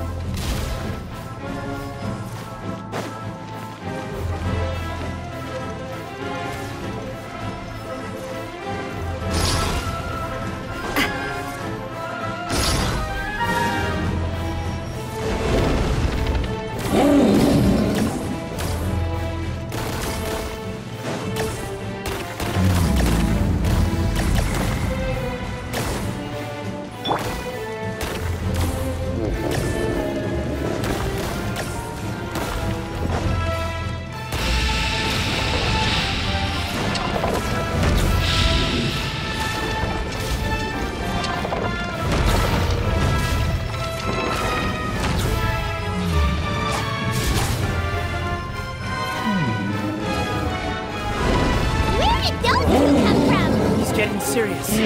Don't get hit!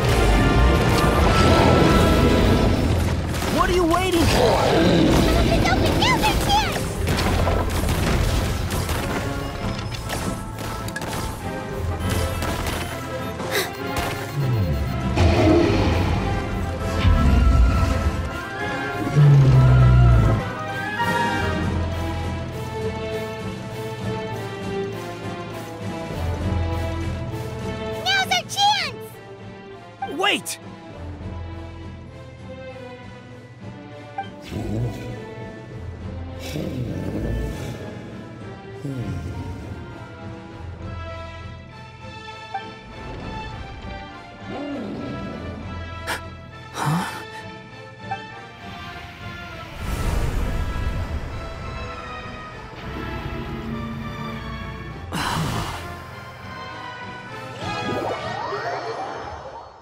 Are we inside the black mist?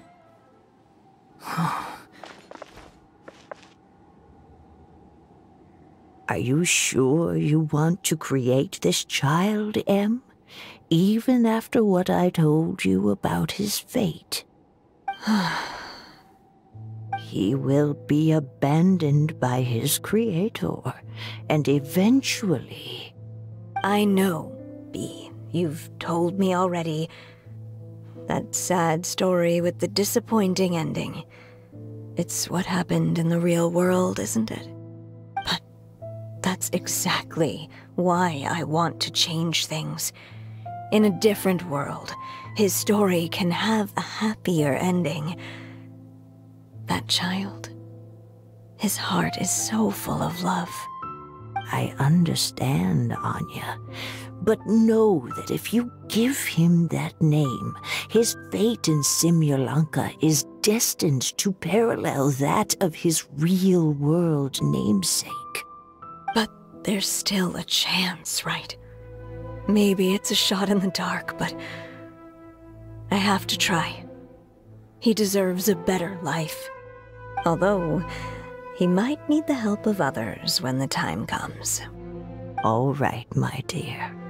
The choice is yours. Since you're so persistent, let me tell you a secret. More boring fate talk.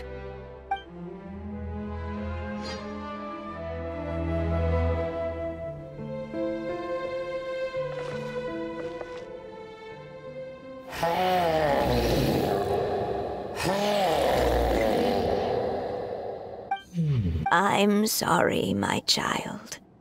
Unlike my friends, I don't have a long time to live. All said and done, the story of my life will be shorter than the fairy tales in this book. So I will have to leave your side, I'm afraid.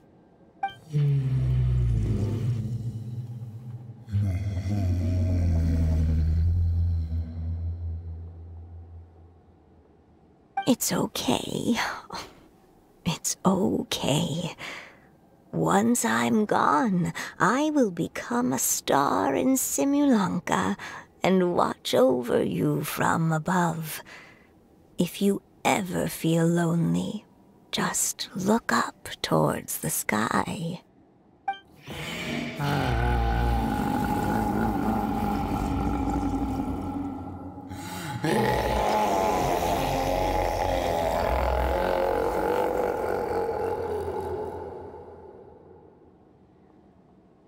Go forth and witness this world, my child. Make sure to be nice to everyone. You'll meet good friends one day. I'm sure of it. That is my wish for your future. As for this world, I leave it to you.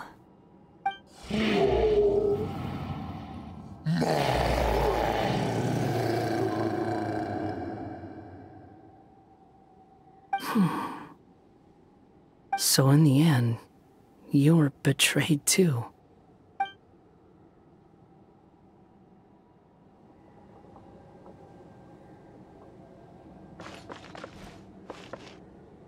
Hey, Mr. Dragon!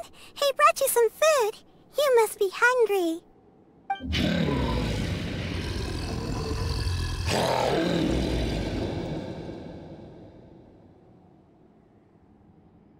Shh! Quiet! We can't let anyone hear us.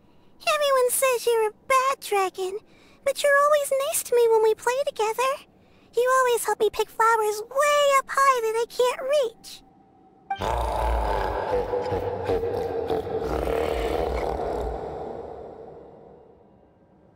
It's okay. Just keep hiding here, and tomorrow I'll... Oh no, my child! Help! Somebody help me! Save my child! The dragon's trying to kidnap her!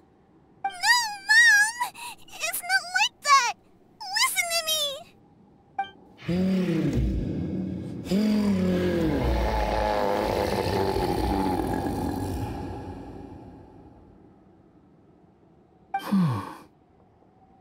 So you're hated by people too.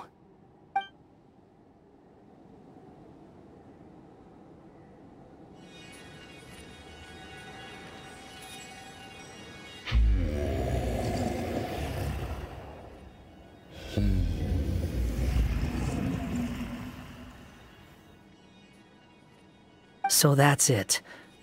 That's really your wish? To never have been born at all? That's not a fate you should wish for.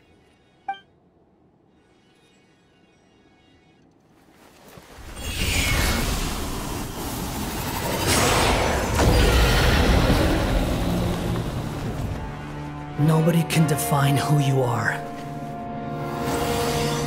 or deny the true feelings of your heart. Now remember your name. Durin.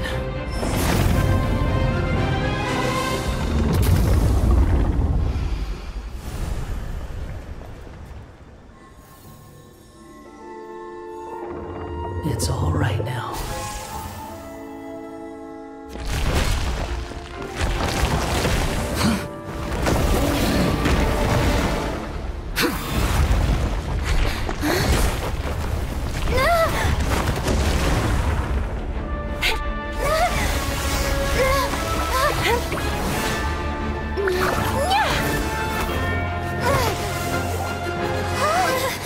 Watch out!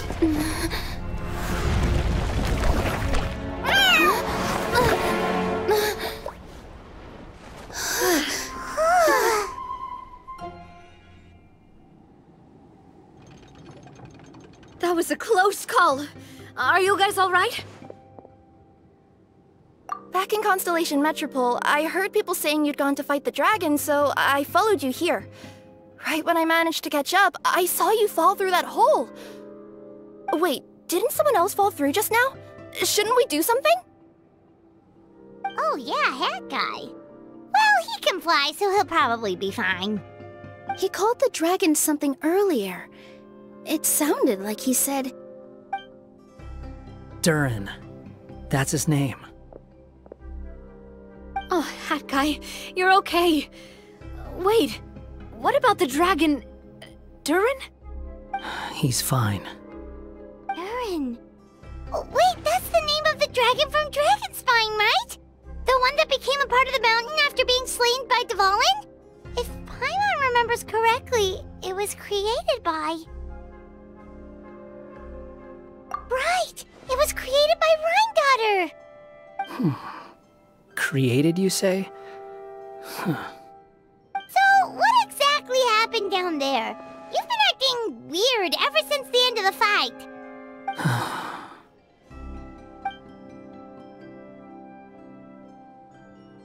So that's the truth about Simulanka's evil dragon. What we saw in the mist weren't hallucinations, but the dragon's memories.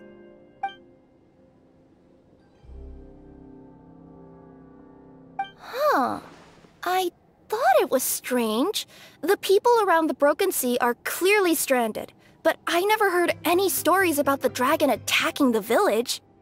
The people we met along the way are probably workers from the Toitania mines, or guards who came here to claim the dragon's head.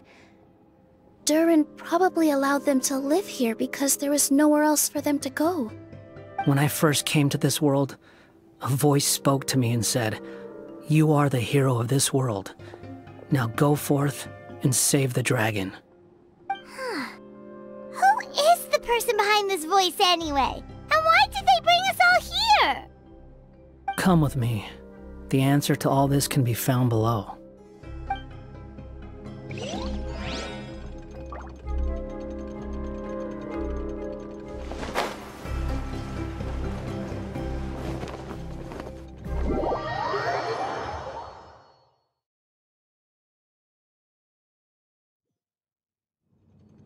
Is this a study? That's right. It belongs to the Goddess of Fate. Goddess of Fate? As in one of the three goddesses who created Simulanka? Or more precisely, M. One of the mages of the Hexenzirkel. Hexenzirkel? As in... Sorry, Paimon shouldn't just regurgitate everything you say, it's just... It's a lot to take in! She created the story of Durin. Well, the Simulanka version at least. These records should cover most of what you want to know, including the identities of the other two goddesses. Read them for yourselves.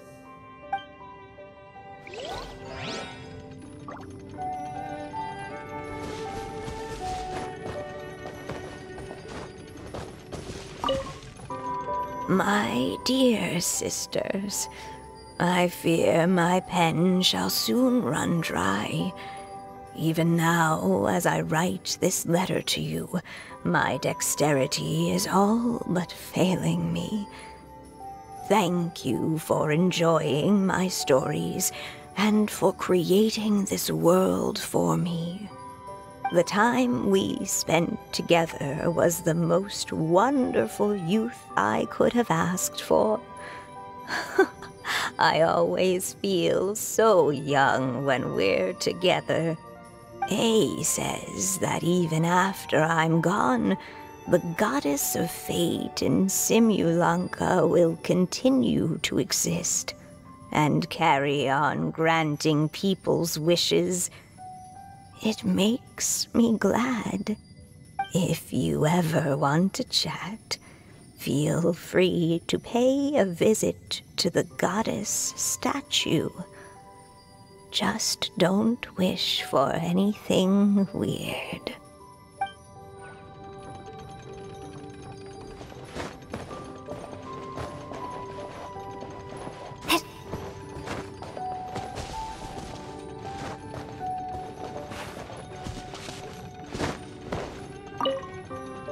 By all rights, I should have been A, since A is the first and last letter of my name. But Alice overruled me on the basis of seniority and said I should be M instead because of my middle name. She really knows how to push my buttons. Still, her magic never fails to amaze me. I still can't believe she got one of my origami frogs to start talking.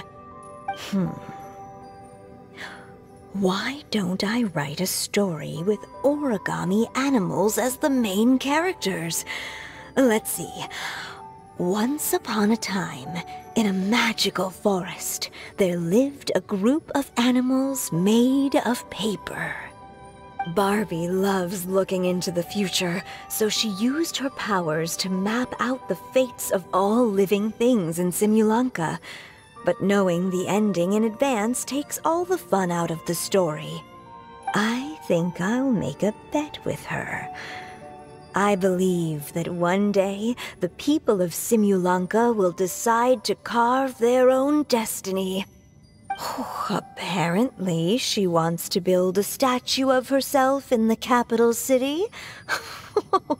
Always looking to add some pizzazz.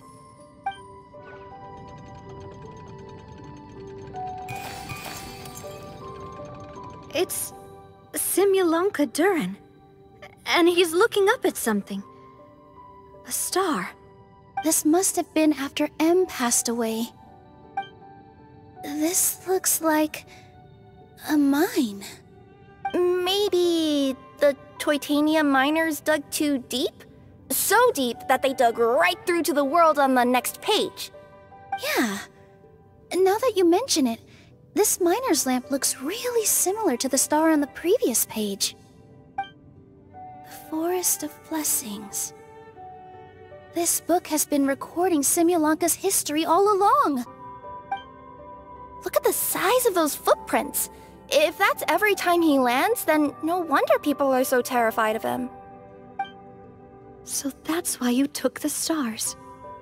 Because you missed your mom.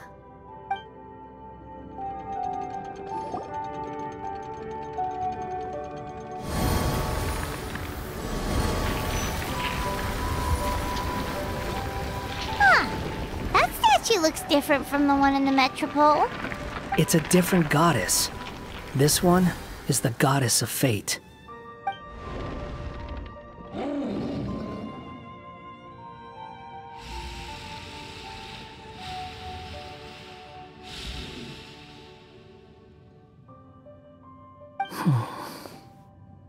It's all right now, Durin. Nobody here wants to hurt you.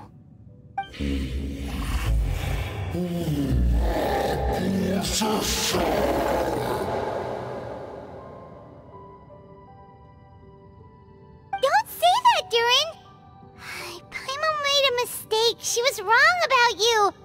But it's nice to talk, isn't it? Now that we've all calmed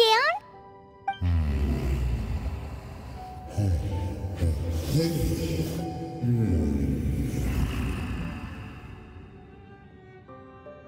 So that's why you made that wish? So stupid.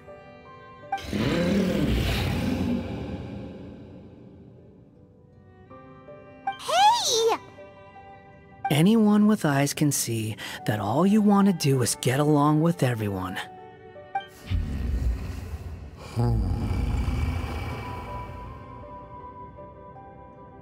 You just want to make friends, people to play with, to talk to, people who accept you, or at least accept your apology.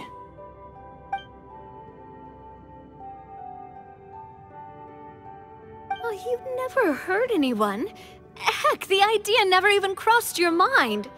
Sure, you scared a bunch of people half to death, but that's only because they had no idea what kind of dragon you really are. Yeah. If you had a heart-to-heart with them, I'm sure they'd come to understand you and see your point of view.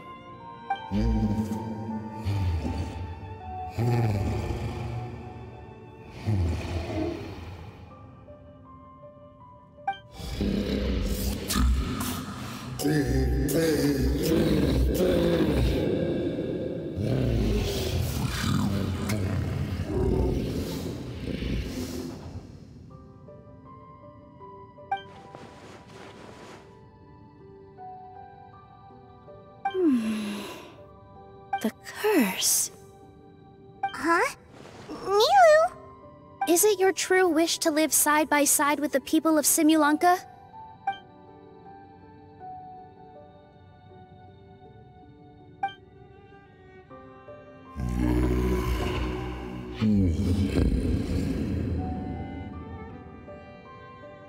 Then close your eyes and make a wish to the Goddess of Fate. We will help make your wish come true.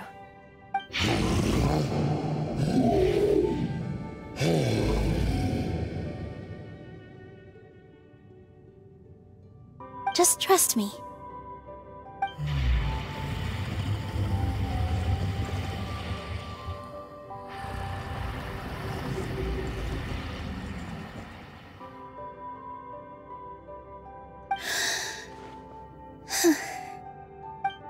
I, Nilou, the Forest Fairy, give to you my blessing and welcome you as a dweller of the forest.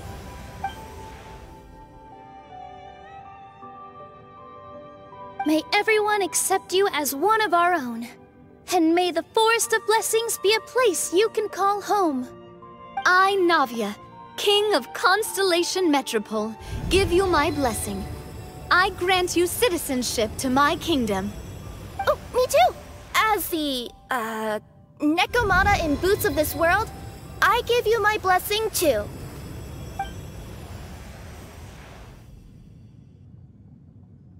Wait, what's going on?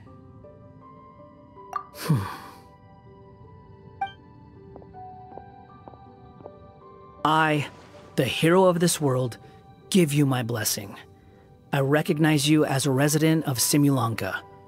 May you find acceptance in this world.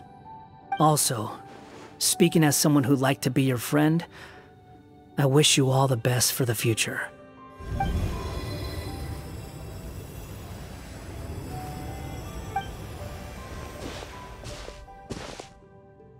I, a traveler who has traversed many worlds, give to you my blessing. May you find friendship and goodwill no matter where you go.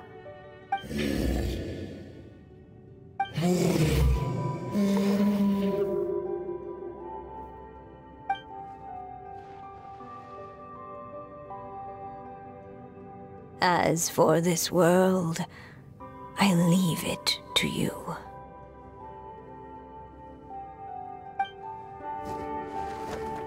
Huh? What? Why are you all staring at me? Huh? My claws? Are these my claws? And my wings? My tail? Does this mean? Wow, you look so cute. Quite a radical transformation. Not that there was anything wrong with the way you looked before, of course. It's just, you get what I mean. How do you feel? Are you happy with your new appearance? Does anyone have a flower with them? Or even just some water or paper from this world? Oh, I do actually. Here you go.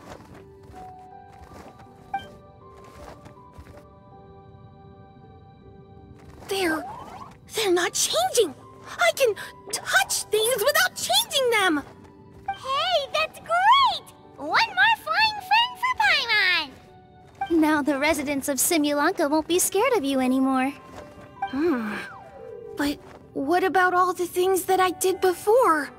That's simple. Just go out there and atone. You could fill in the footprints you left on the ground, or help the people around the broken sea get home. Okay. And you'll come along and help me, right, Hat Guy? Huh? Why would I do that? Because you said you wanted to be my friend. You little... Gah. Well, maybe I spoke too soon. Huh? But I thought...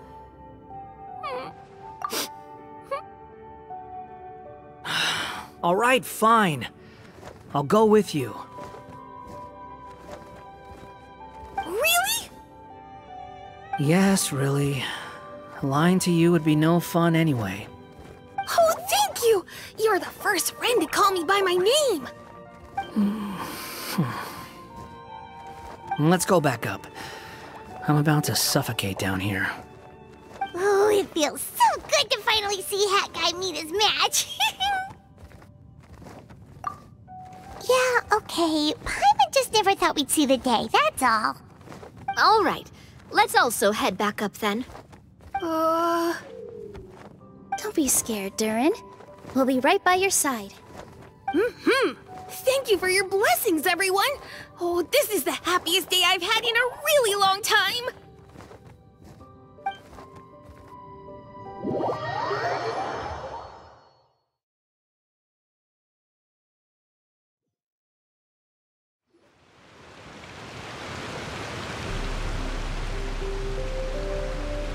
Ta-da! Surprise, everyone! Ah! A talking street lamp! Street lamp? Oh my! You mean you still don't remember me after all the times we've spoken? I know that voice! It's Mom's friend!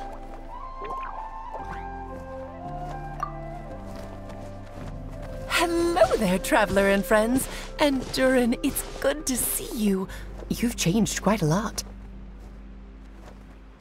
In fact, you look so different that perhaps I should call you Mini Durin. Mini Durin, huh? Yeah, I like the sound of that. It's nice being smaller. You must be one of the 3 goddesses of this world. Are you the goddess of creation? Yep, that's right. But although it's the most impressive sounding of the 3, to be honest, we all made an equal contribution toward the founding of this world.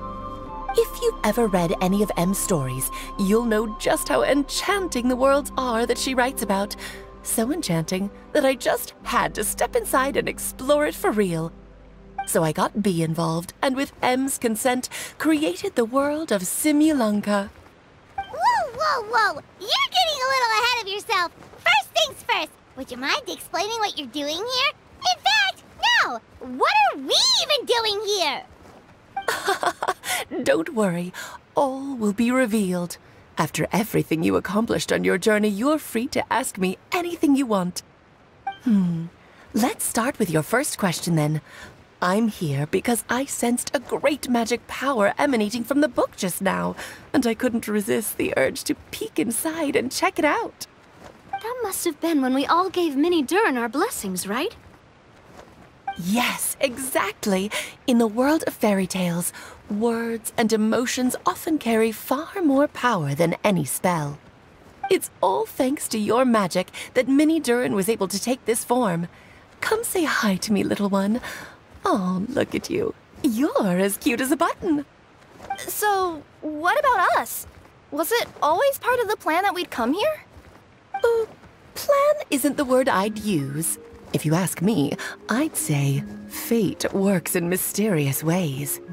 When Durin of Simulanka made his wish to the goddess of fate, it just so happened that in a world far away, all of you wonderful people were holding a copy of M's fairy tale at that exact moment. And because of your noble and kind souls, you were selected by the goddess of fate to come and save this world. Now that you mention it, that's what I was doing when I was transported here. I was reading a fairy tale to some children in the Fleuve Cendra. I think I just, happened upon an old book and decided to use it as my pillow during a nap in a box. Wow, what a crazy coincidence. Wait, that's not right. How come everyone else got assigned to roll except us? 'Cause we were also... Yeah, that was it. We just received a strange book and we had no idea who sent it. Then, the moment we opened it up to start reading it, we found ourselves here. You're the one who sent it to us, aren't you? Oh, is that what happened? Yes, that does sound like me, doesn't it?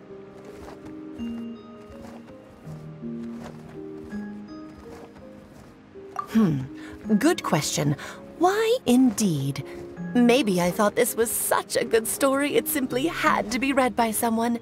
As the traveler and witness of many worlds, how could I let such a beautiful place pass you by? I can sense that your blessing for Mini Durin was a very special one. With this blessing from beyond the story, he might even be able to explore worlds outside of this one. Teyvat, you mean? That's right. In fact, back when we were first creating Simulanka, Em told us that she hoped the people of this world would one day be able to explore the wider world beyond. Every story has an ending, but if the story becomes reality, it should have the right to choose its own path. So, in other words, the predestined lives these people lead were always going to disappear one way or another. Wait, so even if the people here get to go to other worlds, surely there's gotta be a way we can leave too, right? Don't you realize you've been able to leave all along? Huh? You can either take the boat at the Broken Sea or touch the giant bookmark at the Cliff of Prophecy. All you need to do if you want to leave is focus on the place you want to go. How were we supposed to know that if you never told us? Huh, didn't I? Well, given how smart and capable you are, surely it can't have posed a huge problem for you. As for your other friends who were summoned here, if I had to guess, I'd say the Goddess of Fate probably didn't tell them about it because she wanted them to get engrossed in the story. She's Em's reflection, after all. It wouldn't surprise me if she shares Em's love for cliffhangers. Anyway, I think that answers your questions, yes? What do you all plan to do next? I'm gonna go say sorry to the people of this world. After that, I want to start protecting Simulanka, just like Mom told me to. Now we know how easy it is to get back home. Paimon's suddenly not in such a hurry to leave. Same here. It's not every day that you get to come to such a magical world. I, for one, plan to explore it a little longer. I'm glad to hear it. Maybe I should invite some other friends to join you too. By the way, Mini Durin, I'm delighted to see you've made some new friends. I'm sure Em would be very proud of you. Now, before I depart, please let me give you a blessing as well. May your future be as rich and colorful as the stories Em used to tell. She's gone. Guess this is where the hero's journey comes to an end, huh? But it's also where a new journey begins. The adventures of Mini Durin and friends. Huh? An adventure for me? You bet. For starters, I'd love to introduce you to my other friends in the forest. Even though there have been some misunderstandings in the past, I'm sure they'll welcome the new you with open arms. Huh? Ugh, stop looking at me. I already said I'll come with you. Whoa! Look over there! Wow. The stars are beautiful. Huh. I'll bet that's a gift to Minnie Durin from the 3 goddesses of this world. Oh. Thank you, Mom.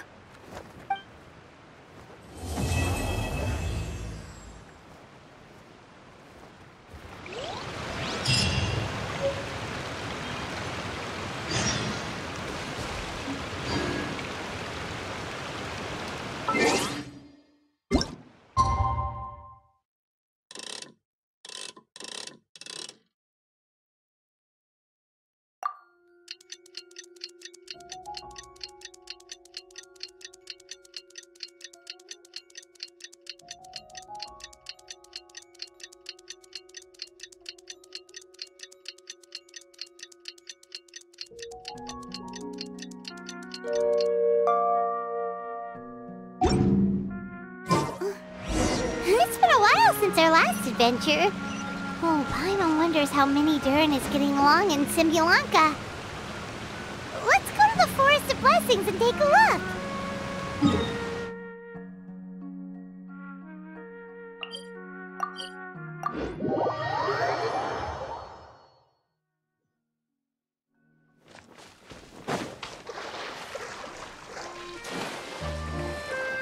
Yoo-hoo!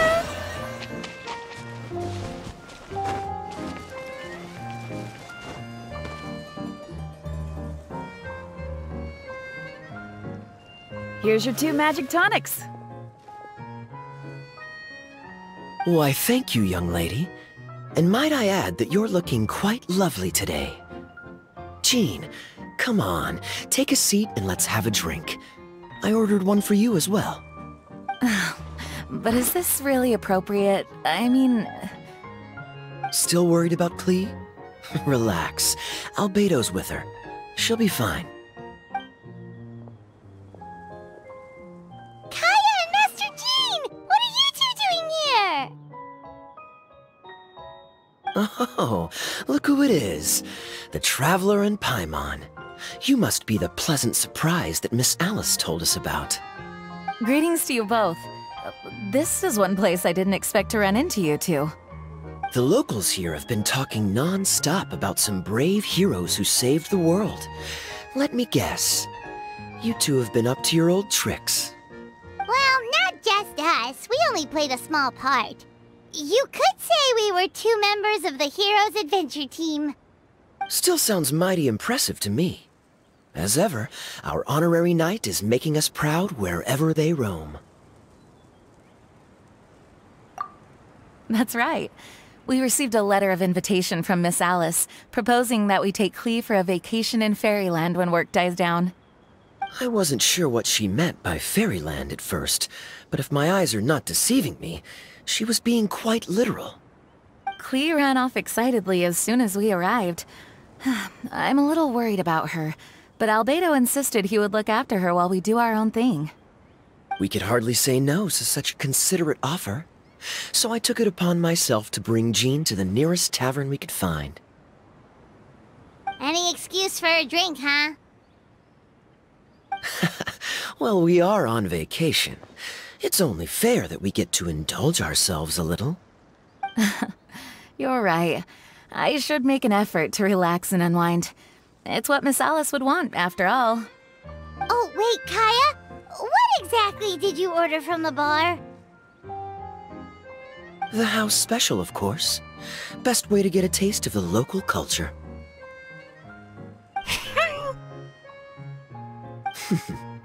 Why are you making that face, Paimon?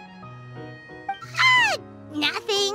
I was just perpetually amused by your lifestyle, that's all. Go on, drink up. Something tells me I need to tread carefully here. Let's see, it's got a lovely color, but how about the taste?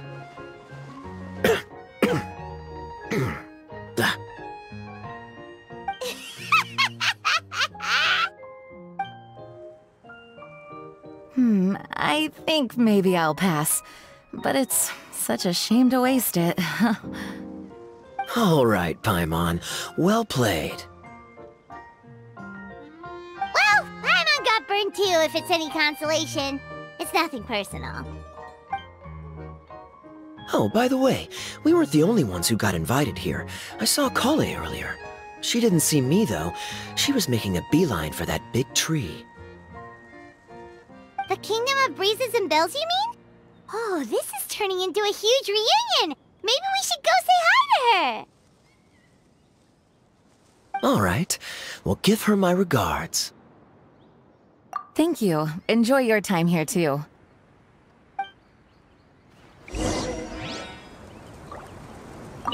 So the magic tonic here is just writing ink? What a weird and wonderful world. Ah, Miss Citrus, do you happen to serve any beverages here that don't contain magic tonic? Of course we do. What flavor would you like? Sunsettia. Jean, you want in? Sure, I'll have the same, please. Sounds good. 2 Sunsettia drinks coming right up. So the magic tonic here is just writing ink? What a weird and wonderful world. Ah, Miss... Of course we do. Sounds good. 2...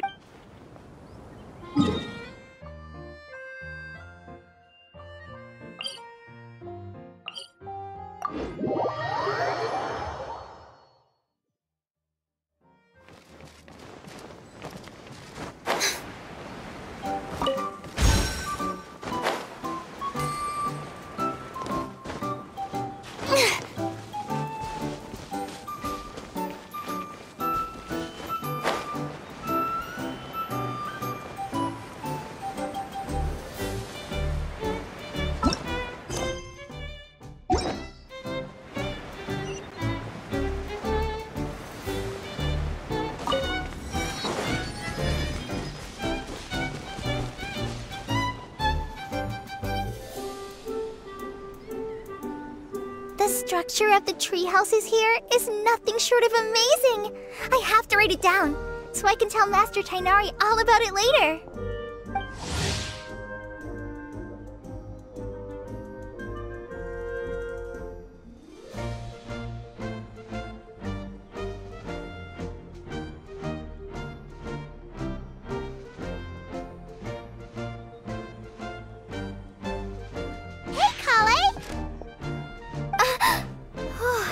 You scared me.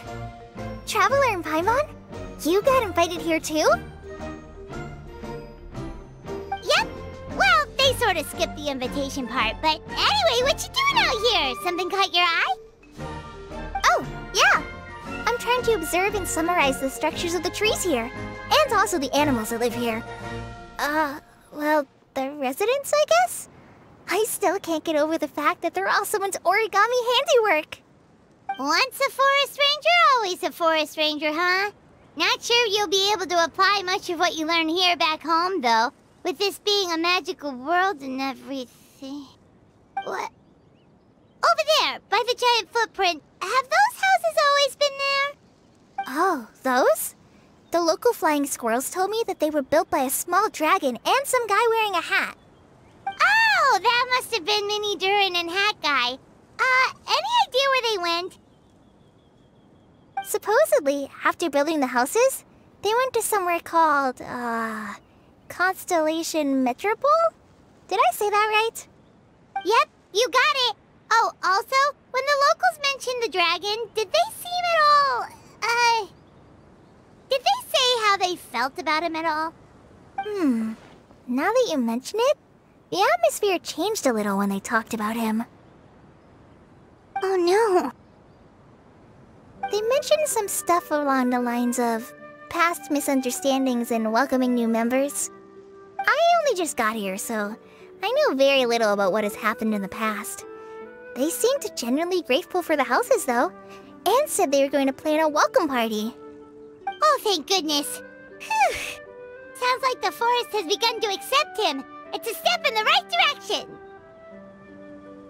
Are you looking for that small dragon?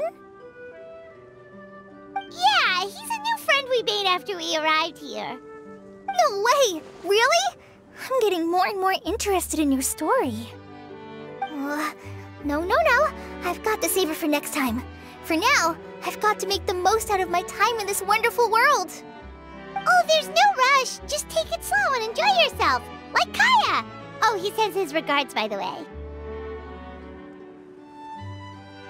Oh, Mr. Kaya is here too? Then I've got to go say hi to him.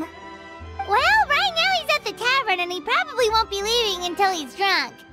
Not that he'll ever reach that point because his alcohol tolerance is so high. Basically, it's Kaya. You know where to find him. You make a good point, Paimon. Then I'll focus on exploring for now and go catch up with him later.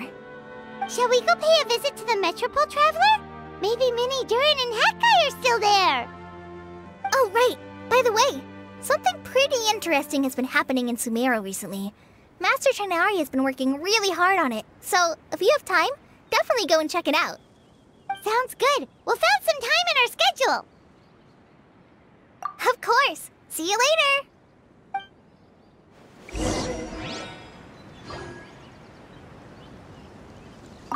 The origami squirrels rely on wind currents to lift their agile bodies and easily move between the trees. This has created a truly unique ecosystem. Oh no! I'm running out of pages on my notebook.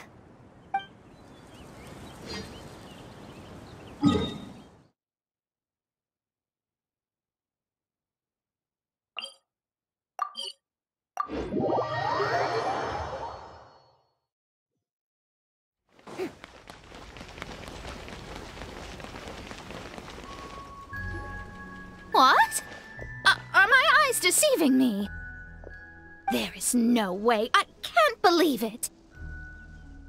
Hey, Mona! We heard you muttering from a long way away. What's up?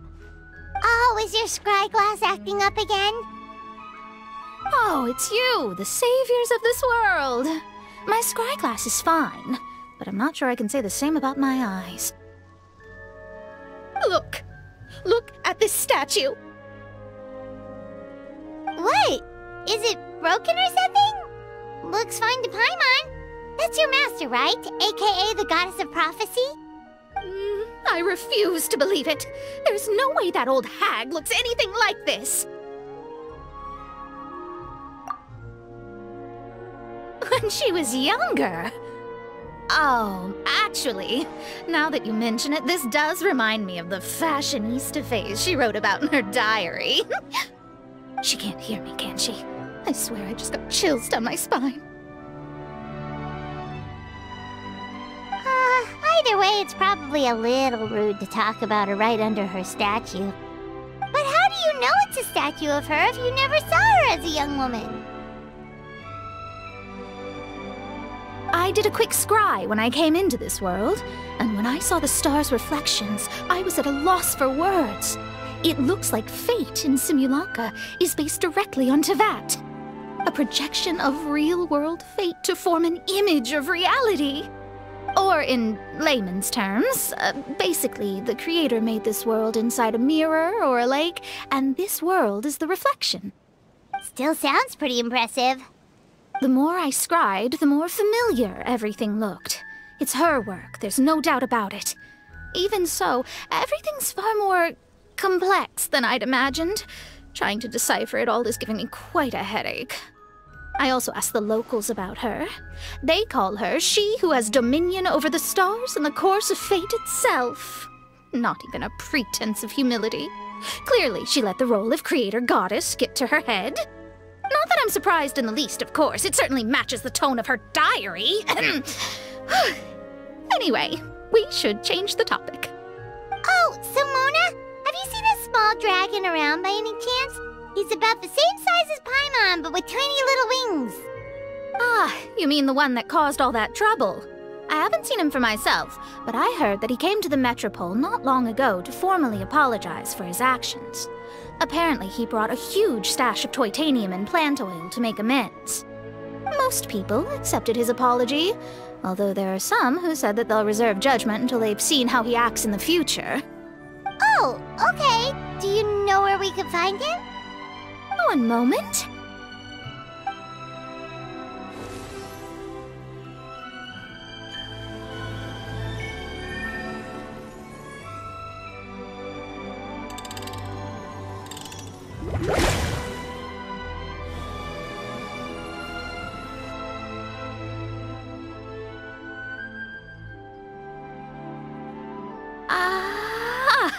It looks like he's at the Broken Sea.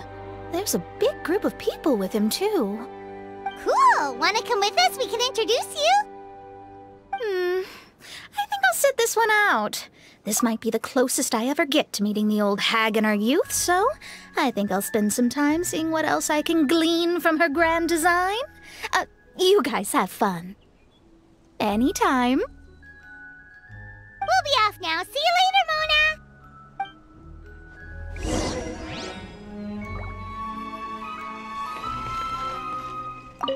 Creating a whole world starscape is no easy task. Old hag, I guess you do deserve the title of Trismegistus after all.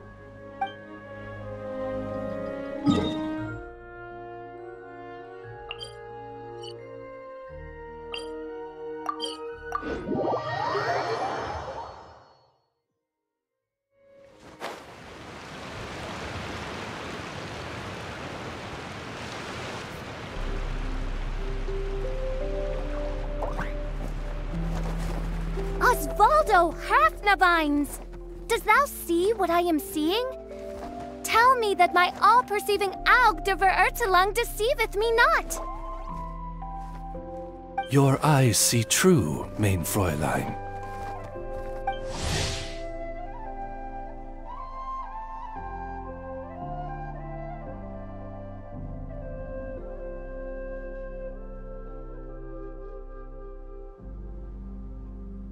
Very well.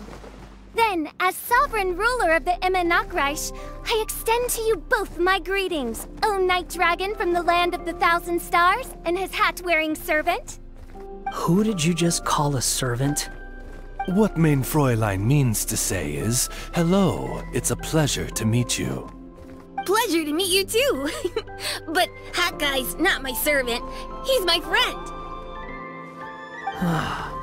Now you're over-explaining. Hat Guy, Minnie Durin! Found you at last! Whoa, and Fischl's with you too? Oh! Greetings, Outlander blessed by the Immenachreich. How honored you are to meet your prinzessin beneath the stars of another sky. Clearly a decision made by fate itself. Miss Honorary Knight, Paimon!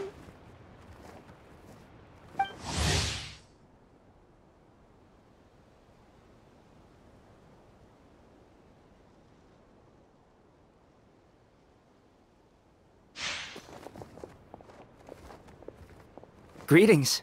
You both look well.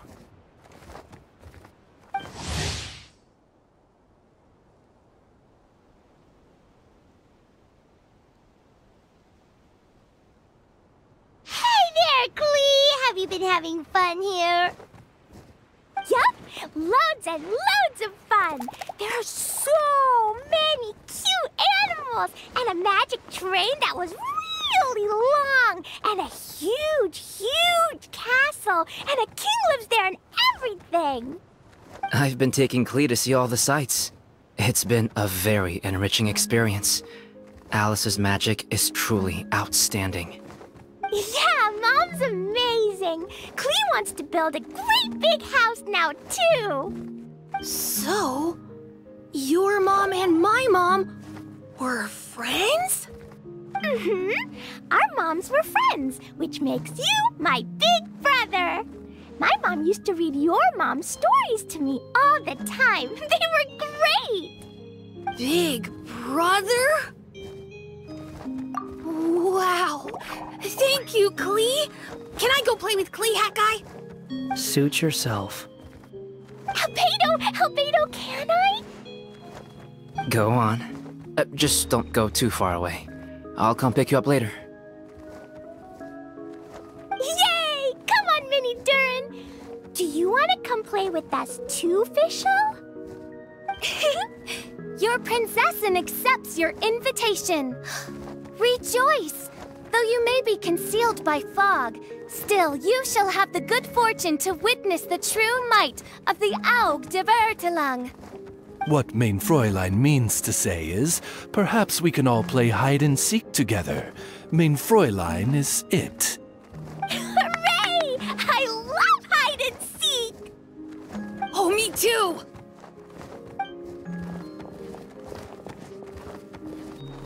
To return to our previous discussion, Mr. Hat Guy, you were telling me about a prophecy? I heard B talking to M. What she said was... Since you're so persistent, let me tell you a secret.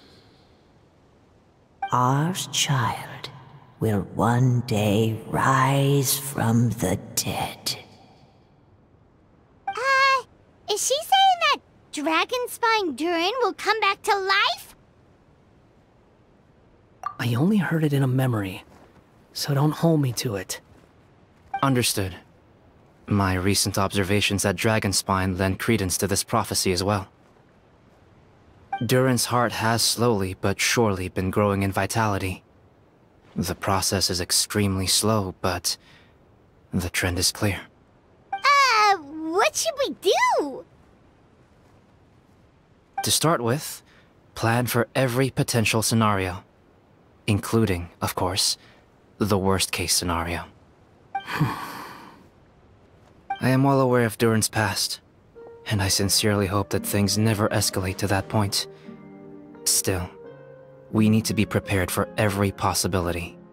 If the prophecy is true, and Durin's heart will one day beat again, I'd like to hope that whatever rises from the dead is no evil dragon, if you understand what I mean. Kind of? But not really. And so, when the time comes, Mr. Hat Guy, will you and Simolanka's Durin be willing to lend us a hand in our hour of need? Huh? What's this got to do with me? You saved the Durin of this world. I don't see that as a mere coincidence. If there is any meaning to be read into the actions of the three goddesses, beyond fairy tale whimsy alone, I can only boldly speculate that the fate of this reflected world may have a reciprocal effect upon our own world. If Durin of Dragonspine will soon come back to life, we will need many Durin's help, as well as yours, given that your fates are now intertwined. Well, that's a nuisance. To be sure, it certainly won't be easy. Albedo! There's a flying paper ship over there! Can we go see it together, please? Sure. 2 seconds, I'll be right with you. Please give my suggestion some thought, Mr. Hat Guy.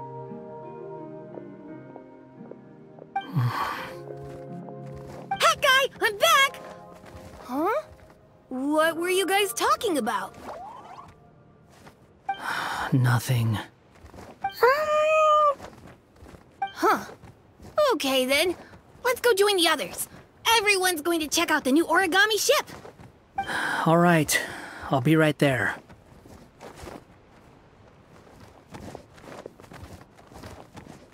Why would I be? Do I strike you as someone who cares about other people's issues?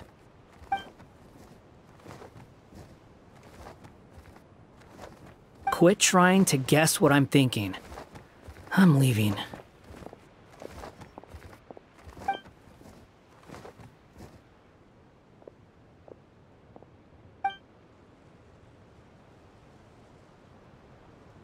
Aww, what a lovely little boat! The forest fairy helped us make it. Paimon just realized there's a lot fewer people around the Broken Sea now. Guess most of them have made their way back to the Metropole. Does this boat have a name? I can't see one anywhere. Huh? A name? Mm-hmm. Every boat has a name. At least, all the ones I've seen before. They're usually symbolic names that represent something aspirational.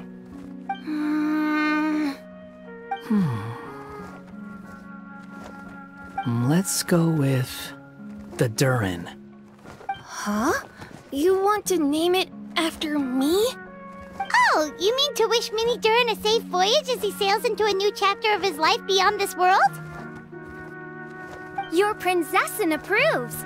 Let this vessel bear the name of the most esteemed dragon of the night. The Turin.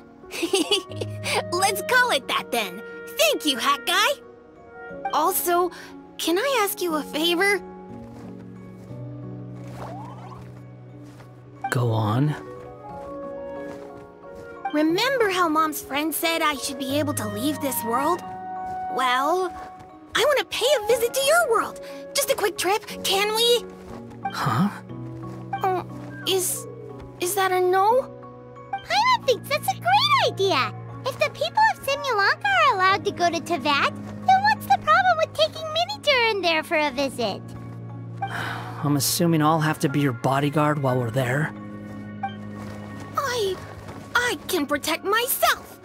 And I'll do what you say. I won't fly off on my own, I promise. Please, can I go? It'll be up to you to stick close. If you disappear on me, don't expect me to come looking. Got it! I'll stick close! Why don't you take the Durin? Now you've given it a name, it'll be a maiden voyage for the boat, and a brand new journey for you. Are you leaving, Mini Durin? Okay. Well, make sure you come visit me in Mondstadt so we can play together again. Klee will draw you a map to show you the way. Though our time together has been as fleeting as a ray of light in the depths of the long night, the Immonokreich will welcome you with the grandest of music ceremonies on the occasion of our next reunion. As surely as the stars in the sky watch over us, we shall meet again. What Mein Fräulein means is that you're always welcome to visit her at home as well. Cool! Ah, I have so many new friends now! I'm so happy! Are you done yet? If you want to leave, then get over here. Thank you, everyone! Thank you so much! The blessings you gave me are more precious than any treasure, and more beautiful than any fairy tale! Next time, it will be my turn to make your wishes come true!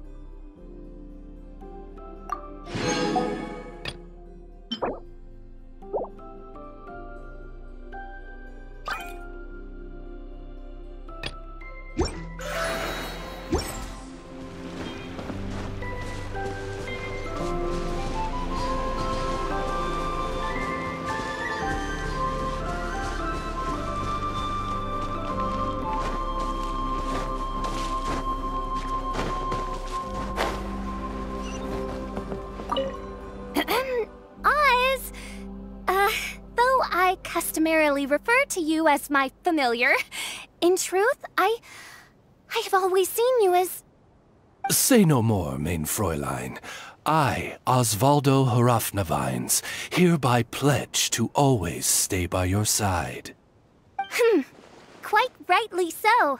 The princessin should expect no less from her most favored Nachtraben. I couldn't agree more, Mein Fräulein.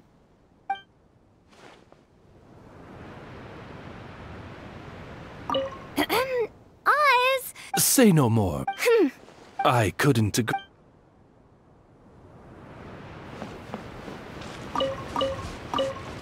Yep.